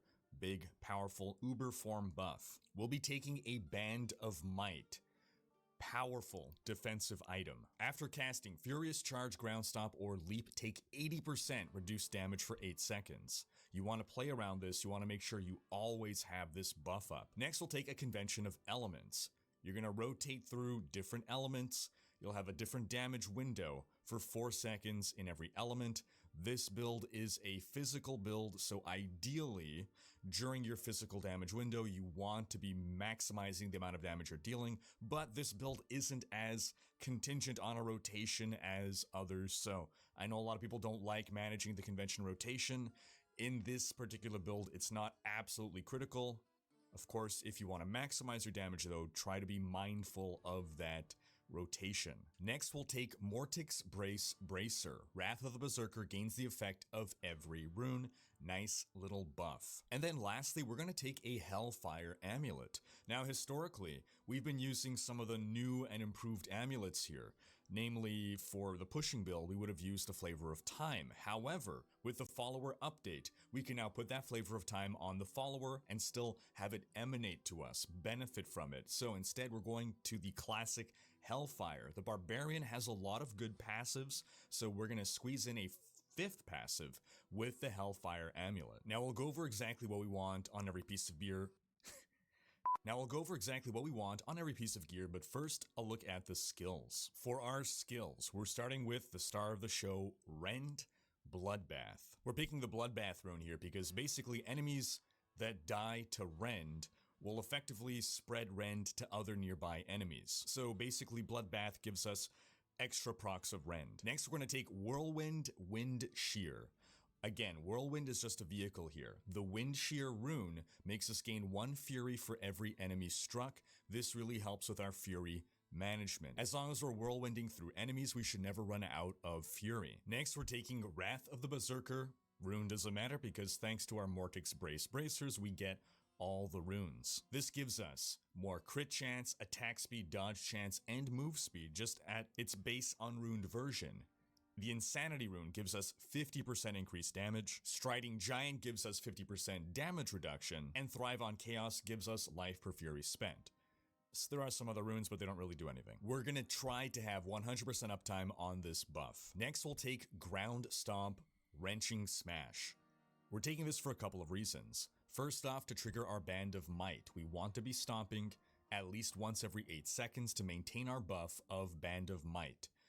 If we don't have that, we lose so much survivability. With Wrenching Smash, we are pulling enemies in, and this is going to help with our Rends.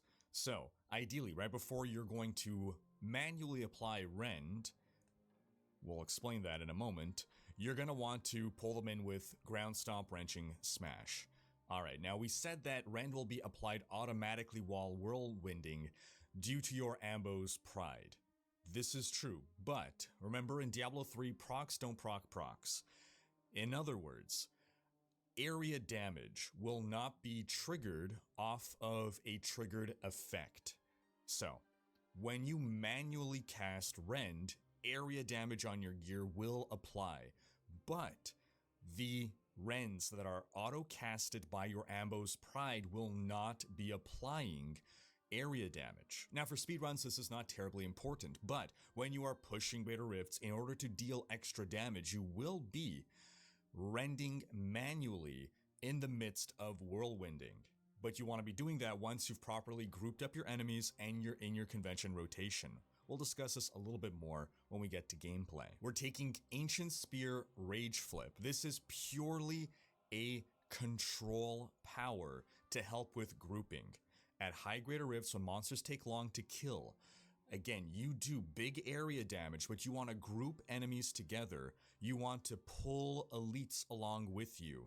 So you're going to be using Ancient Spear Rage Flip to strategically aim at and bring monsters close in so that they are within your big area damage window. And you can even be pulling monsters along with you as you're going through a map, because once it's taking really long to kill enemies, you're not going to just kill like 5 enemies together and then move on and kill another 5 enemies together. You're going to want to just go around the map and herd enemies into one giant glob of soon-to-be dead monsters. And then lastly, we'll take Battle Rage Swords to Plowshares. Battle Rage gives us a nice offensive buff, crit chance, raw damage, and Swords to Plowshares makes crits heal us and our pets for a chunk of life, so we want to be critting a lot in order to be passively healing. For our passives, we're going to want to take Rampage. Increases your strength by 1% for 8 seconds after killing or assisting in killing an enemy, stacks up to 25 times, that's 25% more strength. Strength means damage and it also means toughness. Excellent buff. Nerves of Steel. This is our free life passive. Brawler. As long as there are 3 enemies within 12 yards, all your damage is increased by 20%, all the more reason to be grouping enemies together. Ruthless. You deal 40% additional damage to enemies below 30% health. This helps us finish off stragglers. We're really good at big area damage. The fewer monsters there are on screen, the weaker we become. Ruthless helps us finish off those monsters that are left at the end of a fight. They'll help finish off the Rift Guardian. And then our 5th passive, and we'll clarify here, it doesn't matter which passive rolls on the Hellfire Amulet, just try to get these 5 passives in total.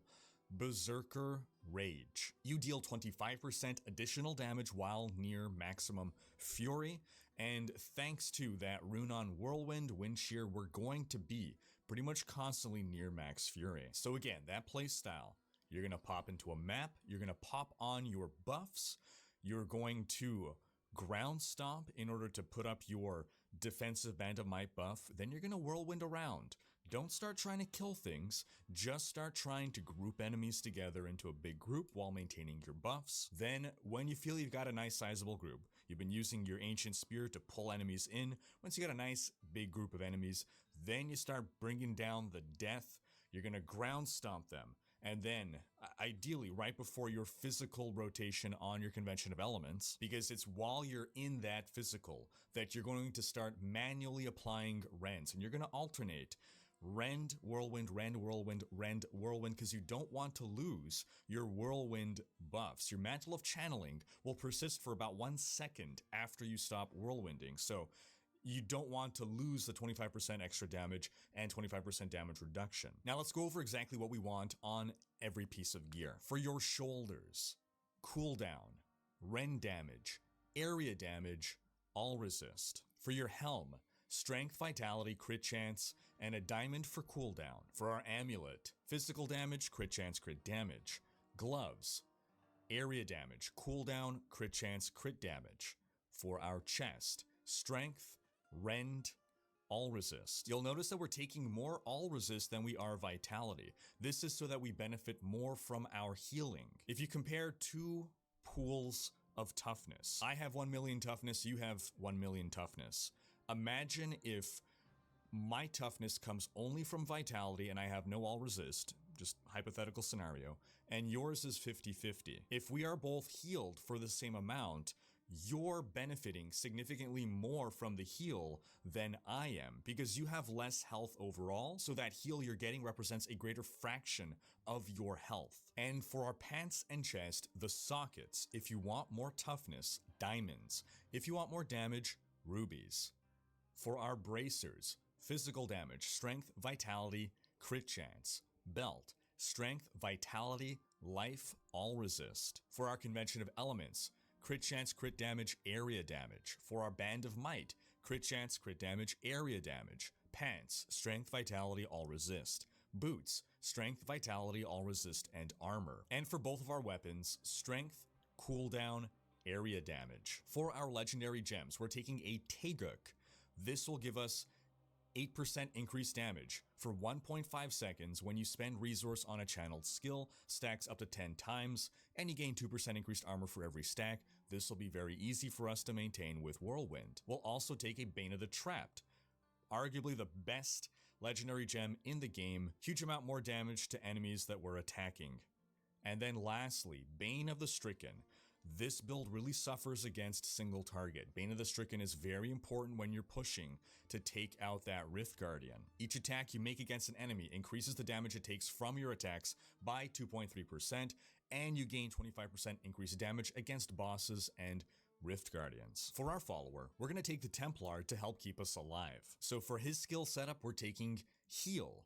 This is on a 30-second cooldown. However, this will actually benefit from cooldown reduction. Not all follower powers do that. This one does. And this is another reason why we want most of our toughness to be coming from all resist to better benefit from this heal. Next, we'll take Loyalty for that passive life regen. Same reason. Next, we're going to take Onslaught. The amount of damage he deals with this is irrelevant. Followers don't deal damage, but it'll cause enemies to take 10% increased damage for 3 seconds. This does benefit us. And then lastly, we're going to take Guardian. When you take fatal damage, the Templar will effectively save you. Now, as for his gear, we're going to give him the Immortality Relic, the Enchanting Favor. We'll give him a flavor of time. Pylon effects last twice as long. This could make or break a greater rift. We would normally be wearing this, but now we don't have to. This effect will emanate to us. We're going to give him Nemesis Bracers. Shrines will spawn an enemy champion. More enemy champions, more progression. We're going to give him an Oculus Ring. Chance to create an area focused power on killing a monster. If you stand in this golden puddle, you will deal up to 85% more damage. We'll give him Ice Climbers to make him immune to freeze and immobilize effects. For his weapon, a Thunder Fury. Lightning damage that can apply some crowd control. For his other ring, you can either go with a Unity or a Weird Ward. Now, a Unity is only if you are also wearing a Unity. If you want that extra toughness, you drop the Convention of Elements, you pop on a Unity. This will double your toughness so long as your follower also has one, plus the invulnerability relic. Otherwise, with a weird ward, you have a chance for lightning damage to trigger crowd control with your Thunder Fury. Belt and pants will be kept in crimsons in order to benefit from the 20% cooldown reduction that again will benefit our heal skill. Similarly, a Leoric's crown with a diamond in it for more cooldown reduction for our follower. We'll give him some homing pads so that if you ever want to teleport out, you can do so without being interrupted. This will emanate to us. Not critically important, however. Although if you are hardcore, then yes, critically important. Gloves don't matter. There's no good follower item for gloves for Greater Rifts. And for the chest piece, we'll go with a Tall Rashas for that attack speed that rolls as a primary affix. For the offhand, you can take anything or you can go with a freeze of deflection if you want extra crowd control. As for what stats you want on every piece of gear, the first and foremost, most important will be strength. You want to stack as much strength as possible on your follower. All of his abilities scale off of strength. After that, cooldown reduction is your number 2 priority in order to get that heal as often as possible. And then lastly, attack speed in order to get him to activate his powers as quickly as possible. All right, that covers the pushing variant. Now let's quickly go over the speed Greater Rift variant. For farming up your paragons, farming up your legendary gems, what do we change? Well, first off, we're going to drop the convention of elements and the obsidian ring of the zodiac. We're going to put the band of might in our cube and actually equip a focus and restraint ring set, the Bastion of Will. When you hit with a resource generating attack or primary skill, deal 50% increased damage for 5 seconds. When you hit with a resource spending attack, i.e. Whirlwind, deal 50% increased damage for 5 seconds. These combine to give us more than double our damage. We're gonna actually drop out the Istvan set and instead equip our Ambo's Pride plus an Ingam. Your skill cooldowns are reduced by 10 seconds for 15 seconds after killing an elite pack. When you're speedrunning, you're going so fast, you're gonna really benefit from the Ingam. This weapon is common in speedrunning setups. Because our follower will have Nemesis Bracers, we should be encountering elite packs often enough and spawning them often enough to be frequently benefiting from the Ingam. It's because of this that we can afford to drop the Obsidian Ring of the Zodiac. So in our cube, we'll instead take a Furnace. Increases damage against elites by 50%.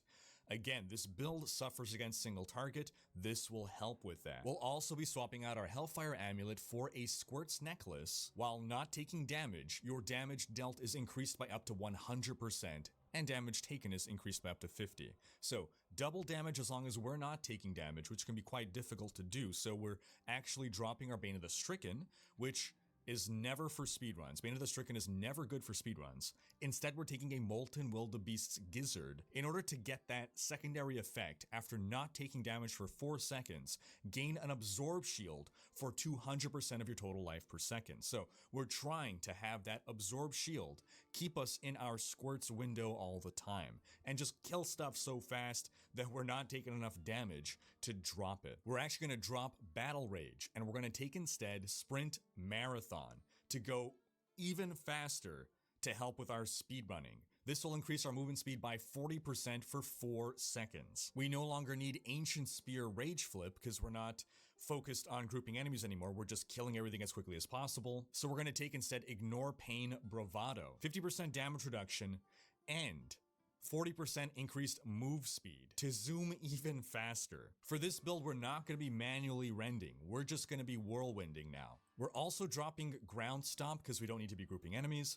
Instead, to sustain our Band of Might, we're taking Furious Charge, Merciless Assault. We'll want to be charging at least once every 5 seconds. It's once every 8 seconds for the Band of Might, but for Focus and Restraint, it's once every 5 seconds. This will be our generator. That'll maintain our damage buff. For our passives, we're swapping out Brawler and instead taking Boon of Bulkathos to reduce the cooldown of Wrath of the Berserker by 30 seconds. Again, we want to try to maintain 100% uptime on that. And we're going to drop out Ruthless and instead take Pound of Flesh. When you are healed by a health globe, gain 2% life regen and 4% increased move speed. This is to make us go even faster. Now, what you want on every piece of gear is mostly the same except drop area damage. You don't need it because you're not manually casting Rend. As for your follower, we're going to take the Enchantress for the extra cooldown. However, we are not giving her the invulnerability token. We are doing speed runs. We're trying to keep the Greater Rift's low enough that she's going to stay alive, and we're going to try to make efforts to keep her alive. So we're going to give her the Hand of the Prophet token that grants access to all of her skills. So she'll be giving us cooldown reduction, elemental damage, reduced damage from ranged attacks, armor, attack speed, and a cheat death passive. Her gearing is mostly the same: Flavor of Time, Nemesis bracers, ice climbers, homing pads, Oculus ring, Talrasha's chest. But for our gloves and pants, we're going to take the Cane set. This will give her a bit more attack speed and give us a little bit of experience. We benefit a little bit from experience from our followers. To that end, she's still taking a Leoric's crown, but putting a ruby in there for that little bit of XP buff. For her ring, we'll go for a Hellfire ring that you can craft. This will be for, again, a little bit more XP. For her weapon, we're going with a Pig Sticker for its high attack speed, plus it is a stat stick. It rolls with an extra property, and again, we need to load her up with affixes to keep her alive. A follower's damage is always irrelevant, even in speedruns, so the gem in the socket is an Amethyst for more life per hit. So attacking quickly plus life per hit will help keep her alive. We're giving her 2 legendary gems that followers benefit from: Esoteric Alteration and Mutilation Guard, to help keep her alive, give her some defensive buffs. Then all the other sockets will be topazes for more intelligence. Followers benefit more from stats than we do. So load her up with, first and foremost, intelligence, then vitality, then life percent, then armor, then all resist, then life per hit, then attack speed. Those are your gearing priorities on her gear to try to keep her alive as much as possible. Now, as for our Paragon points across both versions of the build, first off, you're going to max out your move speed. Then you could put into vitality up until you have about 500,000 to 800,000 life, then dump into strength. For offense, crit chance first, then crit damage, then cooldown reduction, then attack speed. For defense, all resist, life, armor, life regen. For utility, area damage, pickup radius, resource cost reduction, and life per hit. Of course, if you're swapping between the speedrunning variant and the pushing variant, and you want to go as far as to adjusting your Paragon between the two, then don't take area damage when you're on your speedrunning build. And that's going to wrap up this guide. But do be sure to check out our tier list video on the best builds of Season 23, and check out our speed leveling video in order to get a quick start when the season launches on April 2nd. Thanks for watching. Special thanks to my Twitch, Patreon, and YouTube supporters for making these videos possible. If you like what you see on this channel and want to support the creation of more content, you can consider pledging on YouTube or Patreon and unlocking behind-the-scenes content, monthly virtual hangouts, and more. If you enjoyed this video, please share it. Check out these other videos and subscribe to join Riker's Raiders for more Diablo content.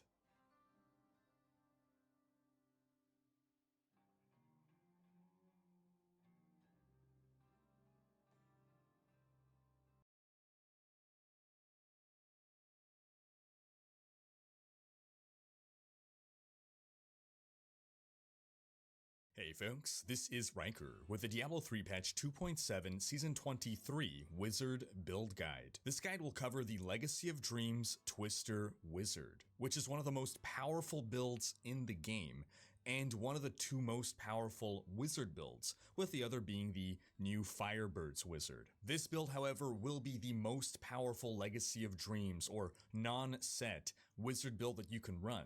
And with the addition of separate leaderboards in patch 2.7 for every set or non-set within a class, this is the build that you're going to see topping the non-set specific leaderboard for Wizard, and possibly the Wizard leaderboard altogether. In this video, we're going to cover the gear, the skills, the follower, and the gameplay that you need to rock this build. And the gameplay footage that you're seeing here is a Greater Rift 130 done by top player Lulu. And you folks can feel free to reference the written version of this guide on maxroll.gg, written by top player Chewy. Link in the video description. Now, because this is a non-set build, the key behind everything is the Legacy of Dreams Legendary Gem. While you have no set bonuses equipped, every legendary item you have equipped increases your damage dealt by 375% and reduces your damage taken by 2%. Of course, as you level up this gem, that's how it reaches its max power. And once you hit rank 25 with it, this bonus is doubled for ancient items. Now, one key piece of gear you will need for this build is the Twisted Sword. Energy Twister damage is increased by 150% for each Energy Twister you have out to a maximum of 5. That's 750% total increased damage. The Raging Storm rune is automatically applied to Energy Twister and allows the tornado to merge with 3 additional Energy Twisters. Now what Raging Storm does is that when you've cast multiple Twisters, if 2 of them collide, they will merge into a bigger Twister. So with Twisted Sword, we can have a total of 5 Twisters now merging together. The first 2 plus an additional 3 into an F5 tornado. Another key item here will be the Etched Sigil Offhand. While channeling, the damage of your Energy Twister is increased by 250%, and you also cast Energy Twister every second. Now, important to note here is that area damage is only triggered by skills that we cast ourselves. So Energy Twisters triggered by our Etched Sigil will not themselves trigger area damage. Another important item here will be in our cube, the legendary staff Valthex Rebuke. Energy Twister now travels in a straight path and deals 400% increased damage. We're also going to take Squirt's Necklace. While not taking damage, damage dealt is increased by up to 100% and damage taken is increased by up to 50%. However, as wizards, we are able to maintain Squirt's buff better than any other class. Why? Wizards are the class of shields. And as long as it's your shield taking damage and not your actual health globe, you will maintain Squirt's buff. To that end, we're going to take Ashnagar's Blood Bracer. This increases the potency of your shields by 100%. And we'll also be taking as another set of bracers Ranslar's Folly. The damage of Energy Twister is increased by up to 300%, and it periodically pulls in lesser enemies within 30 yards. Now between these two, it doesn't matter which goes in the cube and which you equip. Basically, if you have a really good Ranslar's Folly and a bad Ashnagar's goes in the cube and vice versa. We're going to take a Halo of Karini Ring. You take up to 80% less damage for 5 seconds after your Storm Armor electrocutes an enemy more than 15 yards away. This will be a tremendous source of damage reduction. We're going to take the Stone Gauntlets. Getting hit increases your armor by 50%, but reduces your movement speed by 15% and attack speed by 20%. This can stack up to 5 times. Now this is a great defensive buff, but gives us a horrible debuff. However, we're going to combine this with Ice Climber's Boots. Gain immunity to freeze and immobilize effects. These break you out of the negative debuff of Stone Gauntlets. So these 2 items together result in a huge toughness buff. We're also going to wear an Aquila Cuirass. While above 90% primary resource, all damage taken is reduced by 50%. We're going to take a Convention of Elements ring to squeeze out some more damage. While we are on our arcane rotation, because this will be an arcane build, we're going to deal a ton more damage. Now, if you want to play this build perfectly, it is a trickier build to play than most. You will ideally want to work within your convention rotation. However, if you're very just laissez-faire with the build, if you're somewhat mindless about it, the build is still strong. It's not as strong, but it's still strong. You don't have to super pay attention. But in this video, we're talking about how to absolutely maximize your playstyle. Just understand that even if you're not following this 100%, the build will still work. And then in our cube, we're also going to take a Unity, which when combined with our follower will double our toughness. More on that when we discuss followers. Then a couple extra pieces that will help us out but aren't as critical. For our belt, we'll take a Witching Hour. It's the only belt that gives us an offensive buff because it's able to roll attack speed and crit damage on it. For the pants, we're going to take Blackthorns. That's new with this patch. This used to be Swampland Waders, the Witch Doctor only pants that rolled with elemental damage. Thankfully, Blizzard now turned Blackthorns into the Swampland Waders of all other classes. So Blackthorns rolls an additional primary affix of elemental damage. We'll want this to be on Arcane. For our helm, we're going to take an Andariel's Visage. It's the only helm that rolls with elemental damage. And for our shoulders, we're going to take the Mantle of Channeling. While we're channeling, we're going to deal 25% increased damage and take 25% less damage. Now we'll go over exactly what we want on every piece of gear, but first, let's talk about the skills. So first off, the star of the show, Energy Twister, Wicked Wind. So Energy Twister by itself summons a Twister That twister lasts 6 seconds before dying out. The Wicked Wind rune. Energy Twister no longer travels but spins in place. This makes the twister deal less damage, but better that it stays in place and actually remains on the target than just spins through your target and off into nowhere. Now, thanks to the Twisted Sword, remember that we can now merge multiple twisters all the way up into an F5 tornado. So the first twister that you cast will be called the parent.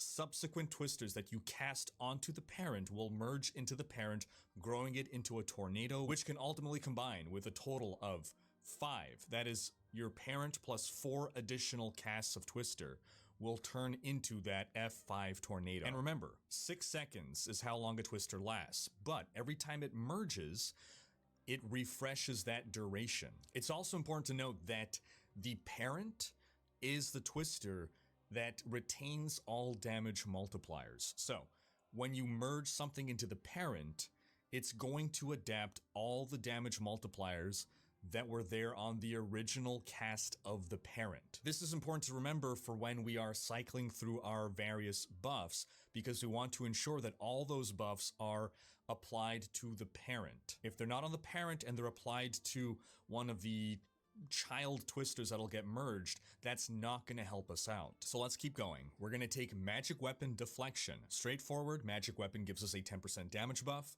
and the Deflection rune will help us maintain our squirts because it's giving us a shield. This is a nice defensive buff. Every time we perform an attack, 3 seconds of a 4% absorb shield. We're taking Storm Armor, Power of the Storm. We need to take Storm Armor in order to benefit from our Halo of Karini. We're taking Power of the Storm because this reduces the arcane power cost of all skills by 3. We're going to be channeling, and so we want to be able to not run out of resource. We want to be able to maintain our Aquila, so we're taking Power of the Storm. What are we channeling? Arcane Torrent, Flame Ward. Arcane Torrent is not a source of damage, it's just going to be used for channeling, for triggering all of our other stuff. So we're taking the Flame Ward rune because you take 15% less damage from attacks while you're channeling. And every second you channel increases this amount by 5% up to a maximum of 25% damage reduction. Next we'll take Teleport Safe Passage. This is a mobility skill. We need it to be able to escape tight situations. We need it to reposition. We're going to be accumulating a lot of enemies around us, so we want to be able to move when we can and not be stuck in the midst of everyone. And the Safe Passage rune makes us take 25% less damage after teleporting. This is good for survivability in high greater rifts. Then lastly, we're taking Wave of Force Arcane Attunement. This discharges a wave of force. We don't care about the damage, but the Arcane Attunement rune. Each enemy hit increases the damage of your next arcane spell by 4%.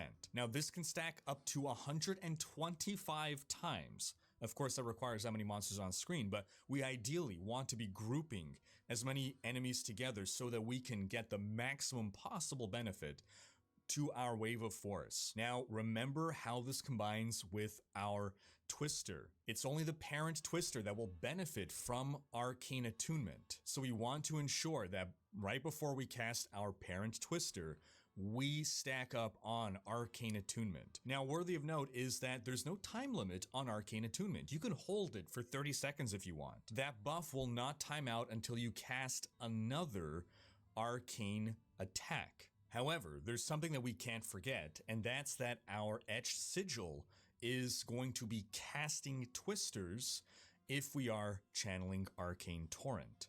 Arcane Torrent itself is fire. You might think you're safe to cast that, but that's going to cast an Arcane Energy Twister, and that will actually steal away our Arcane Attunement. So once you've cast your Wave of Force, you're not going to cast Arcane Torrent until after you've cast Energy Twister. You want to lay down the parent first.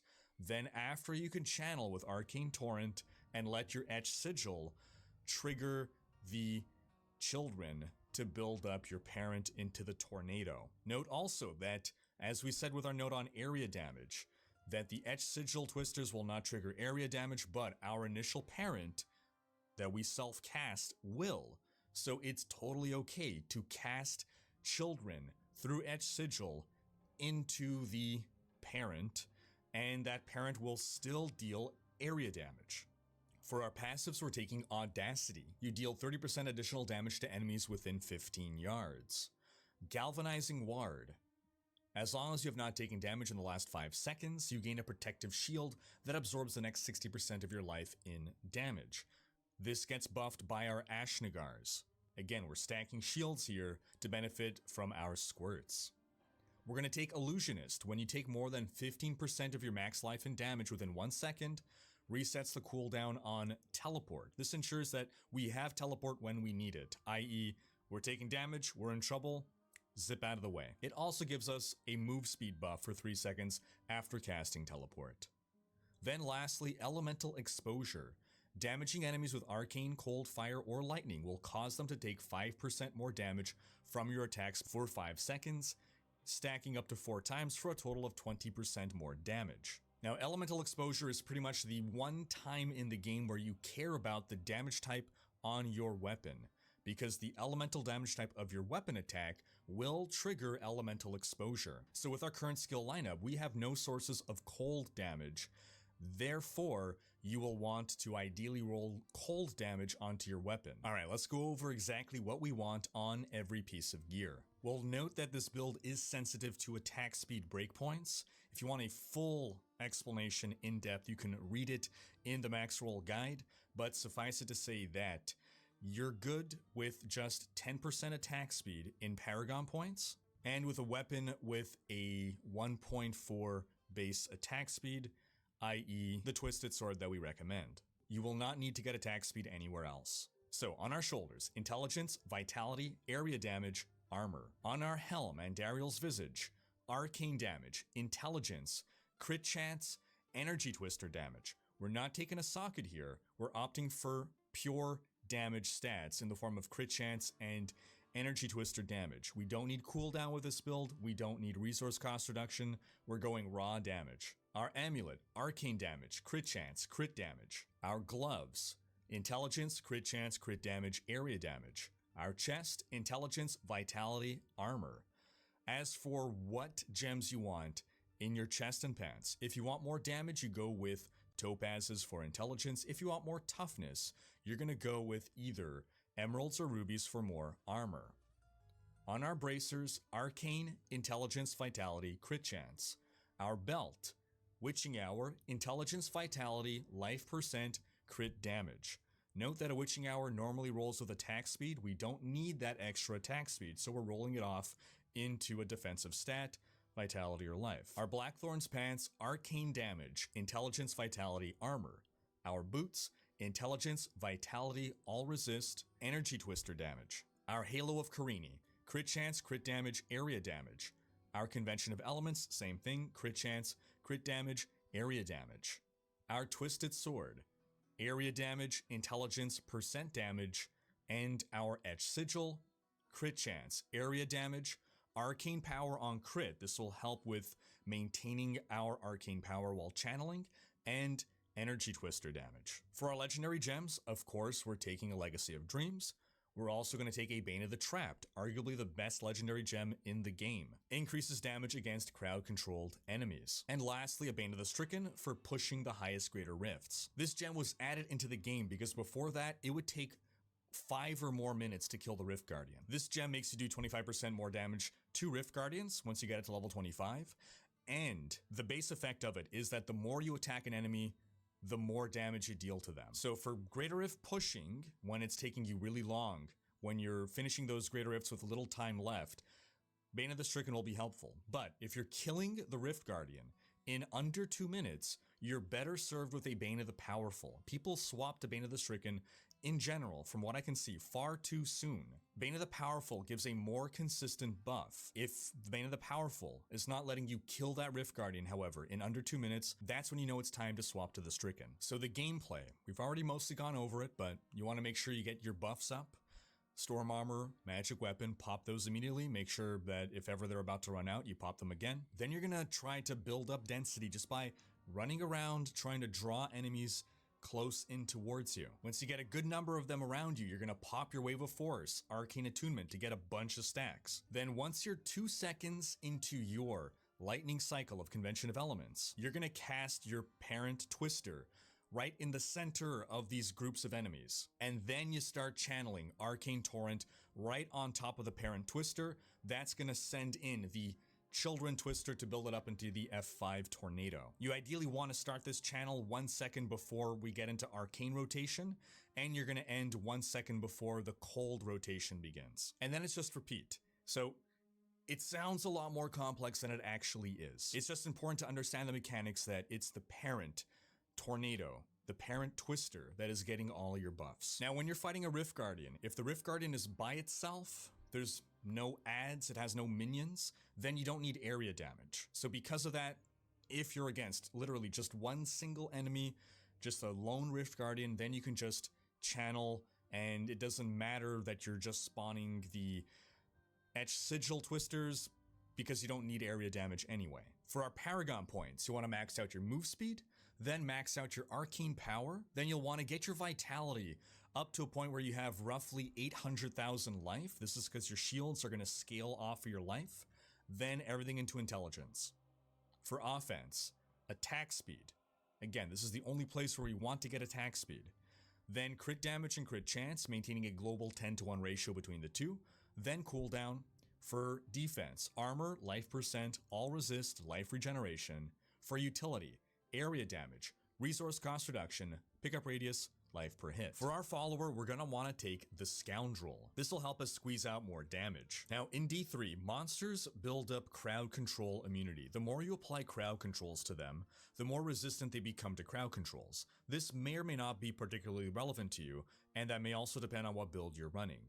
For this build, we would recommend against putting crowd control on your follower. This is because we want to be able to pull enemies in with Cyclone Strike and have full control over their movement. If our follower has built up crowd control resistance on the enemy, then we'll have less control ourselves. To that end, you ideally don't want to pick either of the first two powers, as they both apply crowd controls. However, the only way to not have one of these two equipped is to never pick one. As soon as you have selected one of these two powers, you cannot unselect them. At which point, I would recommend taking Powered Shot simply because it has the longer cooldown, therefore you'll be using it less often. After that, you want to take Anatomy for the increased crit chance that'll give us. You want to take Piercing Shot because that'll increase the damage that we do to the enemy by 10%. And lastly, we want to take Knight's Veil. The Scoundrel launches a cloud. Any enemies that are in that cloud, when we strike them, our attacks will be automatic crits. For his items, we want to give him the Skeleton Key. Your follower cannot die. With this, the exact stats that we get on his gear, not terribly relevant. Dexterity is the single most important stat. Get it everywhere you can on every piece of gear of his, including all of his sockets, including jewelry. His powers scale off his dexterity. Then for his exact items, we'll give him a Flavor of Time amulet. This is a legendary power that emanates. Emanates means you can put it on your follower and it acts as though you have it equipped. This just applies to the legendary power, not all the stats on the item. So, Flavor of Time, when we click on a pylon, the pylon effect will last twice as long. Similarly with Nemesis Bracers, we're going to click on a pylon and we're going to summon an enemy champion. Next, we'll give him Ice Climbers. Doesn't emanate, this is to make our follower immune to freeze and immobilize effects. We're going to give him an Oculus Ring. Whenever an enemy dies, there'll be a chance that a golden pool will appear on the ground. When you stand in that golden pool, you gain up to 85% increased damage. Next, we're going to give him a Unity. Now, because he is invulnerable, when he wears a Unity and we wear a Unity, we're sharing a health pool. So we're sharing our health pool with something invulnerable, which results in us effectively doubling our toughness. We're going to give him 2 pieces of canes, gloves, and pants. This will give him a little bit of attack speed, but also a little bit more bonus XP for us. For his helm, a Leoric's crown with a ruby in it. The ruby gives us a little bit more XP, and the Leoric's crown doubles that effect. This isn't going to be a huge XP buff, but there's not really any better options to go with here. For his shoulders, we'll take homing pads. This emanates to us. If ever we want to teleport, then we will not be interrupted. The rest of his gear, there's no good options. Take whatever. Again, just go for maximizing the dexterity. And that's gonna wrap up this video. But do be sure to have checked out our video on the best builds of Season 23, as well as this speed leveling video to start you off in Season 23 as fast as possible. Thanks for watching. Special thanks to my Twitch, Patreon, and YouTube supporters for making these videos possible. If you like what you see on this channel and want to support the creation of more content, you can consider pledging on YouTube or Patreon and unlocking behind the scenes content, monthly virtual hangouts, and more. If you enjoyed this video, please share it. Check out these other videos and subscribe to join Riker's Raiders for more Diablo content.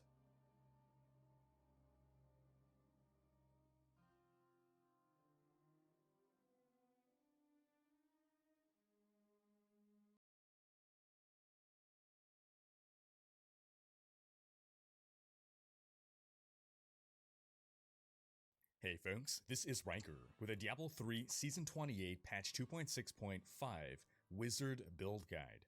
This guide is for the Typhon's Veil Hydra Wizard, which is the Season 28 starter set, and got a considerable buff this season, with the 6-piece bonus now dealing double damage. While this isn't the most powerful wizard build, we'll have that video coming up tomorrow, it'll be super easy to put this build together because you get the set, the 6-piece set, by doing your first few steps of the season journey to get your Hadrig's gift.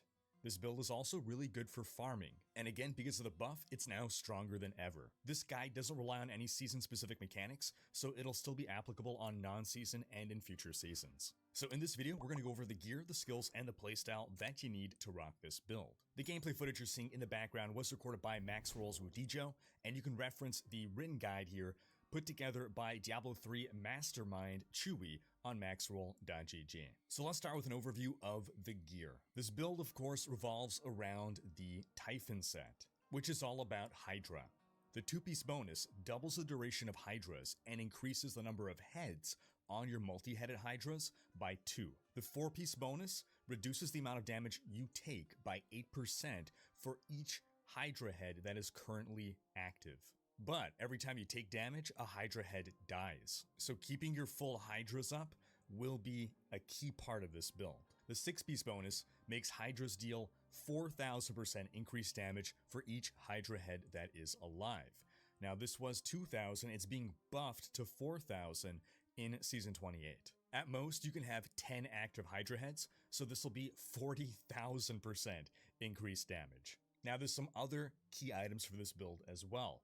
The Serpent Sparker Wand. This lets you have an extra Hydra active, and it gives you a 300% damage buff. Then we also want the Winter Flurry Source, specifically because of the second part of its power. Your Hydras deal 150% increased damage to enemies in a blizzard. So this build is going to be about popping down Hydras, but also casting Blizzard on enemies that you want to be targeting. Another key item we'll work in is a second wand, the Fragment of Destiny. This makes your signature spells attack 50% faster and deal triple damage. Now we don't care about that damage buff, but we do care about the 50% faster attack speed. Why? Because every time we land a hit with a signature spell, we gain a spectral buff. You can stack 10 of these, and for each buff stack, your Hydras deal 30% increased damage. So you want to rapidly spam your signature spells to get your 10 stacks up so that your Hydras can benefit from 300% increased damage. Now between these two, you're going to have to cube one. Whichever one rolls better, keep that one, put the other in the cube. Another key item, the Magistrate Wizard Hat. Your Hydras now periodically cast Frost Nova and deal 300% increased damage. It's really that damage multiplier that we're chasing here. The Frost Nova actually does help though, it crowd controls the enemies, and we're gonna then be able to benefit from our Bane of the Trapped. But we'll get to legendary gems later. Another very important item is the Tasker and Theo gloves. These increase the attack speed of your pets, i.e. Hydra, by 50%. Now in order to fit in extra items here, we'll need to take the Ring of Royal Grandeur. This reduces the number of items needed for set bonuses by 1. So we're gonna equip 5 pieces of the Typhon set, and then we'll wear a Ring of Royal Grandeur in our cube so that we still benefit from the 6-piece bonus. The Ring of Royal Grandeur you're going to get by doing Act 1 bounties. You'll get it from Act 1 bounty bags. You cannot get it from Kadala. You cannot get it as a random world drop. So it's thanks to the Ring of Royal Grandeur that we can equip either the Magistrate Helm or Tasker and Theo gloves. The other will have to go in the cube. Ideally, if you don't have a perfectly rolled Tasker and Theo with 50% attack speed, then it's best to cube Tasker and Theo and wear the Magistrate. Attack speed breakpoints are important for this build, and it can be difficult to reach those breakpoints without a 50% roll on your Tasker and Theo. When you put an item in the cube, it gets its max roll. Another item that we'll want is Squirt's Necklace. While not taking damage, damage dealt is increased by up to 100%, and damage taken is increased by up to 50%. Now, damage dealt here is defined by you losing life. If you have an Absorb shield, and that's taking damage, then your Squirt's buff is maintained, and Wizards are the best class for maintaining shields. Another essential item is the Halo of Karini. This is mandatory for our defense. We're so squishy without it. You take up to 80% less damage for 5 seconds after your Storm Armor electrocutes an enemy more than 15 yards away. Now, something that people can easily forget, you're fighting a Rift Guardian. It's just you and him left, you're standing close to the Rift Guardian, then boom, you get one shot and you're wondering what just happened there. Your Halo of Karini buff probably fell off. Every couple seconds, or every 5 seconds, 4 seconds, you want to move away from the Rift Guardian. Put at least 16 yards of distance rather, between you and the Rift Guardian so that your Halo of Karini can zap him again and maintain your damage reduction. Now we got a couple extra gear slots to fill in here, and the Guardian set is a very powerful early season set. You equip the belt, you equip the bracers, and thanks to the Ring of Royal Grandeur, you're benefiting from the 3-piece bonus. What does Guardians do? It got buffed within the last couple of seasons to be very strong. Your melee damage reduction is increased by 1% per 1000 base vitality from equipped items. Your missile damage reduction is increased by 1% per base strength, dexterity, or intelligence from equipped items, depending on your class. In this case, it would be intelligence. Then the 3-piece bonus, you gain an additional 100% of your base strength, dexterity, intelligence, and vitality attributes from equipped items. Doubling the intelligence on all your gear is a sizable damage buff, especially early season. This will not double intelligence from Paragon. It will not double intelligence from Augments. Early season, this set is so powerful because it does the work of hundreds, thousands of Paragon. Similarly, your vitality stats getting doubled, tons of toughness there. At the end of a season, you won't see top players running Guardians, but for the vast majority of us, Guardians remains a very solid option for the majority of a season, if not the entire season. Your alternative to the Guardian set here would be to get Ashnagar's Blood Bracers. These increase the potency of your shields by 100%. That'll help us maintain our Squirt's buff, help us stay alive, and you'll get the Shame of Delzier belt. This makes your signature spells attack 50% faster and restore arcane power. That'll allow you to build up your stacks faster, and your various synergies that we'll get to for spamming your signature spell. But again, I can't recommend enough Guardians. It is a crafted set as well. Once you get that recipe to drop, you can craft this set instantly. Then lastly, we'll take a Convention of Elements. This is the damage maximizing option. You gain a 200% damage buff to a single element, and it rotates through all the elements. So for 4 seconds, it's fire. 4 seconds, cold. 4 seconds, arcane, etc., etc. If you're running a Convention of Elements, ideally you want to make sure that when you are in your damage window, in this case your cold damage rotation, you are laying down your Hydras, you are maximizing your damage output. Now, if you want more toughness instead, you can opt instead for a Unity rank. This is only for solo play, however. You put one on yourself, one on your follower, and this has the effect of doubling your toughness, because you're only taking half damage from hits. Of course, you gotta combine this with the follower item that makes them invulnerable. Otherwise, you're just taking half the damage they're taking as well. Now, another option for either speedrunning or if you really don't want to deal with the rotation is a Stone of Jordan. A Stone of Jordan inherently rolls with elemental damage on it, so it squeezes out a bit more damage, and if you're doing speed content, you don't have time to wait for your cold rotation. It overall just gives you more consistent damage output. Now, I'll go over exactly what we want on every piece of gear, But first we'll take a look at the skills. First we'll take Hydra, Frost Hydra. Now normally the best rune for Hydra is Mammoth Hydra, but Mammoth Hydra gives you only one Hydra head. That works against our set bonus for Typhons. So we rule out Mammoth, and what we're left with at the intersection of dealing enough damage and dealing enough damage in an area, because in general area damage is king, we got the Frost Hydra. 255 damage in a short range cone in front of the Hydra. It's something like a shotgun spread. Now this means that if you really want to optimize your play, you can be strategic about how you place your Hydras, knowing its attack pattern. If you just plop down a Hydra in the middle of enemies, it's only going to be hitting one sector of those enemies at a time. But if there's a big circle of enemies and you put it to the side, then it could be shooting towards all of those enemies. Next, we're going to want to take Spectral Blade, Barrier Blades. We need a signature spell for our Fragment of Destiny, and with Barrier Blades, every cast gives you a protective shield for 3 seconds that absorbs 4% of your life in damage. So you can blast up a stack of shield very quickly thanks to the 50% speed buff on Fragment of Destiny, and if you're opting for Shame of Delzir, that other 50% attack speed buff. So now we have 2 reasons to be spamming our Spectral Blades: keep up your barrier, and keep up your Fragment of Destiny damage buff stacks. And remember, you're also keeping a full 10 heads of Hydra up at any given time. If a head goes down, pop down another Hydra. And again, try to position it such that it's hitting the maximum number of enemies at a time. Next, we're taking Blizzard for that Winter Flurry synergy. The damage of Blizzard is irrelevant. We're going to take the Apocalypse rune because that increases the radius. A bigger blizzard hits more enemies, therefore more enemies are benefiting from the damage buff. Well, you're benefiting from the damage buff against them.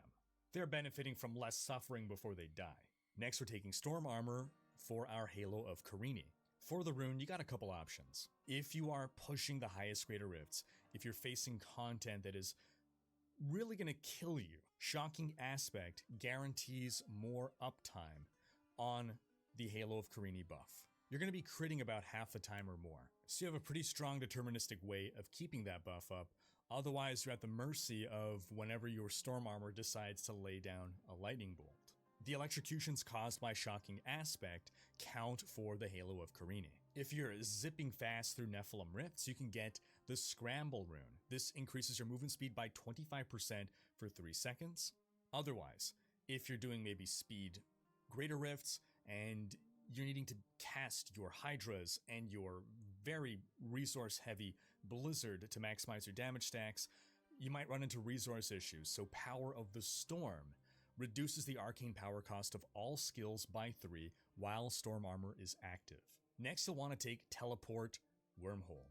Teleport, excellent utility skill. Wormhole lets us cast it a second time for free within 3 seconds.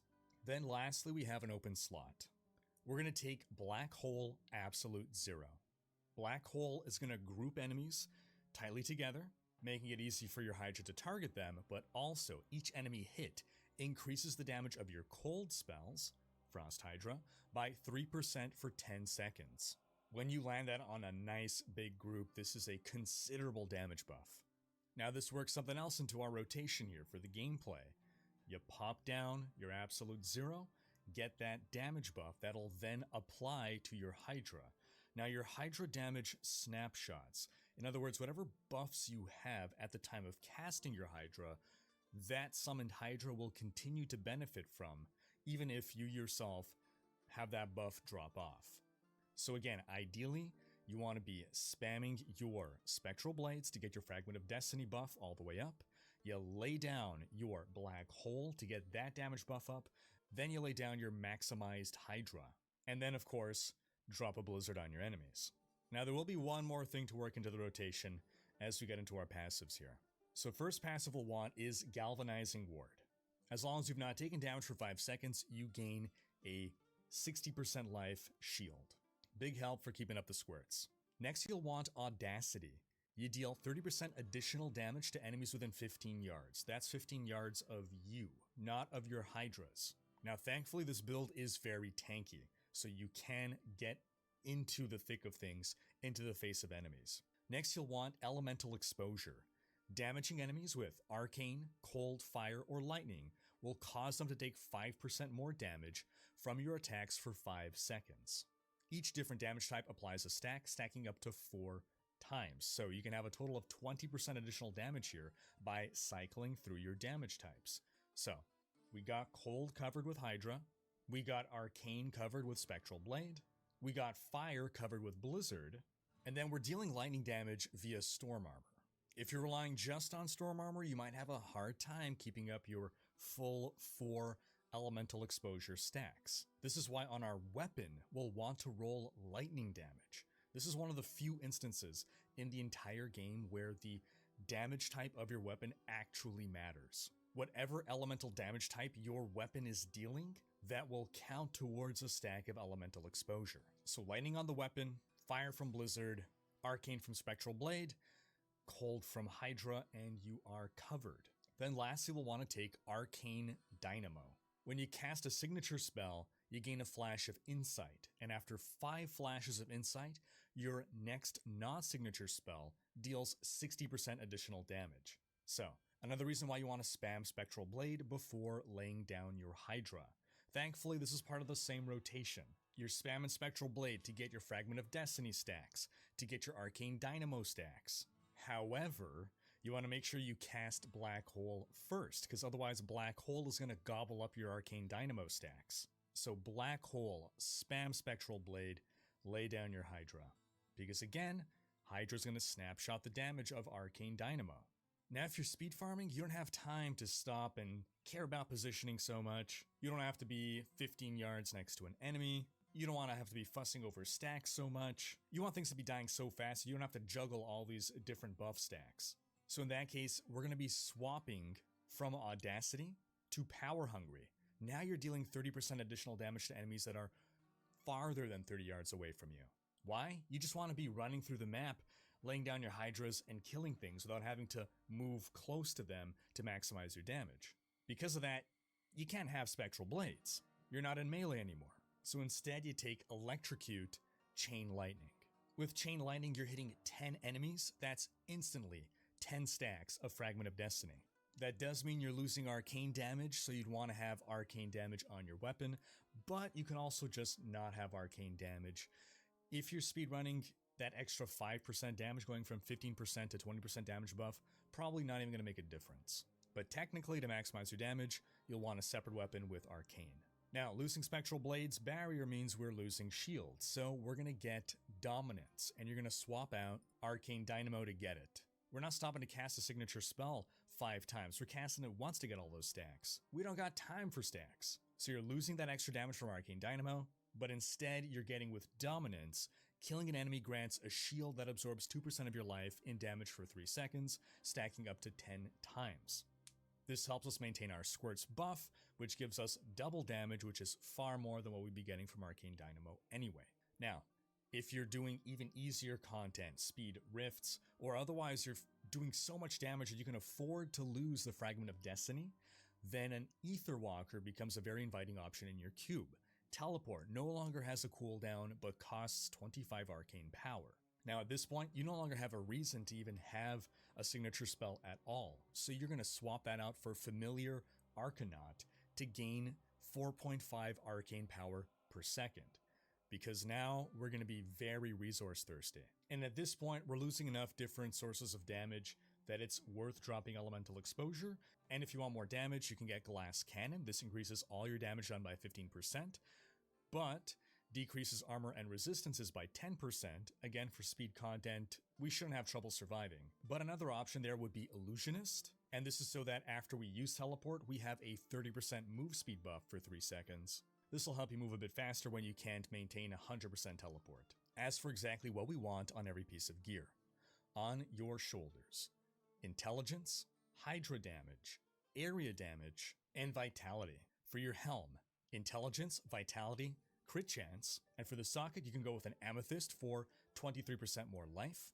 That's recommended for the pushing setup. For speedruns, if you want to have quicker access to teleport, you can go with a diamond for cooldown reduction. And if you're running with an Ether Walker, you can go with a topaz for resource cost reduction.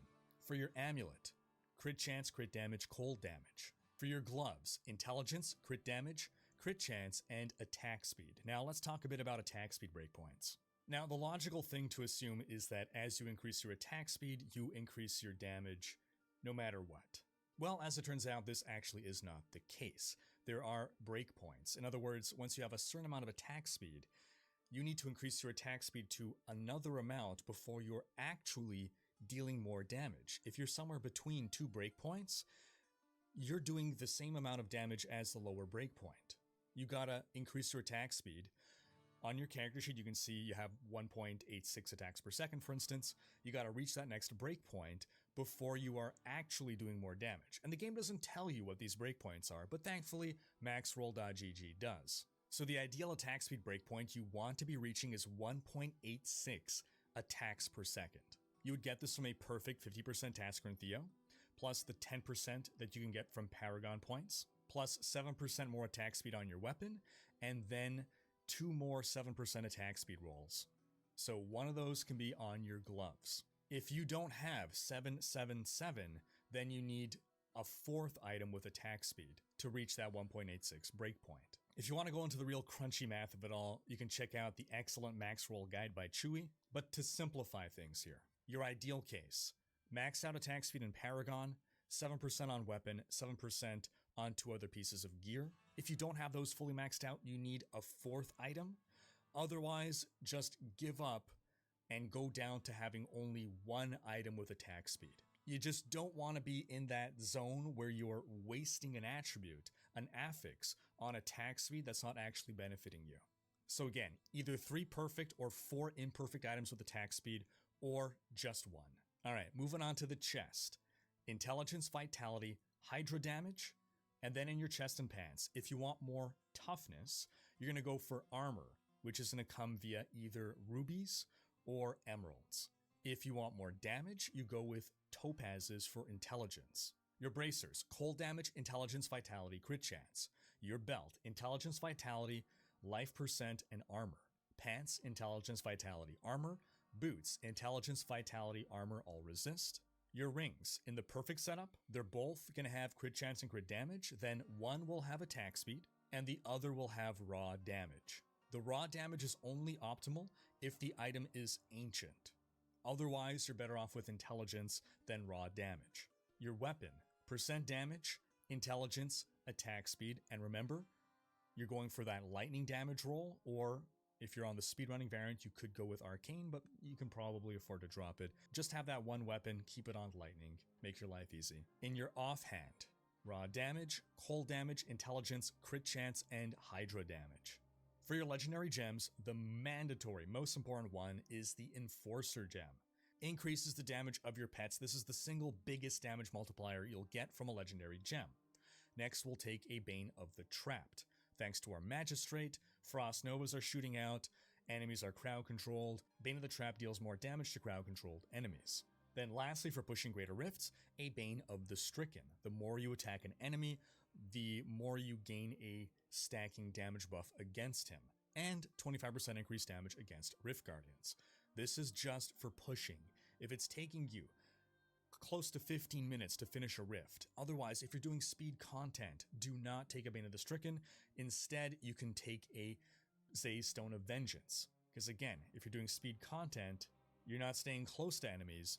Zay's Stone of Vengeance makes you deal more damage the further away from an enemy you are. For the follower, we're going to want the Scoundrel to maximize our damage. For the skills that we're going to pick, for his first tier of skill, pick nothing. They both apply crowd controls, which messes with our own crowd controls. That said, if you've selected one, there's no way to unselect at that point. We do want him to take Anatomy. This increases your crit chance. We want to take Piercing Shot for the 10% increased damage. And we want to take Knight's Veil for the massive crit buff. Again, we're going to give him a skeleton key so that he cannot die. If you're wearing a Unity, you slap a Unity on him. Otherwise, we want to stack him with some Emanate items. Flavor of Time, very important. Pylon effects last twice as long, emanates to you. Nemesis Bracers, shrines will spawn an enemy champion, emanates to you. Oculus Ring, chance for a golden pool to appear on the ground. You stand in that, you're going to deal up to 85% increased damage. you give him some ice climbers so that he's immune to freeze and immobilize effects. And the rest of the items don't matter a whole lot. If you're hardcore, you want to give him homing pads so that you can teleport away. It emanates to you. As you're teleporting, you won't be interrupted. But more importantly, you just want to stack as much dexterity on him as possible in order to maximize the effect of his skills, since they all scale based on dexterity. For your Paragon points, you want to max out your move speed. Then you want to pump into vitality until you feel comfortable. Generally, once your total life is around 900,000, that should be enough, but it's to your preference. Then dump everything into intelligence. For offense, start with attack speed. You want to hit that attack speed breakpoint. Then crit damage and crit chance, maintaining a global 10-to-1 ratio between the two. Then cooldown reduction. For defense, armor, life percent, all resist, life regeneration. For utility, area damage, resource cost reduction, life per hit, and pickup radius. And that's going to wrap up this guide. As a reminder, we'll have a video guide out on the best wizard build, the Talrasha wizard. You can use this one to farm towards that. That video will go up tomorrow, and we'll have more Season 28 guides coming as well, including the tier list video. Thanks for watching. Special thanks to my Twitch, Patreon, and YouTube supporters for making these videos possible. If you like what you see on this channel and want to support the creation of more content, you can consider pledging on YouTube or Patreon and unlocking behind-the-scenes content, monthly virtual hangouts, and more. If you enjoyed this video, please share it. Check out these other videos and subscribe to join Riker's Raiders for more Diablo content.